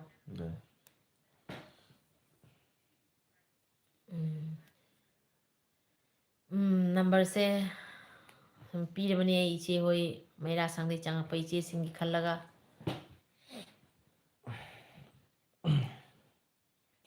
ꯑꯇꯩ ꯄꯤꯔꯅꯨ ꯃꯊꯪꯗꯒꯤꯅꯦ ꯂꯥꯏꯐ ꯗꯥꯏꯔꯦꯛꯂꯤ ꯄꯤꯊꯣꯛꯀꯅꯨ ꯅꯪꯉꯣꯟꯗ ꯀꯩꯁꯨꯝ ꯀꯅꯥꯝ ꯇꯧ ꯉꯝꯃꯣꯏ ꯑꯗꯨꯏꯁꯨ ꯅꯪꯉꯣꯟꯗꯅꯦ ꯁꯥꯟꯇꯤ ꯐꯪꯉꯣꯏ ꯀꯨꯀꯤ ꯃꯌꯥꯝꯅ ꯃꯥ ꯂꯧꯗꯦꯍꯦ ꯑꯃꯤꯇꯥ ꯅꯥꯎꯔꯦꯝ ꯑꯩꯈꯣꯏꯗ ꯏꯅꯥꯎꯒ ꯆꯥꯛ ꯆꯔꯥ ꯑꯃꯇꯪꯗꯤ ꯁꯣꯏꯗꯅ ꯆꯥꯃꯤꯟꯅꯁꯤꯀꯣ ꯃꯅꯤꯄꯨꯔꯗ ꯂꯥꯛꯄꯗ ꯀꯥꯎꯕ ꯌꯥꯗꯦꯀꯣ ꯏꯅꯥꯎ ꯍꯣꯏ ꯍꯣꯏ ꯏꯆꯦ ꯌꯥꯝ ꯅꯨꯡꯁꯤ ꯏꯆꯦ ꯑꯣꯏꯅ ꯑꯗꯨꯃꯥꯏꯅ ꯍꯥꯏꯕꯤꯔꯛꯄ ꯃꯇꯝ ꯐꯪꯉꯒꯗꯤ ꯁꯣꯏꯗꯅ ꯂꯥꯛꯆꯒꯦ ꯏꯆꯦ ꯎꯅꯗꯤ ꯎꯅꯁꯤ ꯆꯥꯛ ꯆꯔꯥ ꯑꯃ ꯆꯥꯕ ꯆꯥꯗꯕꯗꯨꯗꯤ ꯃꯇꯝꯗꯨꯅ ꯃꯇꯝ ꯀꯨꯀꯤꯁꯦ ꯍꯥꯠꯄꯒꯤꯁꯨ ꯂꯣꯏꯕ ꯅꯥꯏꯗ꯭ꯔꯦ ꯍꯥꯏꯗꯣꯛꯄꯁꯨ ꯅꯨꯡꯉꯥꯏꯇꯦ ꯍꯣꯏꯗꯣꯛꯄꯁꯨ ꯅꯨꯡꯉꯥꯏꯇꯦ ꯑꯩꯁꯤ ꯇꯦꯁꯔꯁꯤꯡ ꯀꯨꯀꯤ ꯑꯩꯈꯣꯏ ꯑꯗꯨꯒꯤ ꯃꯇꯥꯡꯗ ꯑꯩ ꯁꯨꯝ ꯍꯥꯏꯖꯔꯛꯀꯦ ꯑꯩꯁꯨ ꯁꯨꯝ ꯑꯩꯅ ꯃꯅꯤꯄꯨꯔ ꯆꯠꯇꯣꯔꯤꯕꯁꯦ ꯑꯗꯨꯒꯨꯝꯕꯒꯤ ꯃꯇꯥꯡꯗ ꯋꯥꯐꯝ ꯈꯇꯪ ꯊꯝꯖꯒꯦ ꯍꯥꯏꯅ ꯃꯅꯤꯄꯨꯔꯁꯦ ꯆꯠꯀꯦ ꯍꯥꯏꯅ ꯏꯁꯥꯒꯤ ꯃꯇꯝ ꯊꯣꯛꯂꯛꯏꯕꯅꯤꯀꯣ ꯀꯥꯏꯊꯣꯛꯑꯒ ꯑꯗꯣ ꯊꯕꯛ ꯏꯪꯈꯥꯡ ꯃꯌꯥꯝꯁꯦ ꯂꯣꯏ ꯊꯥꯗꯣꯛꯑꯝꯃꯒ ꯍꯧꯖꯤꯛ ꯃꯅꯤꯄꯨꯔꯗ ꯀꯨꯀꯤꯒꯤ ꯅꯩꯕ ꯆꯠꯀꯦ ꯍꯧꯖꯤꯛꯀꯤ ꯂꯥꯟꯁꯤ ꯃꯇꯥꯡ ꯑꯃꯅꯤ ꯈꯤꯇꯪ ꯊꯝꯖꯕꯒꯤ ꯈꯨꯗꯣꯡꯆꯥꯕ ꯑꯃ ꯐꯪꯉꯤꯑꯕ ꯅꯝꯃꯝꯃꯤꯔꯣ ꯑꯗꯣ ꯑꯁꯤ ꯀꯤꯖꯩꯌꯦ ꯅꯪ ꯅꯈꯨꯠꯇꯣ ꯀꯤꯖꯩꯀꯣ ꯅꯪ ꯑꯁꯤ ꯍꯦꯛꯇ ꯈꯨꯗꯣꯡꯆꯥꯕ ꯑꯃ ꯐꯪꯕꯁꯦ ꯑꯁꯤ ꯈꯨꯗꯣꯡꯆꯥꯕ ꯐꯪꯕꯁꯦ ꯑꯩꯁꯨ ꯑꯩꯒꯤ ꯑꯣꯏꯕ ꯃꯣꯠ ꯈꯔ ꯊꯝꯖꯒꯦ ꯍꯥꯏꯅ ꯑꯩꯁꯨ ꯂꯥꯛꯆꯔꯤꯕꯅꯤ ꯃꯅꯤꯄꯨꯔꯗ ꯍꯧꯖꯤꯛ ꯂꯥꯛꯏꯁꯦ ꯑꯗꯣ ꯑꯩꯅ ꯍꯧꯖꯤꯛ ꯇꯣꯡꯒ꯭ꯔꯥꯝ ꯏꯕꯦꯌꯥꯏꯃ ꯍꯥꯏꯕ ꯏꯆꯦꯁꯦ ꯂꯩꯔꯤꯕꯣ ꯂꯥꯏꯐꯇ ꯑꯝꯇ ꯀꯃꯦꯟ ꯇꯧꯕꯤꯌꯨ ꯑꯗꯣ ꯅꯝꯕꯔ ꯄꯤꯈꯤꯕꯁꯦ ꯅꯝꯕꯔꯁꯤꯡꯁꯦ ꯅꯝꯕꯔꯗꯣ ꯌꯥꯔꯕ ꯑꯁꯨꯝ ꯃꯤꯁꯀꯣꯜ ꯇꯧꯕꯤꯔꯛꯑꯣ ꯑꯝꯇ ꯀꯔꯤꯒꯨꯝꯕ ꯅꯝꯕꯔꯗꯣ ꯃꯪꯂꯦꯝꯕ ꯁꯤꯡꯍ ꯏꯕꯥꯏꯅ ꯍꯥꯏꯁꯤ ꯌꯥꯝ ꯆꯨꯝꯃꯤ ꯏꯆꯦ ꯑꯣꯏꯗꯕ ꯅꯝꯕꯔ ꯂꯥꯛꯑꯗꯤ ꯔꯤꯄꯣꯔꯠ ꯇꯧꯁꯜꯂꯣ ꯑꯃꯤꯇꯥ ꯂꯥꯏꯐꯁꯦ ꯂꯣꯏꯗꯣꯔꯦ ꯄꯥꯝꯃꯨꯏꯌꯦ ꯂꯣꯏꯍꯟꯅꯤꯡꯗꯦ ꯌꯥꯝ ꯅꯨꯡꯁꯤ ꯂꯣꯏꯔ ꯏꯆꯦ ꯁꯥꯟꯅꯗꯣꯏꯅꯤ ꯍꯧꯖꯤꯛꯀꯤ ꯑꯩꯅ ꯁꯥꯟꯅꯗꯣꯏꯅꯤ ꯄꯤꯈꯤꯕ ꯅꯝꯕꯔꯗꯣ ꯏꯆꯦ ꯐꯪꯉꯕꯣ ꯃꯤꯁꯀꯣꯜ ꯑꯝꯇ ꯇꯧꯔꯣ ꯌꯦꯡꯒꯦ ꯏꯆꯦ ꯄꯨꯡ ꯕꯥꯔꯣꯗ ꯁꯥꯟꯅꯗꯣꯏꯅꯤ ꯅꯝꯕꯔꯗꯣ ꯐꯪꯕ꯭ꯔꯥ ꯌꯦꯡꯉꯣ ꯏꯆꯦ ꯃꯤꯁꯀꯣꯜ ꯑꯝꯇ ꯇꯧꯕꯤꯔꯛꯑꯣ ꯍꯣꯏꯗꯤ ꯄꯨꯡ ꯕꯥꯔꯣꯒ ꯁꯥꯟꯅꯗꯣꯏꯅꯤ ꯕꯥꯔꯣ ꯀꯩꯅꯣ ꯄꯨꯡ ꯑꯍꯨꯝ ꯃꯔꯤꯒ ꯁꯥꯟꯅꯗꯣꯏꯅꯤ ꯈꯜꯂꯤ ꯑꯩꯕꯨ ꯇꯞ ꯍꯧꯖꯤꯛ ꯇꯞꯅ ꯉꯁꯤ ꯀꯅꯥꯅꯣ ꯐꯣꯟ ꯂꯥꯛꯏꯁꯦ ꯌꯦꯡꯒꯦ ꯅꯝꯕꯔ ꯑꯃ ꯆꯪꯉꯛꯑꯦ ꯂꯥꯁꯇ 78ꯅ ꯂꯣꯏ 178ꯗ ꯂꯥꯁꯇ ꯂꯣꯏꯁꯦ ꯀꯩ ꯃꯤꯡꯅꯣ ꯊꯣꯛꯏꯗꯣ ꯈꯪꯗꯦ ꯑꯩ ꯇ꯭ꯔꯨ ꯀꯣꯂꯔꯗ ꯌꯦꯡꯉꯒ ꯍꯣꯔꯦꯟ ꯊꯝꯖꯔꯒꯦ 178 178ꯅ ꯂꯥꯁꯇ ꯂꯣꯏ ꯅꯝꯕꯔ ꯑꯃ ꯇꯣꯡꯒ꯭ꯔꯥꯝ ꯆꯪꯉꯦ ꯀꯩ ꯃꯤꯡ ꯊꯣꯛꯏꯁꯤꯅꯣ ꯇꯣꯡꯒ꯭ꯔꯥꯝ ꯍꯥꯏꯅ ꯀꯩꯅꯣ ꯏꯕꯦꯝꯃ ꯑꯣ ꯍꯣꯏ ꯏꯆꯦ ꯐꯥꯔꯁ ꯐꯪꯉꯦ ꯑꯩꯒꯤ ꯃꯣꯕꯥꯏꯜꯁꯦ ꯁꯥꯎꯟꯁꯦ ꯈꯔ ꯇꯞꯄꯅꯦꯕ ꯍꯦꯜꯂꯣ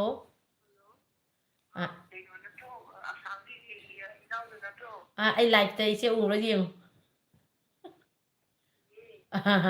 ꯍꯣꯏ ꯍꯣꯏ ꯅꯝꯕꯔꯁꯦ ꯁꯦꯚ ꯇꯧꯁꯟꯖꯔꯛꯀꯦꯀꯣ ꯏꯆꯦ ꯍꯣꯏ ꯍꯣꯏ ꯍꯣꯏ ꯐꯣꯟ ꯇꯧꯕꯤꯔꯛꯄꯒꯤꯗꯃꯛꯇ ꯊꯥꯒꯠꯆꯔꯤ ꯏꯆꯦ ꯀꯣꯟꯅ ꯁꯨꯝ ꯋꯥꯔꯤ ꯁꯥꯟꯅꯁꯤ ꯏꯆꯦ ꯑꯃꯤꯇꯥ ꯅꯥꯎꯔꯦꯝ ꯐꯪꯉꯦ ꯐꯪꯉꯦ ꯃꯤꯁ ꯀꯣꯜ ꯄꯤꯈ꯭ꯔꯕꯅꯤ ꯑꯃꯤꯇꯥ ꯅꯥꯎꯔꯦꯝ ꯍꯧꯖꯤꯛꯀꯤꯗꯣ ꯃꯤꯁꯀꯣꯜ ꯑꯃꯁꯨ ꯑꯃꯤꯇꯥ ꯂꯥꯛꯑꯕ ꯅꯥꯎꯔꯦꯝ ꯑꯩꯒꯤꯅꯤ ꯌꯥꯏ 78 ꯃꯥꯗꯩ ꯅꯠꯇ꯭ꯔꯣ ꯃꯤꯁꯦ ꯅꯝꯕꯔ ꯑꯃꯨꯛ ꯂꯥꯛꯑꯦ ꯑꯃꯤꯇꯥ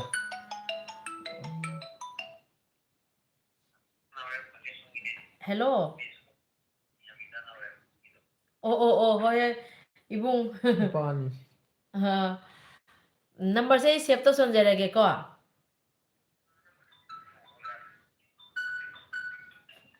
ꯍꯣꯏ ꯍꯣꯏ ꯑꯗꯣ ꯅꯝꯕꯔꯁꯦ ꯁꯦꯚ ꯇꯧꯁꯟꯖꯔꯒꯦ ꯂꯥꯏꯚꯁꯦ ꯐꯣꯟꯁꯦ ꯃꯈꯣꯟꯁꯦ ꯑꯅꯤ ꯑꯅꯤ ꯆꯠꯄ ꯑꯗꯨꯃꯥꯏꯅ ꯇꯧꯔꯤ ꯐꯣꯟ ꯁꯣꯝꯗ ꯂꯥꯏꯠ ꯑꯣ ꯂꯥꯏꯚꯇ ꯎꯕ꯭ꯔꯣ ꯍꯣꯏ ꯍꯣꯏ ꯍꯣꯏ ꯍꯣꯏ ꯑꯩꯁꯨ ꯁꯦꯚ ꯅꯪꯒꯤ ꯅꯈꯣꯟꯅꯤ ꯇꯧꯁꯟꯖꯔꯒꯦ ꯅꯪꯒꯤ ꯅꯈꯣꯟ ꯅꯁꯥꯅ ꯅꯁꯥ ꯉꯥꯡꯉꯤꯅꯤ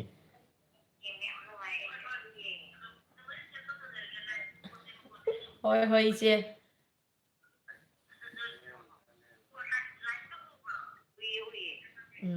ꯀꯣꯟꯅ ꯑꯩ ꯂꯥꯏꯚ ꯂꯣꯏꯔꯒ ꯏꯆꯦ ꯉꯁꯤꯗꯤ ꯈꯪꯉꯦ ꯅꯨꯡꯗꯥꯡ ꯍꯜꯂꯛꯑꯁꯨ ꯑꯣꯏꯈꯔꯦ ꯍꯌꯦꯡ ꯋꯥꯔꯤ ꯁꯥꯟꯅꯁꯤꯀꯣ ꯏꯆꯦ ꯑꯩ ꯁꯦꯚ ꯇꯧꯁꯟꯖꯒꯦ ꯅꯝꯕꯔꯁꯦ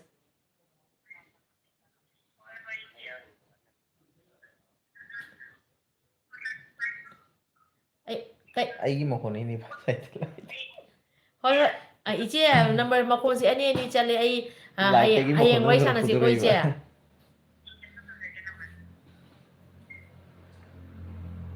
ꯃꯈꯣꯟꯁꯦ ꯑꯅꯤ ꯑꯅꯤ ꯆꯠꯂꯤꯌꯦ ꯂꯥꯏꯠꯇꯒꯤ ꯐꯨꯗꯣꯔꯛꯄ ꯍꯌꯦꯡ ꯑꯌꯨꯛ ꯅꯨꯡꯊꯤꯟꯗ ꯋꯥꯔꯤ ꯁꯥꯟꯅꯁꯤ ꯏꯆꯦ ꯀꯃꯦꯟ ꯃꯌꯥꯝ ꯂꯥꯛꯑꯝꯃꯅꯤ ꯏꯆꯦ ꯐꯣꯟ ꯇꯧꯁꯟꯅ ꯂꯩꯕꯗ ꯅꯨꯄꯤ ꯅꯣꯡꯃ ꯋꯥꯔꯤ ꯁꯃꯤꯔ ꯁꯥꯟꯅꯁꯦ ꯑꯩ ꯍꯥꯏꯁꯦ ꯅꯣꯡꯃꯅꯦ ꯆꯥꯛ ꯏꯆꯤꯜ ꯅꯨꯄꯤ ꯏꯅꯥꯎ ꯃꯌꯥꯝ ꯁꯃꯤꯔ ꯍꯥꯏꯁꯦ ꯄꯨꯝꯅꯃꯛꯇ ꯆꯥꯛ ꯆꯥꯔꯕ꯭ꯔꯣ ꯉꯥꯛꯄꯅꯦ ꯅꯨꯄꯤ ꯁꯃꯤꯔ ꯍꯥꯏꯁꯦ ꯆꯥꯛ ꯑꯣ ꯆꯥꯔꯕ꯭ꯔꯣ ꯅꯨꯡꯁꯤꯠ ꯁꯃꯤ ꯂꯥꯛꯑꯦ ꯑꯩꯅ ꯉꯁꯥꯏ ꯍꯥꯏꯔꯝꯃꯤꯅꯤ ꯅꯪꯒꯤ ꯋꯥꯔꯤ ꯅꯨꯡꯁꯤꯠ ꯁꯃꯤ ꯂꯥꯛꯑꯗꯤ ꯅꯨꯡꯉꯥꯏꯔꯅꯤ ꯑꯗꯣ ꯏꯆꯦ ꯂꯩꯔꯤꯕ ꯏꯆꯤꯜ ꯏꯅꯥꯎ ꯃꯌꯥꯝ ꯄꯨꯝꯅꯃꯛ ꯑꯩ ꯅꯣꯡꯃ ꯍꯧꯖꯤꯛꯀꯤ ꯃꯈꯣꯟꯁꯦ ꯃꯌꯥꯝꯅꯁꯨ ꯇꯥꯕ ꯌꯥꯕ ꯑꯗꯩꯗꯤ ꯑꯩ ꯐꯣꯟ ꯅꯝꯕꯔ ꯑꯃ ꯄꯤꯔꯛꯀꯦ ꯑꯗꯣ ꯃꯌꯥꯝ ꯂꯣꯏꯅ ꯑꯩꯈꯣꯏ ꯃꯤꯇꯩ ꯏꯆꯤꯟ ꯏꯅꯥꯎ ꯃꯌꯥꯝ ꯑꯩꯈꯣꯏ ꯃꯌꯥꯝ ꯋꯥꯔꯤ ꯁꯥꯟꯅꯁꯤ ꯑꯩ ꯃꯅꯤꯄꯨꯔꯗꯩ ꯍꯜꯂꯛꯑꯒ ꯑꯗꯨꯃꯥꯏꯅ ꯂꯥꯏꯐ ꯑꯃ ꯁꯥꯟꯅꯁꯤꯀꯣ ꯏꯆꯤꯟ ꯏꯅꯥꯎ ꯃꯌꯥꯝ ꯐꯣꯟ ꯅꯝꯕꯔ ꯄꯤꯔꯛꯀꯦ ꯑꯗꯣ ꯐꯣꯟ ꯅꯝꯕꯔꯗ ꯋꯥꯔꯤ ꯁꯥꯟꯅꯁꯤ ꯏꯆꯤꯟ ꯏꯅꯥꯎ ꯃꯌꯥꯝ ꯌꯥꯝ ꯅꯨꯡꯉꯥꯏꯖꯔꯦ ꯊꯦꯡꯀ꯭ꯌꯨ ꯍꯥꯏꯔꯦꯀꯣ ꯇꯣꯡꯉꯥꯏ ꯏꯕꯦꯝꯃꯅ ꯏꯕꯦ ꯌꯥꯏꯃꯅ ꯏꯆꯦꯕꯨꯁꯨ ꯑꯗꯩꯗꯤ ꯊꯦꯡꯀ꯭ꯌꯨ ꯊꯥꯒꯠꯆꯔꯤ ꯏꯆꯦ ꯐꯣꯟ ꯇꯧꯕꯤꯔꯛꯄ ꯑꯩꯁ ꯅꯨꯡꯁꯤꯕ ꯄꯤꯕꯤꯕꯩꯗꯃꯛꯇ ꯁꯤꯡꯍꯥꯅ ꯍꯥꯏ ꯏꯝꯐꯥꯜꯗ ꯂꯥꯛꯄꯗ ꯒꯥꯔꯤ ꯀꯌꯥ ꯂꯩꯔꯝꯃꯨꯒꯦ ꯑꯗꯨꯇ ꯍꯥꯏꯕꯤꯔꯛꯎ ꯌꯥꯝ ꯅꯨꯡꯁꯤ ꯌꯥꯝ ꯅꯨꯡꯁꯤ ꯏꯃꯥ ꯂꯩꯕꯥꯛꯅ ꯌꯥꯏꯐꯔꯦ ꯀꯪꯂꯩꯄꯥꯛꯅ ꯌꯥꯏꯐꯔꯦ ꯑꯩꯈꯣꯏ ꯃꯤꯇꯩꯒꯤ ꯏ ꯃꯌꯥꯝ ꯏꯆꯤꯟ ꯏꯅꯥꯎ ꯑꯩꯈꯣꯏꯅ ꯑꯁꯥꯝꯗ ꯂꯩꯔꯒꯁꯨ ꯃꯅꯤꯄꯨꯔꯗ ꯂꯩꯔꯒꯁꯨ ꯃꯤꯇꯩ ꯍꯥꯏꯕꯁꯦ ꯏꯆꯤꯟ ꯏꯅꯥꯎꯅꯤ ꯆꯦꯛꯁꯤꯜꯂꯛꯄꯗ ꯑꯩꯒꯤ ꯏꯁꯦ ꯀꯔꯤꯅꯣ ꯍꯥꯏꯕ ꯑꯁꯤ ꯑꯩ ꯃꯤꯇꯩ ꯑꯃ ꯑꯣꯏꯅ ꯑꯩꯅ ꯇꯧꯒꯗꯕ ꯊꯧꯗꯥꯡꯁꯦ ꯀꯩꯅꯣ ꯍꯥꯏꯅ ꯈꯪꯅꯕ ꯃꯇꯝ ꯌꯧꯔꯛꯄꯗ ꯑꯩꯒꯤ ꯏꯊꯧꯁꯦ ꯀꯩꯅꯣ ꯑꯩꯅ ꯄꯥꯡꯊꯣꯛꯄ ꯃꯇꯝꯁꯦ ꯑꯁꯤ ꯃꯇꯝꯁꯦ ꯑꯁꯤꯁꯤꯅꯦ ꯍꯥꯏꯅ ꯊꯣꯛꯂꯛꯑꯒ ꯃꯤꯇꯩ ꯃꯌꯥꯝ ꯑꯄꯨꯟꯕ ꯑꯣꯏꯅ ꯅꯨꯡꯁꯤꯅꯕ ꯍꯧꯖꯤꯛ ꯖꯣꯌꯥ ꯍꯧꯖꯤꯛ ꯏꯕꯨꯡꯅ ꯅꯨꯡꯁꯤꯕ ꯄꯤꯕꯤꯔꯛꯏꯕꯁꯤꯁꯨ ꯍꯥꯏꯅꯤꯡꯉꯥꯏ ꯂꯩꯇꯅ ꯊꯥꯒꯠꯆꯔꯤ ꯌꯥꯝ ꯅꯨꯡꯁꯤ ꯑꯩ ꯂꯥꯛꯀꯗꯕ ꯅꯨꯃꯤꯠꯇꯣ ꯁꯨꯝ ꯍꯥꯏꯖꯔꯛꯀꯦ ꯑꯗꯣ ꯑꯩꯈꯣꯏ ꯏꯕꯨꯡ ꯏꯆꯤꯟ ꯏꯅꯥꯎ ꯃꯌꯥꯝ ꯑꯃꯁꯨ ꯂꯥꯛꯀꯅꯤ ꯃꯪꯂꯦꯝꯕ ꯖꯣꯌꯥꯏ ꯀꯩ ꯆꯥꯔꯒꯦ ꯃꯪꯂꯦꯝꯕ ꯁꯤꯡꯍ ꯏꯆꯥ ꯗꯤꯗꯤ ꯑꯩꯁꯨ ꯉꯥꯏꯖꯔꯤ ꯏꯆꯦꯒ ꯋꯥꯔꯤ ꯁꯥꯟꯅꯕꯒꯤ ꯃꯥꯂꯦꯝꯕ ꯅꯪꯗꯤ ꯐꯣꯟ ꯉꯥꯏꯇ ꯁꯥꯟꯅꯩꯗꯨꯗꯤ ꯑꯩꯈꯣꯏꯒ ꯅꯪꯒ ꯑꯃꯤꯇꯥ ꯅꯥꯎꯔꯦꯝ ꯇꯧꯕꯤꯔꯛꯑꯣ ꯐꯣꯟ ꯄꯤꯛ ꯑꯞ ꯇꯧꯕꯤꯔꯛꯄꯒꯤ ꯊꯦꯡꯛꯁ ꯇꯧꯖꯔꯤ ꯍꯣꯏ ꯏꯆꯦ ꯍꯣꯏꯅ ꯅꯨꯡꯁꯤꯕꯤꯕꯗꯩꯅꯤ ꯉꯁꯤ ꯑꯩꯁꯨ ꯄꯥꯔꯤ ꯏꯃꯣꯝꯅꯦ ꯍꯥꯏꯅ ꯃꯌꯥꯝꯅ ꯑꯁꯨꯝ ꯈꯔ ꯈꯔ ꯅꯨꯡꯁꯤꯕ ꯃꯌꯥꯝꯅ ꯅꯨꯡꯁꯤꯕꯤꯔꯛꯏꯁꯦꯀꯣ ꯏꯆꯦ ꯍꯣꯏ ꯃꯌꯥꯝꯅ ꯅꯨꯡꯁꯤꯕꯤꯕꯗꯩ ꯃꯌꯥꯝꯅ ꯑꯩꯒꯤ ꯚꯤꯗꯤꯑꯣ ꯊꯥꯒꯠꯆꯕꯗ ꯃꯌꯥꯝꯅ ꯌꯦꯡꯕꯤꯔꯤꯕꯁꯦ ꯑꯁꯤꯒꯤ ꯑꯩꯁꯨ ꯃꯌꯥꯝꯅ ꯈꯔ ꯈꯔ ꯈꯪꯕꯤꯕꯅꯤ ꯑꯗꯣ ꯑꯩꯅ ꯚꯤꯗꯤꯑꯣ ꯊꯥꯒꯠꯄꯗ ꯏꯆꯦ ꯑꯣꯏꯅ ꯅꯨꯡꯁꯤꯕꯁꯤ ꯏꯃꯥ ꯂꯩꯕꯥꯛ ꯅꯨꯡꯁꯤꯕꯗꯒꯤ ꯉꯁꯤ ꯏꯃꯥ ꯂꯩꯕꯥꯛꯅ ꯑꯩꯈꯣꯏꯒꯤ ꯏꯔꯝꯗꯝ ꯀꯪꯂꯩꯄꯥꯛ ꯏꯃꯥꯅ ꯉꯁꯤ ꯀꯞꯄꯤꯕꯁꯦ ꯏꯃꯥꯅ ꯇꯥꯔꯤꯕ ꯄꯤꯔꯥꯡꯁꯦ ꯑꯩꯈꯣꯏ ꯃꯤꯇꯩ ꯃꯆꯥ ꯑꯩꯈꯣꯏ ꯃꯆꯥ ꯃꯃꯣꯝ ꯄꯥꯔꯤ ꯏꯃꯣꯝ ꯃꯌꯥꯝ ꯂꯩꯔꯤꯕ ꯃꯌꯥꯝꯁꯤꯅ ꯇꯩꯊꯣꯛꯇꯣꯔꯤꯕꯅꯦꯕ ꯑꯗꯣ ꯉꯁꯤ ꯑꯩꯅ ꯀꯨꯀꯤꯅ ꯑꯩꯈꯣꯏꯗ ꯎꯁꯤꯠ ꯊꯑꯣꯏꯗꯅ ꯉꯥꯡꯉꯛꯏꯕ ꯇꯧꯔꯛꯏꯕ ꯂꯥꯟ ꯃꯌꯥꯝꯁꯦ ꯁꯤꯒꯤꯁꯤꯒ ꯃꯣꯏꯒꯤꯁꯦ ꯁꯨꯝ ꯑꯩꯈꯣই ꯌꯦꯡꯕꯅꯦ ꯑꯩꯈꯣꯏꯗꯤ ꯍꯥꯟꯅ ꯁꯨꯃꯥꯏꯅ ꯇꯧꯔꯝꯗꯦ ꯑꯗꯣ ꯍꯧꯖꯤꯛ ꯑꯩꯈꯣꯏꯅ ꯈꯨꯝꯃꯤꯕ ꯉꯥꯡꯉꯤꯕ ꯃꯌꯥꯝꯁꯦ ꯑꯩꯗꯤ ꯆꯥꯛꯅ ꯈꯔ ꯉꯥꯡꯖꯕꯅꯤ ꯆꯥꯛ ꯑꯗꯣ ꯉꯥꯡꯗꯕ ꯁꯣꯁꯦꯜ ꯃꯦꯗꯤꯌꯥꯗ ꯊꯣꯛꯇꯕ ꯃꯌꯥꯝ ꯑꯃ ꯂꯩꯔꯦꯕ ꯉꯁꯤ ꯑꯩꯅ ꯁꯣꯁꯦꯜ ꯃꯦꯗꯤꯌꯥꯗ ꯉꯥꯡꯕ ꯃꯇꯝꯗ ꯏꯆꯦ ꯑꯣꯏꯅ ꯊꯃꯣꯏꯗ ꯈꯖꯤꯛꯇꯪ ꯑꯣꯏꯔꯁꯨ ꯅꯨꯡꯉꯥꯏꯕ ꯐꯥꯎꯔꯤꯁꯦ ꯏꯆꯦ ꯍꯣꯏꯁꯨ ꯊꯃꯣꯏꯗ ꯆꯥꯛꯏꯕꯅꯤꯅ ꯄꯥꯜꯂꯤꯕꯅꯤꯅ ꯆꯩꯅꯥꯗꯣ ꯑꯗꯨꯗꯨꯅ ꯏꯆꯦ ꯑꯣꯏꯅ ꯁꯨꯝ ꯑꯩꯒꯤ ꯆꯦꯅꯦꯜꯁꯦ ꯌꯦꯡꯕꯤꯕꯅꯤ ꯅꯨꯡꯁꯤꯕꯤꯕꯅꯤ ꯍꯥꯏꯅ ꯑꯩꯅ ꯈꯟꯖꯩꯑꯕ ꯃꯪꯂꯦꯝꯕ ꯁꯤꯡꯍ ꯌꯥꯏꯐꯔꯦ ꯌꯥꯏꯐꯔꯦ ꯌꯥꯏꯐꯔꯦ ꯑꯦꯁ ꯃꯪꯂꯦꯝꯕ ꯀꯦ ꯌꯥꯏꯐꯔꯦ ꯔꯣꯡꯃꯩ ꯑꯦꯁ ꯀꯦ ꯀꯥꯃꯩ ꯔꯣꯡꯃꯩ ꯎꯝ ꯔꯣꯡꯃꯩ ꯎꯝ ꯁꯤꯁꯇꯔ ꯈꯣꯏꯁꯦ ꯀꯗꯥꯏꯗꯒꯤꯅꯣ ꯌꯥꯝꯅ ꯅꯨꯡꯉꯥꯏꯌꯦ ꯅꯣꯏꯒꯤ ꯋꯥ ꯇꯥꯔꯒ ꯍꯣꯏ ꯑꯩꯈꯣꯏꯗꯤ ꯍꯣꯖꯥꯏꯗꯒꯤꯅꯤ ꯑꯩꯈꯣꯏꯗꯤ ꯃꯤꯇꯩ ꯑꯩꯈꯣꯏꯅ ꯄꯥꯝꯕꯁꯦ ꯏꯆꯤꯟ ꯏꯅꯥꯎ ꯑꯩꯈꯣꯏ ꯃꯌꯥꯝ ꯂꯣꯏ ꯅꯨꯡꯁꯤ ꯆꯥꯟꯅꯅ ꯂꯩꯃꯤꯟꯅꯕ ꯄꯥꯝꯕꯅꯤ ꯑꯗꯨꯒ ꯃꯅꯤꯄꯨꯔ ꯍꯥꯏꯕ ꯑꯁꯨꯛ ꯐꯖꯕ ꯑꯁꯨꯛ ꯅꯤꯡꯊꯤꯕ ꯌꯦꯡꯉꯤ ꯃꯈꯩ ꯌꯦꯡꯉꯨ ꯌꯦꯡꯉꯨ ꯃꯥꯒꯤꯗꯤ ꯑꯋꯥꯠꯄ ꯂꯩꯇꯦ ꯁꯥꯟꯅꯕꯗ ꯑꯗꯨꯒꯩꯗꯤ ꯐꯖꯕꯗ ꯆꯥꯕ ꯊꯛꯄꯗ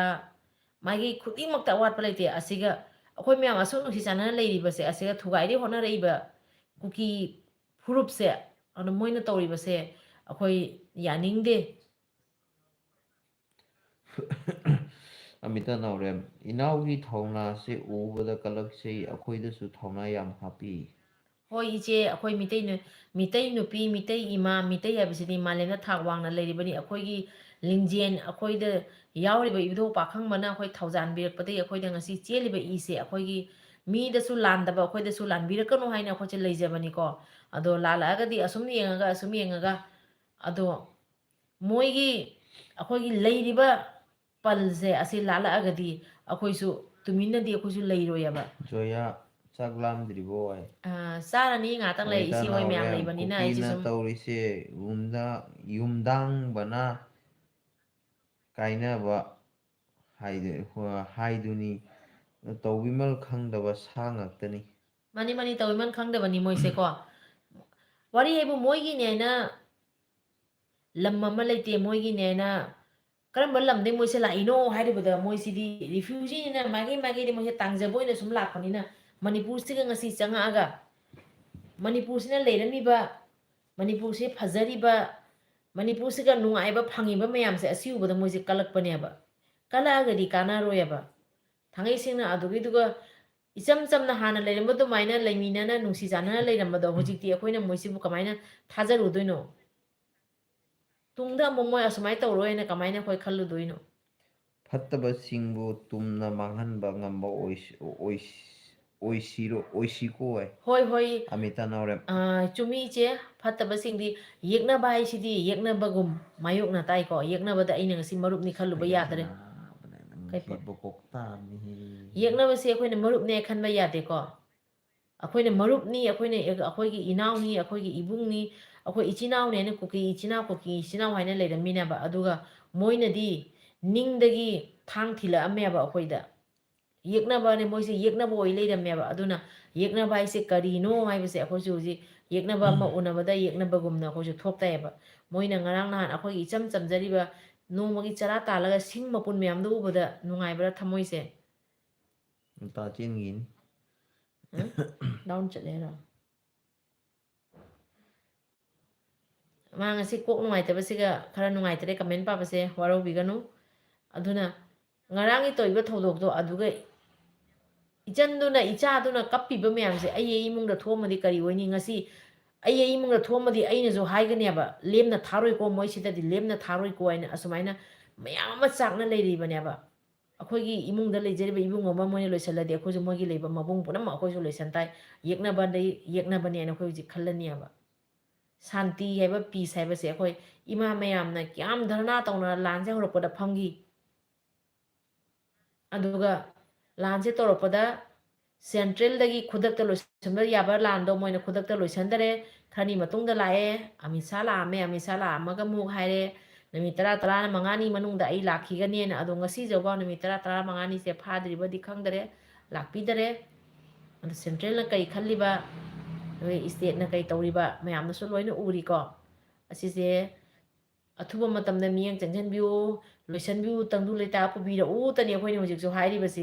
ꯑꯩꯈꯣꯏꯅ ꯉꯁꯤꯐꯥꯎ ꯀꯨꯀꯤꯗ ꯍꯥꯟꯅ ꯑꯦꯇꯦꯛ ꯇꯧꯔꯨꯗꯦ ꯑꯩꯈꯣꯏꯅ ꯉꯁꯤꯐꯥꯎ ꯀꯨꯀꯤꯒꯤ ꯂꯝꯗ ꯀꯨꯀꯤ ꯌꯨꯝꯗ ꯀꯨꯀꯤ ꯅꯨꯄꯤꯗ ꯉꯔꯥꯡ ꯅꯍꯥꯟꯇꯁꯨ ꯀꯨꯀꯤ ꯅꯨꯄꯤ ꯚꯔꯥ ꯊꯤ ꯂꯥꯛꯄꯗꯒꯤ ꯀꯉꯥꯎꯅꯅ ꯂꯥꯛꯅ ꯑꯩꯈꯣꯏ ꯑꯔꯥꯝꯕꯥꯏ ꯏꯆꯤꯟ ꯏꯅꯥꯎꯁꯤꯡꯅ ꯊꯤꯟꯈꯤꯀꯣ ꯑꯗꯨꯃꯥꯏꯅ ꯇꯧꯔꯤ ꯄꯨꯝꯅꯃꯛ ꯕꯪꯂꯦꯝꯕ ꯍꯣꯏ ꯀꯔꯤ ꯑꯩꯈꯣꯏꯅ ꯃꯣꯏꯁꯦ ꯁꯩꯗꯥꯡꯐꯝ ꯄꯤꯔꯨꯕꯁꯦ ꯑꯩꯈꯣꯏꯒꯤ ꯈ꯭ꯋꯥꯏꯗꯒꯤ ꯑꯂꯥꯟꯕ ꯑꯣꯏꯅ ꯇꯥꯔꯦ ꯍꯨꯏꯕꯨ ꯆꯥꯎꯅꯕ ꯌꯣꯛꯂꯒ ꯍꯨꯏꯕꯨ ꯆꯤꯛꯏ ꯍꯥꯏꯗꯣ ꯇꯥꯔꯦ ꯏꯆꯦ ꯆꯨꯝꯃꯤ ꯏꯅꯥꯎ ꯑꯗꯣ ꯑꯩꯈꯣꯏꯒꯤ ꯑꯔꯥꯟꯕꯅꯤ ꯍꯥꯏꯕꯗꯤ ꯑꯩꯒꯤ ꯃꯥꯏꯀꯩꯗꯗꯤ ꯍꯣꯏ ꯍꯥꯏꯕ ꯌꯥꯔꯒꯁꯨ ꯊꯥꯡꯉꯩ ꯁꯦꯡꯅꯗꯤ ꯑꯩꯈꯣꯏꯒꯤ ꯑꯔꯥꯟꯕꯅꯤ ꯍꯥꯏꯕꯖꯥꯗꯤ ꯑꯩꯈꯣꯏꯒꯤ ꯆꯥꯎꯊꯣꯛꯆꯕ ꯑꯩꯈꯣꯏꯒꯤ ꯆꯝꯖꯕ ꯑꯩꯈꯣꯏꯅ ꯃꯤꯅꯨꯡꯁꯤ ꯆꯦꯟꯕ ꯏꯕꯨꯡ ꯏꯄ꯭ꯋꯥ ꯑꯩꯈꯣꯏꯒꯤ ꯏꯄꯥ ꯏꯄꯨ ꯍꯥꯛꯇꯛꯇꯩ ꯄꯨ ꯍꯥꯛꯇꯛꯇꯩ ꯑꯩꯈꯣꯏꯁꯤꯗꯤ ꯃꯤꯅꯨꯡꯁꯤ ꯆꯥꯎꯅ ꯂꯩꯔꯛꯄꯅꯤ ꯃꯅꯤꯄꯨꯔꯗ ꯑꯩꯈꯣꯏꯒꯤ ꯃꯤꯇꯩ ꯅꯤꯡꯊꯧꯅ ꯄꯥꯜꯂꯛꯄ ꯃꯇꯝꯗ ꯃꯤꯇꯩ ꯅꯤꯡꯊꯧꯅ ꯄꯥꯜꯂꯝꯕ ꯃꯇꯝꯗ ꯂꯩꯔꯝꯕ ꯂꯨꯞ ꯃꯌꯥꯝꯁꯦ ꯑꯩꯈꯣꯏ ꯂꯣꯏ ꯅꯨꯡꯁꯤꯅꯅ ꯂꯩꯔꯛꯏꯕꯀꯣ ꯃꯤꯇꯩ ꯅꯤꯡꯊꯧꯅ ꯑꯃꯠꯇꯗ ꯀꯥꯔꯟ ꯇꯧꯈꯤꯗꯦ ꯃꯤꯇꯩ ꯅꯤꯡꯊꯧꯅ ꯂꯩꯔꯝꯕ ꯃꯇꯝꯗ ꯑꯩꯈꯣꯏꯁꯦ ꯃꯤꯅꯨꯡꯁꯤ ꯆꯥꯎꯕꯅꯤꯅ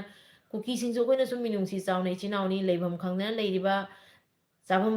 ꯈꯪꯗꯅ ꯂꯩꯔꯤꯕ ꯃꯣꯏꯁꯦ ꯁꯨꯝ ꯆꯪꯖꯁꯅꯨ ꯂꯩꯖꯁꯅꯨ ꯍꯥꯏꯅ ꯑꯩꯈꯣꯏ ꯊꯝꯃꯨꯕꯅꯦꯕ ꯑꯗꯨꯒ ꯍꯧꯖꯤꯛꯇꯤ ꯑꯩꯈꯣꯏꯁꯨ ꯀꯨꯀꯤꯁꯤꯡꯅ ꯑꯩꯈꯣꯏꯕꯨ ꯂꯧꯁꯤꯡ ꯍꯥꯞꯄꯤꯕꯅꯦꯕ ꯌꯦꯛꯅꯕ ꯍꯥꯏꯁꯦ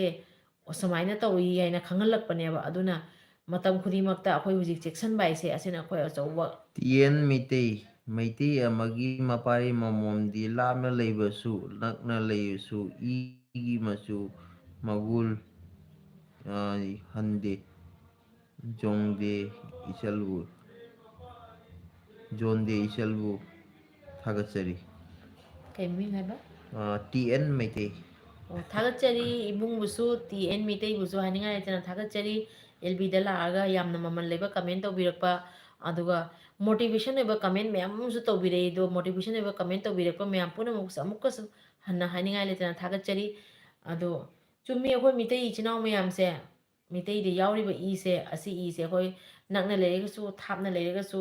ꯏꯃꯥ ꯂꯩꯕꯥꯛꯀꯤꯗꯃꯛꯇꯗꯤ ꯀꯠꯊꯣꯛꯆꯔꯒꯦ ꯏꯃꯥ ꯂꯩꯕꯥꯛꯀꯤꯗꯃꯛꯇꯗꯤ ꯃꯊꯧ ꯇꯥꯔꯒꯗꯤ ꯊꯋꯥꯏ ꯊꯥꯔꯒꯁꯨ ꯊꯥꯅꯤ ꯃꯊꯧ ꯇꯥꯔꯒꯗꯤ ꯊꯋꯥꯏ ꯂꯧꯔꯒꯁꯨ ꯂꯧꯅꯤ ꯍꯥꯏꯅ ꯑꯩꯈꯣꯏ ꯃꯤꯇꯩꯒꯤ ꯇꯣꯉꯥꯟꯕ ꯂꯤꯡꯖꯦꯜ ꯃꯤꯇꯩꯒꯤ ꯇꯣꯉꯥꯟꯕ ꯐꯤꯔꯦꯞ ꯑꯃꯗꯤ ꯑꯁꯨꯝ ꯂꯩꯔꯤꯕꯅꯦꯕ ꯑꯗꯣ ꯑꯩꯈꯣꯏꯅ ꯍꯧꯖꯤꯛ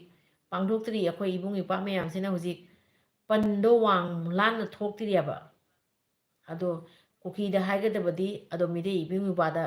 ꯌꯥꯝꯅ ꯀꯥꯔꯟ ꯇꯥꯔꯛꯀꯅꯨ ꯑꯔꯣꯏꯕꯗ ꯅꯣꯏꯒꯤ ꯀꯔꯤ ꯑꯣꯏꯒꯅꯤ ꯍꯥꯏꯕꯁꯦ ꯅꯣꯏ ꯅꯁꯥꯅ ꯈꯪꯖꯜꯂꯨ ꯁꯤ ꯋꯥꯐꯝꯁꯤꯃ ꯑꯩ ꯊꯝꯖꯅꯤꯡꯉꯤ ꯏꯇꯥ ꯊꯦꯡꯉꯦꯀꯣ ꯏꯆꯤꯟ ꯏꯅꯥꯎ ꯃꯌꯥꯝ ꯌꯥꯝ ꯊꯦꯡꯉꯦ ꯏꯃꯥꯁꯤꯡꯁꯨ ꯄꯣꯊꯥꯅꯤꯡꯉꯝꯃꯅꯤ ꯃꯩꯔꯥ ꯁꯪꯗꯦ ꯂꯥꯛꯄꯅꯤꯅ ꯆꯨꯝꯃꯤ ꯆꯨꯝꯃꯤ ꯏꯆꯦ ꯑꯃꯤꯇꯥ ꯅꯥꯎꯔꯦꯝꯅ ꯑꯩꯈꯣꯏꯅꯗꯤ ꯃꯈꯣꯏꯕꯨ ꯀꯟꯕꯤꯕ ꯉꯥꯛꯇꯅꯤ ꯑꯗꯨꯕꯨ ꯃꯈꯣꯏꯅꯗꯤ ꯋꯥꯈꯜꯗꯤ ꯍꯟꯕ ꯂꯩꯇꯦ ꯆꯨꯝꯃꯤ ꯏꯆꯦ ꯑꯅꯧꯕ ꯃꯩꯇꯥꯅ ꯑꯃꯇ ꯍꯥꯏꯕ ꯋꯥꯔꯤꯁꯦ ꯍꯥꯏꯅꯤꯡꯕ ꯇꯥꯔꯛꯇꯦ ꯁꯤꯗꯕꯨ ꯃꯩꯇꯩ ꯑꯩꯈꯣꯏꯅ ꯀꯔꯤꯅꯣ ꯇꯧꯗꯣꯏꯁꯤꯕꯨ ꯃꯤꯇꯩ ꯈꯟꯗꯣꯏꯁꯤꯕꯨ ꯑꯩꯈꯣꯏꯒꯤꯗꯤ ꯃꯪꯂꯦꯝꯕ ꯏꯃꯥ ꯂꯩꯕꯥꯛꯅ ꯌꯥꯏꯐꯔꯦ ꯆꯨꯝꯃꯤ ꯏꯆꯦ ꯃꯤꯇꯩ ꯑꯩꯈꯣꯏꯒꯤ ꯑꯐꯕ ꯃꯇꯝ ꯂꯥꯛꯑꯕꯅꯤ ꯍꯧꯖꯤꯛ ꯃꯤꯇꯩ ꯑꯩꯈꯣꯏꯁꯦ ꯃꯤꯠ ꯄꯥꯡꯕꯒꯤ ꯃꯇꯝꯅꯤ ꯃꯤꯇꯩ ꯑꯩꯈꯣꯏꯅ ꯌꯥꯝꯅ ꯆꯝꯖꯔꯨꯕꯁꯦ ꯑꯩꯈꯣꯏ ꯑꯔꯥꯟꯕ ꯅꯠꯇꯦꯁꯦ ꯃꯤꯇꯩ ꯑꯩꯈꯣꯏꯅ ꯌꯥꯝ ꯆꯝꯖꯔꯨꯕ ꯄꯨꯛꯆꯦꯜ ꯆꯥꯎꯕꯁꯦ ꯍꯧꯖꯤꯛ ꯋꯥꯔꯜꯅ ꯈꯪꯉꯤꯕꯅꯤ ꯃꯤꯇꯩꯁꯦ ꯀꯌꯥꯝ ꯄꯨꯛꯆꯦꯜ ꯆꯥꯎꯏ ꯃꯤꯇꯩꯁꯦ ꯀꯌꯥꯝ ꯐꯩꯅ ꯑꯍꯥꯟꯕꯗ ꯀꯨꯀꯤꯁꯤꯡꯅ ꯃꯅꯤꯄꯨꯔꯗ ꯅꯦꯠ ꯕꯟ ꯑꯣꯏꯔꯒ ꯆꯨꯔꯆꯥꯟꯄꯨꯔꯗ ꯅꯦꯠ ꯍꯥꯡꯗꯣꯛꯑꯒ ꯑꯣꯏꯗ ꯄꯥꯗꯕ ꯇꯧꯔꯒ ꯃꯌꯥꯝꯗ mayamda kapsana lausana moina utliba mayamdo ado hujik net se hangakpade aseng aseng so loi khangae aduga aina su aigi ama mang video da irang se hek horakpade ki singna tawrakpado aina mayamda sum aigi oina mayam khangnabo video khadang atang aisu akhodi mapanomda leibanina kuki singa tawi singdo social media da phangyaba manipur na net ban tawsana mitei singdana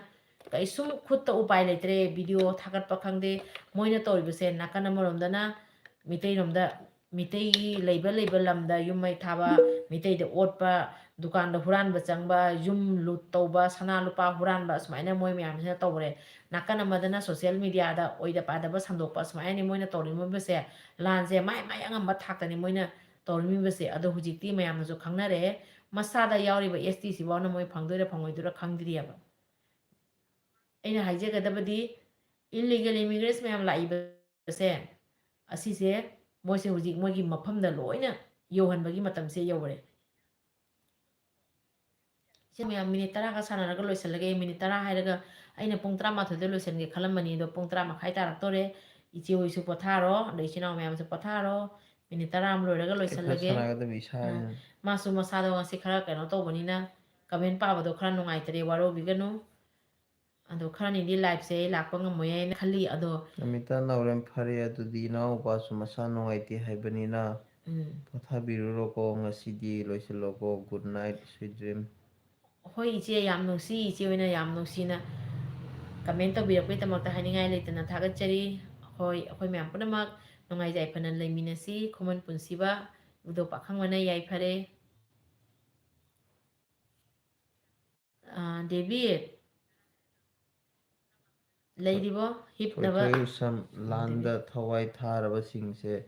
lairabe isi leirang ngakta oina oire lanjen man kari lanjen lanjennariba mandradi nongmada loisanba yabani chumi David lairaba nongmagi chara tana chaba macha ngata oina oiko yamna nungaite imungjena ngasi oihoriba phibamse akoina nungaite ta haijabadani akoina nungaitaba awabado saruk yajari asika tani akoina haibase imungduga watlibadudi kanana menbidori asumai nungaitaba wari myam ama lei aduna David akoise apunbo oina matamni yawrakpada ima leibagi tama akhoi myam matam khudimakti leiminasiko namita naurem inaw nupado naba yadeko naba phavoiroko hoi ichi oina thaujan bibadagi asum naba phajarani nabana thije asum kasi kokse khara nungaitaba gas khara kaba dumai tawbagini do ibidok thaujan sum phabasu oijarage ichi hoi myam so thaujan bibadagi sum phabasu oijarage to myam punamak himningadi sum pothaningadi sum potharasi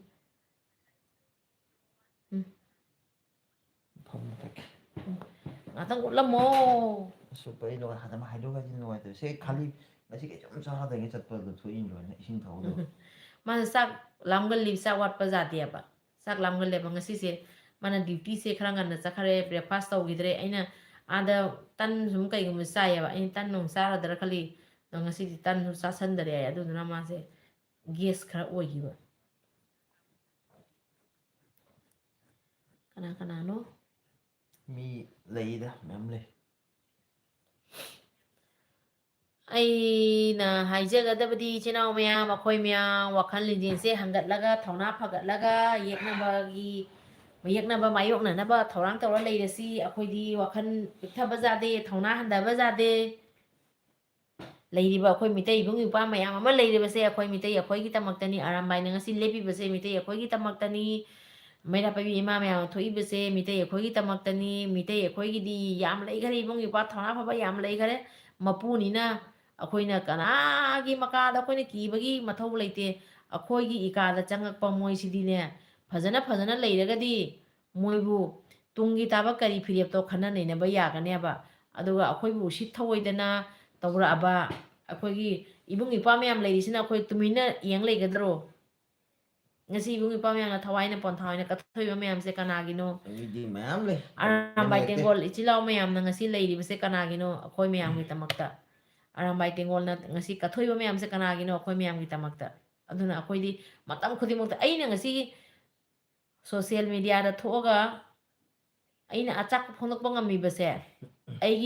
ꯑꯩꯒꯤ ꯃꯤꯇꯩ ꯏꯕꯨꯡ ꯏꯄ꯭ꯋꯥ ꯃꯤꯇꯩ ꯏꯆꯤꯟ ꯏꯅꯥꯎ ꯃꯤꯇꯩ ꯏꯃꯥ ꯃꯌꯥꯝ ꯂꯩ ꯍꯥꯏꯅ ꯑꯩꯁꯨ ꯉꯁꯤ ꯊꯧꯅꯥ ꯐꯅ ꯉꯥꯡꯕ ꯉꯝꯖꯕꯅꯦꯕ ꯑꯗꯨ ꯅꯠꯇ꯭ꯔꯒꯗꯤ ꯑꯩꯒꯤ ꯀꯅꯥꯒꯨꯝꯕ ꯑꯃ ꯂꯩꯇꯦ ꯍꯥꯏꯅ ꯑꯩꯅ ꯈꯜꯂꯝꯕ ꯇꯥꯔꯒꯗꯤ ꯑꯩꯒꯤ ꯀꯅꯥꯒꯨꯝꯕ ꯑꯃ ꯂꯩꯇꯕ ꯇꯥꯔꯒꯗꯤ ꯑꯩꯅ ꯁꯨꯃꯥꯏꯅ ꯁꯣꯁꯤꯌꯦꯜ ꯃꯦꯗꯤꯌꯥꯗ ꯊꯣꯛꯑꯒ ꯃꯌꯥꯝꯗ ꯋꯥ ꯉꯥꯡꯕꯁꯦ ꯑꯩ ꯉꯝꯃꯣꯏꯑꯕ ꯑꯩꯒꯤ ꯀꯅꯥꯝ ꯂꯩꯇꯦꯀꯣ ꯁꯤ ꯋꯥꯈꯜꯁꯦ ꯈꯟꯒꯅꯦꯕ ꯑꯩꯅ ꯈꯜꯂꯤꯕꯁꯦ ꯑꯩꯒꯤ ꯏꯕꯨꯡ ꯏꯄ꯭ꯋꯥ ꯃꯌꯥꯝ ꯂꯩ ꯑꯩꯒꯤ ꯏꯆꯤꯟ ꯏꯅꯥꯎ ꯃꯌꯥꯝ ꯂꯩ ꯑꯩꯒꯤ ꯏꯃꯥ ꯃꯌꯥꯝ ꯂꯩ ꯏꯃꯥ ꯃꯌꯥꯝ ꯏꯕꯨꯡ ꯏꯄ꯭ꯋꯥ ꯃꯌꯥꯝꯁꯤꯅ ꯑꯩꯒꯤꯗꯃꯛꯇ ꯂꯦꯞꯄꯛꯀꯅꯤ ꯑꯗꯨꯅ ꯑꯩꯁꯨ ꯑꯩꯒꯤ ꯑꯣꯏꯕ ꯋꯥꯐꯝꯁꯦ ꯑꯩꯅ ꯊꯝꯕ ꯉꯝꯃꯤ ꯍꯥꯏꯕ ꯉꯝꯃꯤ ꯃꯌꯥꯝꯗ ꯑꯩꯒꯤ ꯃꯣꯠꯁꯦ ꯊꯝꯖꯕ ꯉꯝꯃꯦꯕ ꯑꯗꯨꯃꯥꯏꯅ ꯏꯕꯨꯡ ꯏꯄ꯭ꯋꯥ ꯃꯌꯥꯝꯅ ꯉꯁꯤ ꯆꯤꯡꯈꯣꯡꯗ ꯂꯩꯔꯒ ꯅꯣꯡꯖꯨ ꯅꯨꯡꯁꯥ ꯈꯪꯗꯒꯤ ꯑꯗꯩꯗꯤ ꯆꯥꯛ ꯂꯥꯝꯕ ꯂꯥꯝꯗꯕ ꯂꯣꯏꯅ ꯊꯥꯗꯣꯛꯑꯒ ꯃꯤꯇꯩꯒꯤꯅꯦꯅ ꯑꯍꯤꯡ ꯅꯨꯡꯗꯥꯡꯗ ꯌꯥꯔꯦꯛꯇꯅ ꯆꯤꯡꯔꯛ ꯆꯤꯡꯌꯥꯗ ꯂꯩꯔꯒ ꯈꯨꯟ ꯉꯥꯛꯏꯕꯁꯦ ꯑꯩꯈꯣꯏ ꯃꯌꯥꯝꯒꯤꯅꯤ ꯑꯗꯨꯅ ꯑꯩꯈꯣꯏ ꯀꯩꯒꯤ ꯀꯤꯗꯣꯏꯅꯣ ꯀꯨꯀꯤꯅ ꯉꯥꯡꯉꯛꯄꯗ ꯆꯞ ꯆꯥꯕꯤ ꯄꯥꯎꯈꯨꯝ ꯄꯤꯕ ꯀꯨꯀꯤꯅ ꯎꯁꯤꯠꯂꯛꯇ꯭ꯔꯗꯤ ꯑꯩꯈꯣꯏꯁꯨ ꯆꯞ ꯆꯥꯕꯤ ꯑꯗꯨꯒꯤ ꯊꯕꯛ ꯇꯧꯕ ꯑꯗꯣ ꯑꯩꯈꯣꯏꯒꯤ ꯏꯕꯨꯡ ꯏꯄ꯭ꯋꯥ ꯃꯌꯥꯝꯅ ꯈꯨꯟ ꯉꯥꯛꯄ ꯆꯠꯄꯗ ꯑꯩꯈꯣꯏꯅ ꯊꯧꯅꯥ ꯄꯤꯕ ꯅꯨꯄꯤꯁꯨ ꯅꯤꯄꯥꯁꯨ ꯑꯩꯈꯣꯏꯅ ꯀꯨꯀꯤꯁꯤꯡꯒꯤꯗꯃꯛꯇ ꯑꯩꯈꯣꯏ ꯃꯌꯥꯝꯁꯦ ꯃꯣꯏꯕꯨ ꯄꯥꯎꯈꯨꯝ ꯄꯤꯕꯒꯤ ꯃꯇꯝꯁꯦ ꯌꯧꯔꯛꯑꯕꯅꯦꯅ ꯑꯩꯈꯣꯏꯗꯤ ꯑꯩꯈꯣꯏ ꯃꯌꯥꯝꯁꯦ ꯂꯣꯏꯅ ꯆꯦꯛꯁꯤꯜꯂꯒ ꯑꯄꯨꯟꯕ ꯑꯣꯏꯔꯒ ꯃꯇꯝꯁꯦ ꯑꯩꯈꯣꯏꯅ ꯂꯃꯟ ꯈꯨꯝꯕꯒꯤ ꯃꯇꯝꯁꯦ ꯌꯧꯔꯛꯏ ꯍꯥꯏꯅ ꯈꯟꯕꯒꯤ ꯃꯇꯥꯡꯅꯦꯀꯣ ꯏꯆꯤꯟ ꯏꯅꯥꯎ ꯃꯌꯥꯝ ꯃꯥꯏ ꯃꯥꯏ ꯑꯉꯝꯕ ꯊꯥꯛꯇ ꯂꯣꯏ ꯄꯨꯝꯅꯃꯛ ꯃꯇꯦꯡ ꯇꯧꯅꯔꯤ ꯀꯅꯥꯝꯇ ꯇꯥꯛꯆꯕꯗꯤ ꯅꯠꯆꯗꯦ ꯑꯩꯒꯤ ꯑꯣꯏꯕ ꯃꯣꯠ ꯊꯝꯖꯕꯅꯤ ꯑꯩꯁꯨ ꯆꯠꯀꯦ ꯏꯃꯥꯁꯤꯡꯒ ꯃꯩꯔꯥꯁꯪꯗ ꯅꯣꯡꯃ ꯅꯤꯅꯤꯇꯪ ꯏꯃꯥꯁꯤꯡꯒ ꯎꯅꯔꯨꯒꯦ ꯍꯥꯏ ꯈꯟꯅꯅꯤ ꯑꯩꯅ ꯃꯅꯤꯄꯨꯔ ꯊꯣꯛꯂꯛꯏꯁꯦ ꯏꯆꯤꯟ ꯏꯅꯥꯎ ꯃꯌꯥꯝ ꯀꯃꯦꯟ ꯂꯥꯛꯇꯦ ꯀꯅꯥꯝꯒꯤ ꯑꯩ ꯅꯨꯡꯁꯤꯗꯕ ꯃꯄꯨ ꯏꯕꯨꯡꯉꯣ ꯃꯤꯗꯤ ꯃꯌꯥꯝ ꯂꯩ ꯂꯣꯏ ꯋꯥꯅꯔꯝꯃꯅꯤꯌꯦ ꯑꯣꯈꯥ ꯀꯨꯏꯔꯦ ꯃꯤ ꯀꯩꯅꯣ ꯃꯌꯥꯝ ꯀꯃꯥꯏꯅ ꯀꯃꯦꯟ ꯍꯥꯏꯇꯣꯏꯁꯦ ꯀꯅꯥꯅꯣ ꯑꯗꯨꯝ ꯃꯣꯏ ꯃꯁꯥ ꯈꯛꯇ ꯆꯠꯂꯤꯅꯤ ꯀꯩ ꯃꯤꯡꯅꯣ ꯃꯌꯥꯝ ꯃꯌꯥꯝ ꯃꯂꯦꯝꯕ ꯍꯤꯞꯅꯤꯡꯉꯕ ꯒꯨꯃꯥꯏꯕ ꯃꯣꯟ ꯂꯦꯡꯉꯤ ꯂꯣꯏꯁꯦ ꯊꯕꯛꯀꯗꯣ ꯂꯦꯡꯉꯤꯁꯦꯕ ꯌꯦꯁꯅꯤ ꯅꯪ ꯀꯩꯅꯣ ꯊꯛꯑꯣ ꯑꯩꯒꯤ ꯃꯍꯤꯁꯦ ꯑꯝꯇ ꯊꯛꯑꯣ ꯌꯥꯝ ꯐꯕꯅꯤ ꯍꯧꯒꯠꯂꯣ ꯍꯧꯒꯠꯂꯣ ꯍꯧꯒꯠꯂꯣ ꯁꯤ ꯀꯥꯟꯅꯒꯗ꯭ꯔꯥ ꯍꯧꯒꯠꯂꯣ ꯍꯧꯒꯠꯂꯣ ꯍꯧꯒꯠꯂꯣ ꯃꯍꯤ ꯑꯝꯇ ꯊꯛꯑꯣ 141 ꯃꯤ ꯂꯩ ꯑꯗꯨꯝ ꯀꯃꯦꯟ ꯄꯥꯗ꯭ꯔꯁꯨ ꯋꯥꯔꯤ ꯑꯣꯏꯅ ꯄꯦꯗ꯭ꯔꯦ ꯄꯦꯗ꯭ꯔꯦ ꯉꯥꯡꯉ ꯑꯗꯨꯝ ꯂꯩꯔꯣ ꯑꯩ ꯀꯅꯥꯅꯣ ꯆꯪꯉꯛꯀꯦ ꯃꯦꯁꯦꯖ ꯇꯧꯔꯤꯁꯦ ꯃꯌꯥꯝ ꯂꯩꯗ अंजार है मेरे मैसेज डिलीट मत कीजिएगा क्या लिख रहा था अगर मैसेज में कोई कमेंट मिस्टेक हुआ स्पेलिंग मिस्टेक हुआ तो कोई बात नहीं मैसेज डिलीट मत कीजिएगा कहाँ से हो काथनतोली से लाइक कीजिएगा शेरा तो लोइसल्लसी इचना ma'am ngahak leiraga hojik pungse kyano isa pung kya ta akhoi live se pung kya uli yengudo hoi baro sana to bun pung sing se enga kathatlasi ko se isingna tumba hoire kanano se kayano gendap ai ta lai genda hojik ta lai genda pina kai mathel charage ngasi thengnari se thengnare aisu ꯊꯃꯣꯏ ꯁꯦ ꯍꯔꯥꯎꯔꯤ ꯑꯩ ꯈꯔ ꯐꯖꯊꯣꯛꯄ꯭ꯔꯥ ꯃꯅꯤꯄꯨꯔꯗ ꯆꯠꯇꯣꯔꯦ ꯍꯥꯏꯕꯩ ꯍꯔꯥꯎꯕꯗ ꯈꯔ ꯐꯖꯊꯣꯛꯄ꯭ꯔꯥ ꯑꯩꯁꯨ ꯃꯩꯔꯥꯁꯪꯗ ꯑꯃꯨꯛꯇꯪꯗꯤ ꯆꯠꯀꯦꯅ ꯈꯜꯂꯤꯅꯤ ꯏꯃꯥꯁꯤꯡꯅ ꯑꯍꯤꯡꯗ ꯌꯥꯔꯛꯏꯕꯗꯣ ꯑꯝꯇ ꯌꯥꯎꯖꯒꯦꯅ ꯒꯦꯟꯗꯥꯐ ꯀꯩꯕ ꯀꯣꯕꯤ ꯁꯥꯛ ꯏꯁ ꯀꯣꯕꯤ ꯁꯥꯛ ꯍꯥꯎꯕꯅꯤ ꯑꯍꯟꯅꯤꯗꯩ ꯇꯧꯔꯒꯤ ꯐꯣꯟ ꯅꯝꯕꯔ ꯁꯦꯞ ꯇꯧꯁꯜꯂꯨꯀꯣ ꯇꯧꯁꯟꯒꯦ ꯀꯩ ꯅꯨꯃꯤꯠꯇ ꯃꯅꯤꯄꯨꯔ ꯆꯠꯇꯣꯏꯅꯣ ꯑꯩ ꯆꯠꯀꯗꯕ ꯅꯣꯡꯃ ꯋꯥꯠꯂꯤꯉꯩꯗ ꯚꯤꯗꯤꯑꯣꯗ ꯁꯣꯏꯗꯅ ꯍꯥꯏꯖꯔꯛꯀꯦ ꯚꯤꯗꯤꯑꯣ ꯊꯥꯒꯠꯆꯔꯛꯀꯦ विकास चौधरी हाय हेलो चौधरी जी नमस्ते ये हरे के नाम दिया देगा पा कमेंट तौबिरऊ कना कना मणिपुर चनिंगी अखोई स्वागी इचिनाव मयाम कांगलेपाक चलुसी इचिनाव उनरुसी इमासिंग उनरुसी हाउ आर यू मैं अच्छी हूँ डिफेंस लाइन हाय हेलो कनानो डिफेंस लाइन हाय बसे वेलकम तौजरी मिते योरमने वेलकम तौजरी एलबीदा लापिबे तमक्ता हानिंगा लेतना थागतचरी कैसे हो जी डिफेंस लाइन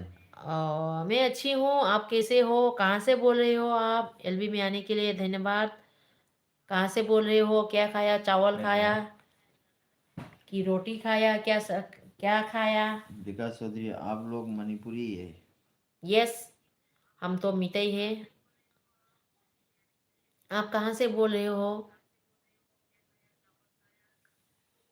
कना कना ले इचनाओ को मितई इचनाओ नहीं था। कमेंट तो बिरो। चौधरी विकास चौधरी कोलकाता से। अच्छा, कलकत्ता से। डिफेंस लाइन दिल्ली से हूँ।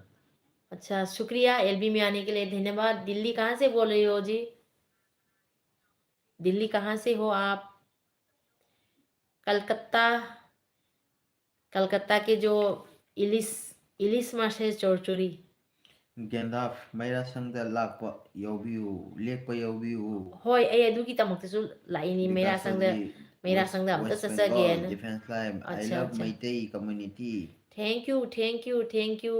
थैंक यू, धन्यवाद विनोद प्यार भरा हाय। कमेंट करने के लिए, धन्यवाद से विनोद चातु कनी को। विनोद। हेलो विनोद। हम्म, कलकत्ता से जी। क्या सब्जी खाया? खावा दावा होया गे छे? केमन आछो? दिल्ली कहाँ से बोल रही हो आप? बोलिए। विनोद से मितेरा कर्म विनोद नो अखोइन खंगनबा विनोद तुरा कर्म विनोद नो अमता कमेंट तो बिरो। जूजी है जय श्री राम। नमस्ते जी, जय श्री राम। शुक्रिया एलबी में आने के लिए, धन्यवाद। लाइक करने के लिए धन्यवाद। Vinod what you from? Vinod, Vinod कहाँ से बोल रहे हो? I think you are Meitei, am I right? जूजी आप कहाँ से हो? मैं असम, मैं असम से। आप कहाँ से? मैंने बोल दिया मैं असम से। असम में कभी घूमने आइए, असम की चाय पी के जाइए। असम की चाय बहुत टेस्टी है। जूजी आप कहाँ से हो? क्वांटम त्रिपाठी। त्रिपाठी जी तमे नमस्ते। तमे केम छो? मजे में छू। जूही जूजी बिहार। अच्छा, बिहार कहाँ से? Vinod yes I am Meitei. दुदी मितैरोंदा हाइबिरओ करिगिनो? Defence line करिगिनो मितैरोंदा हाइबिरओ? मुझे मणिपुर आना है, क्या अभी पॉसिबल है मणिपुर? ऑफ कोर्स डेफिनेटली, क्यों नहीं आ सकती हो। मणिपुर ऐसा जगह है, सबके लिए वेलकम। हमेशा मणिपुर में जितने भी कम्युनिटी के लोग रहे हैं मिलजुल कर रहे हैं। आप एक बार आके देखिए मणिपुर कैसा है। मीना रानी इसे नुंगाइब्रो? नुंगाइरी मीना रानी, कई मथेल चारगे नंगी नुंगाइरिबो? रोमिता मंगांग इसे इते ओ लाइक। ओहो रोमिता, वाह वाह वाह रोमिता, कईनोदा तुम निंग्रिबो रोमिता? आई मणिपुर से नोंनी से थोकलानियाबा अदो नोंनी से लाइफ लाक्तबा लाक्पा ngamdaba yain हंदक से लाइफ खरा थाई मरक मरकता अदो लाइफ से ngатang थारमसे लाइफ थारमिनेबा। सिंह नंबर पिरकनु अयापा उपाय अमा येंगो। कई हाइबा नंबर पिरकनु हाइबा? आई पीखरे ममांगदा अखोगी मैरा संगदे लाक्पा इमा अनी खक हाइरकपदो अदुदुना इचे अनी खकदो मैरा संगदा लेउरा लाक्पनिना इचे होइना अदमाइना मैरा संगदा अखोय मयाम संगबगी असमाय थोअकांदा अइना ngasi कुकी मोइबु कीरगा अइना मोइगी नंबर पिरोइदरा आई मथौ ताबा मीगी फोन लौखत्पिनी मथौ तादा मीगी फोन दो वही सानरकान मथौ तादा मीदुगी फोन दो ब्लॉक तो सनबीग्रनी लोइरे नत्रो आई वाखननी दो रोमिता चुम्मी मंगांग याम नुंसी। सोरक्ता लैरी इसे तुमद्री। आइसु लागा चत्तोरी मी रोमिता अइने सिगा मितई अमा ओय मितई नुपी अमा ओइरा नोंग भावना अहिंगदा मयामना जारेइदो याउद्रगदी कई कानी खनबदगी आई नोंगमदी यारे हाजी पचके। रोमिता ने सानरी सीमा में हमदे येंगेरो? कने रोमिता मेरा संगदरो रोमिता? मैम की पोथाफम ऑफिशियल बेंगलोर देगी नहीं है। आई बेंगलोर देगी ने मैम की पोथाफम ऑफिशियल। ओ थागतचरी एलबीदा लाक्तबीतमक्ता हाइनिंगाइदा थागतचरी मयामगी पोथाफम ऑफिशियल हाइबसे ꯑꯩ ꯉꯁꯤ ꯑꯍꯥꯟꯕ ꯐꯪꯅꯕ ꯑꯣꯏꯔ ꯃꯥꯜꯂꯦ ꯀꯔꯤꯒꯨꯝꯕ ꯃꯃꯥꯡꯗꯁꯨ ꯐꯪꯅꯕ ꯇꯥꯔꯝꯕ ꯇꯥꯔꯒꯗꯤ ꯋꯥꯔꯧꯕꯤꯒꯅꯨ ꯃꯤꯡꯁꯦ ꯑꯩꯅ ꯉꯁꯤ ꯐꯪꯅꯕ ꯑꯗꯨꯃꯥꯏꯅ ꯇꯧꯕ ꯀꯩ ꯂꯝ ꯕꯦꯡꯒ꯭ꯂꯣꯔꯗꯒꯤ ꯑꯗꯣ ꯊꯥꯡꯉꯩ ꯁꯦꯡꯅ ꯕꯦꯡꯒ꯭ꯂꯣꯔꯗꯒꯤꯔ ꯃꯅꯤꯄꯨꯔ ꯔꯣꯝꯗꯒꯤꯔ ꯑꯁꯥꯝ ꯔꯣꯝꯗꯒꯤꯔ ꯍꯧꯖꯤꯛ ꯕꯦꯡꯒ꯭ꯂꯣꯔꯗ ꯊꯕꯛ ꯇꯧꯅ ꯂꯩꯔꯤꯔꯥ ꯀꯃꯥꯏꯅ ꯇꯧꯔꯤꯕꯅꯣ? रोमिता मंगांग होइसे। ꯑꯣ ꯃꯩꯔꯥꯁꯪꯗ ꯂꯩꯔꯤꯕ ꯏꯃꯥ ꯄꯨꯝꯅꯃꯛꯄꯨ ꯄꯥꯔꯤ ꯏꯃꯣꯝ ꯆꯦꯅꯦꯜꯒꯤ ꯍꯥꯎꯕꯤꯖꯃꯣꯡꯕꯤ ꯁꯣꯅꯤꯌꯥꯅ ꯏꯀꯣꯛ ꯅꯣꯟꯖꯔꯤ ꯑꯃꯨꯛꯀꯁꯨ ꯍꯟꯅ ꯏꯃꯥ ꯃꯌꯥꯝꯕꯨ ꯊꯥꯒꯠꯆꯔꯤ ikai khumnajari ima mayambu yam nungsi ima maitai ima thauna phabi mitai mera paibi ima iche singbu haningai letana thagachari. Romita mangang hoi share binod na 97 ai kaino 97 ai sana. Kaino Binod 97 ID kaino Hoi se bhap binod tadre. na te ko sa to binod. Binod 97 ID kaino khangdare. Subscribe 97 का तो गया मैंने माँ Binod difference 97 था ID kaino. मैंने मितेई से शादी की वीडियो देखी है यूट्यूब पर मुझे बहु अच्छी लगी मैतेई कल्चर क्या आप मुझे किसी मैतेई शादी में इनवाइट कर सकते हो जरूर जरूर क्यों नहीं अगर भाई भाई इंसानियत ऐसा चीज है हम कब ऊपर वाला हमें कब बुलावा भेजेगा कोई नहीं कह सकता इसीलिए जब भी हम रहते हैं सबके साथ मिलजुल कर रहना चाहिए मरने से पहले कुछ अच्छा काम करना चाहिए इसमें मितई इसमें बंगाली मरवाड़ी इसमें कास्ट के ऊपर कोई डिपेंड नहीं करता इंसानियत होना चाहिए इंसानियत इंसानियत सबसे बड़ा चीज़ है मैंने ब्लू पिरो आए नंग सोंगी ये पीना बा मोबाइल नहीं कर बस जाते कनाना ब्लू पिरो हरे मीना रानी मीना ब्लू अई नेट से खरा यादेने मोबाइल से इंगत पदा कमेंट से अई से पा जादना सोंदे पारेनी अदो पिजरके को मिनिट से याबगा पिजरके साय मांगसु अईगी एलबी से मरक ततना खोना तौगिबनी सम खंगमगनी ममांगदे इचिनाव मयाम लेरबा मयाम को रोमिता इमा सिंग लेइबरो रोमिता इमा मयाम लेइबरो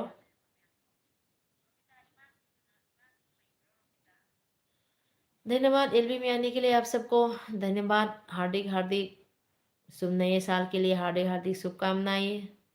जनवरी महीना तक रोमिता मंगांग लिए हो याम नुंसी इमा मयामदको क्यों सीधी उब्रो इमा मयामसु येंगिरो रोमिता सोंदा रोमिता मथंदा येंगिरो इमा मयामसु येंगिरो अइने इमा मयामदो खुरमजरी हाबदो खरा हाइबियु रोमिता मैरा संगदा लेबा इमा मयाम इचे मयाम मयाम पुनमपु इकाई खुमनजरी मीना रानी इसी की चैनल की मरम खरा है बीरमो इसे मागी चैनल की मरमदा हाइरो इसी की चैनल कोई ओ आई आई चैनल की मरम आई अदुनिना ओ बिना रानी की चैनल दसु मयाम खर खर सपोर्ट तोबियो बिना रानी सु चैनल लौना हांगकपा ओइरा मारे बिना रानी से अखोगा कनो खंगना बिना रानी दो मारे ओ मीना नी को मीना ओ मीना रानी बिना ते मीना ओ आइदे सुंगी अखो कनो की उमिदो बिना रानी दो मारे खल्लो अदो अखोई चैनल पाबे चिनाव मयाम पन अमगा सपोर्ट रो चमिनसी अखोई पन नुसी जाना लेमिनसी अमना अमगी सपोर्ट तौद्रगदी कमाइना यागनी को अदो इचिनाव मयाम मीना रानी की चैनल दसु सपोर्ट तौबियो डिपेंड्स है क्या आप दोनों से मिलना पॉसिबल है मुझमें सच में आपसे मिलने को बहुत सीरियस हूँ किस लिए इतना सीरियस किस बात के लिए बोलिए किस बात के लिए इतना सीरियस है आप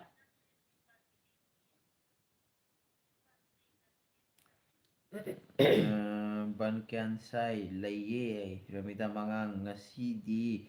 panggeida lage hoi haige isegidi full support ni थागचरी Romita याम नंसी पंगईदा लाइबको होय होय moi jaga chali ra aya आइसु चत्तोरिबनी आइसु चत्तोरिबनी Romita naga nik to ise amenda जिकेट लिसलनिना अदु इमा सिंगा आइसु लैदोरिबनी jin jala jatero rang dia ane nik to ise nang काय चकरे जिके ise bai nuki sami ise ba paw ma nungai ba ma tajai matam lepabo लेपे लेपे लेपे लेपे phone dai na si phone दाइने सी टिकेट लौगरे अदो वीडियो सु थादोरकनी नोंमा ममांगदा कुकी गिरगा इतुमि लैगद्रो मवा लौदबो कुकी मिनाई सिंगो मणिपुर से वाबना लोरे मीना रानी ना अदुगिसु इबदो पाखंग मना सोइदना इबदो पाखंग मगी मतम जे जौरको कांदा इबदो पाखंग मगी हुजिदे लांगोन अमा तौरपने ने इनदि खंजैयबको तौनिबा लानसे याम वारी बनी अदुना अखोई मिते इबुंगुपा मयाम अमा लेरी सिदी अखोई मयाम गिने मिते इचा मयाम अमा लेरी मिते इबुंगुपा मयाम अमा लेरी अदुना वाखन पुकनिंग हंदबा यादे थौना हंदबा यादे येकनाबगा अखोई मायोकनाबगी मतम खुदिमक्ता थौनानि जेन फरगा इमा लेबा कनबगी इमा लेबा कंदबा यादे इना इफुरु कंदबा यादे आइना चेक्सिन लेगदबनी मंगा आईआरबी ट्रेनिंग की दोंगा को असस मबान थाबा जारे ओ चुमिनी अदुनी अदुबु करी वाखनो दो मोइना तौइदुबो इदि भाबम तादी इसे आएगी मिंग से जाति सोर सिंह और जीते सोर है ना तीन जाति सोर नहीं ने Jati sor. अपन Hoi जीते hoi सोर waro bigano ko sum paabada comment se amani sum soigaro sum waro bigano. चिक चिक मारेगा पुतियाओ पीस है ना खाली बिनो लाई यमुना है लाइफ से डिफेंस लाइन मैं सच में आपका हक फैन हूँ डिफेंस आपके साथ सेल्फ लाइन है लेनी है सेल्फी लेनी है कोई शुक्रिया बात नहीं, शुक्रिया एक बहन एक भाई से सेल्फी हमेशा ले सकता है, एक माँ अपने एक बेटा से सेल्फी ले सकता है, उसमें कोई बड़ा बात नहीं है। शुक्रिया।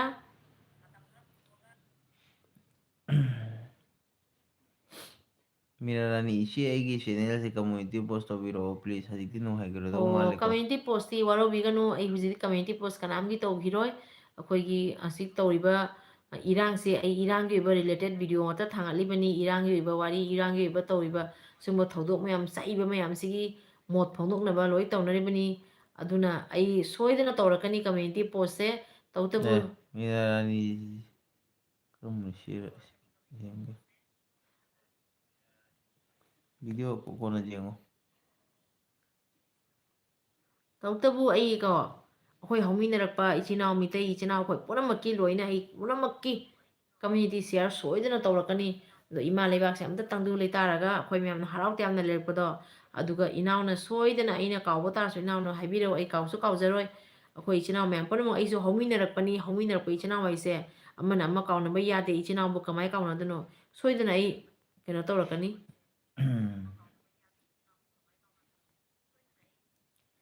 comment pa पागी सी येंगे कोई jengo कोरा no जेंगो को लेडी एजी जाति सो सिंह इचे ऐसे खंगबीब्रा इचे ऐसे खंगबीब्रा jate sur se ai gi comment da myam lakpado natro Meera jate sur रानी lakpani ko आएगी सु इरांगी ओबा video यावने hoi ado community post ti khani le tawrake hujiti community post tawro hai bai gi ai loi list i sala thammi ko punamaki loi community post tawrakani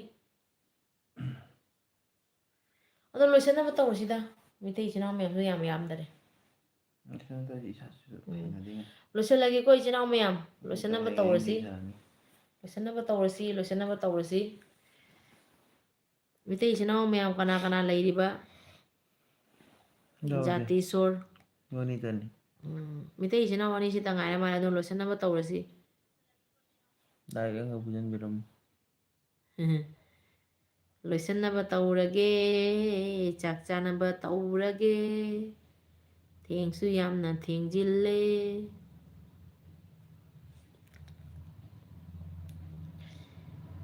loisalasiro kanglai pangna yai phare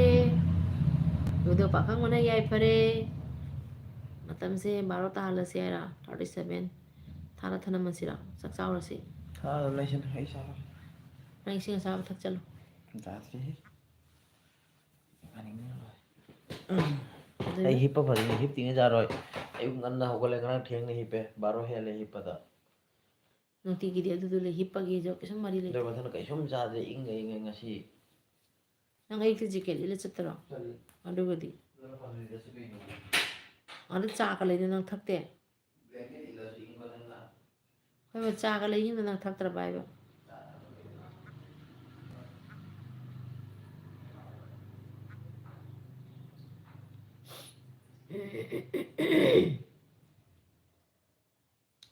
Nungsit Samir hai se kaino se Nungsit Samina kainam hai re udare good night hai mare heart iche ibai uda pare ni Nungsit Samir hoi lagi jano Mina Rani su kainam hai re kanglai pakna yai phare hoi kanglai pakna yai phare aduidi kaino se ai wana asuk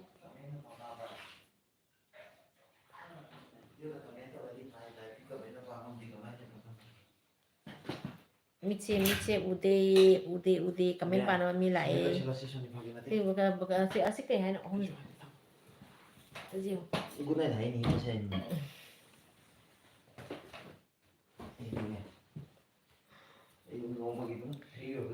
Premdas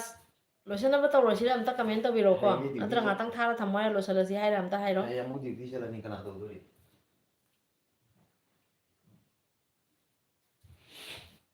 ꯂꯩꯅꯥ ꯍꯥꯏꯔꯣ ꯂꯩꯅꯥ ꯍꯥꯏꯔꯣ ꯖꯩ శ్రీరామ్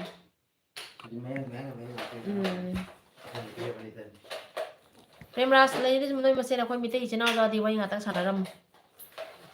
ꯑꯩ ꯁꯨꯝ ꯊꯥꯔꯛꯈ꯭ꯔꯒꯦ ꯑꯩ ꯆꯥꯛ ꯆꯥꯅꯕ ꯇꯧꯔꯨꯔꯦ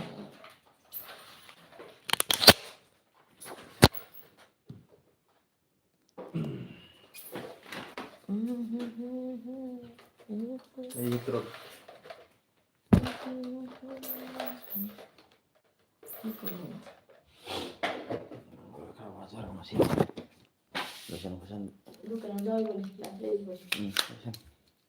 Oh my god.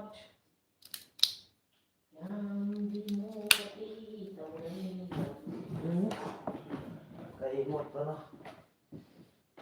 hết đang rồi chứ hay thà rồi gì hít thì với cái nó tao rồi hít có là này lại nó lại rồi chứ chúng tôi cho phá đấy nông này như thế chúng tôi cho phá đấy nông như thế mà bồi cái anh đi bồi cái hít này hít cái sống hay là nó đấy nông là bồi đấy nông là bồi không có phải đấy này hay hay đấy cái con ngon này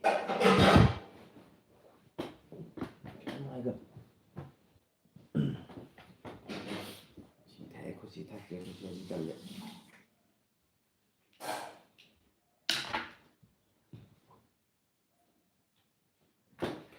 ôi thằng nào mà thế có tôi đi cái xóa sao đó đi cùng một cái gì Jangan tolong lah, kita ni bego. Kalau mau pilih kau mau di dalam lu sih. Lalu tidak semua lalu maka salah kau mau lu sih jangan dia orang lain tu. còn đó to lại một thằng kia cậu thua rồi bỏ Kau sih mau mulai jadi kau sih mau besar ni dua orang dia. cậu thua rồi bỏ Kali. lại thay đó Lalu jangan betul dia dah salah. Kau mau di tidak tak tu. hay sao đi cô ngon rồi tại sao đi đang là pro cho nên hay sao làm đây nhưng mà chúng đây có tha ra cô ngon rồi tại sao rồi bị có tha này đi có tha ra cái thứ này phải rồi áo là cái tôi đi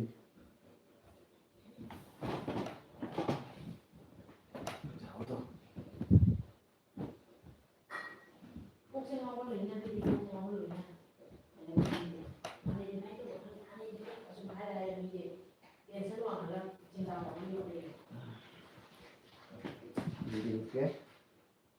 Em làm gì vậy nó? Mà sao? Si cô là nó sò cái này cô mà.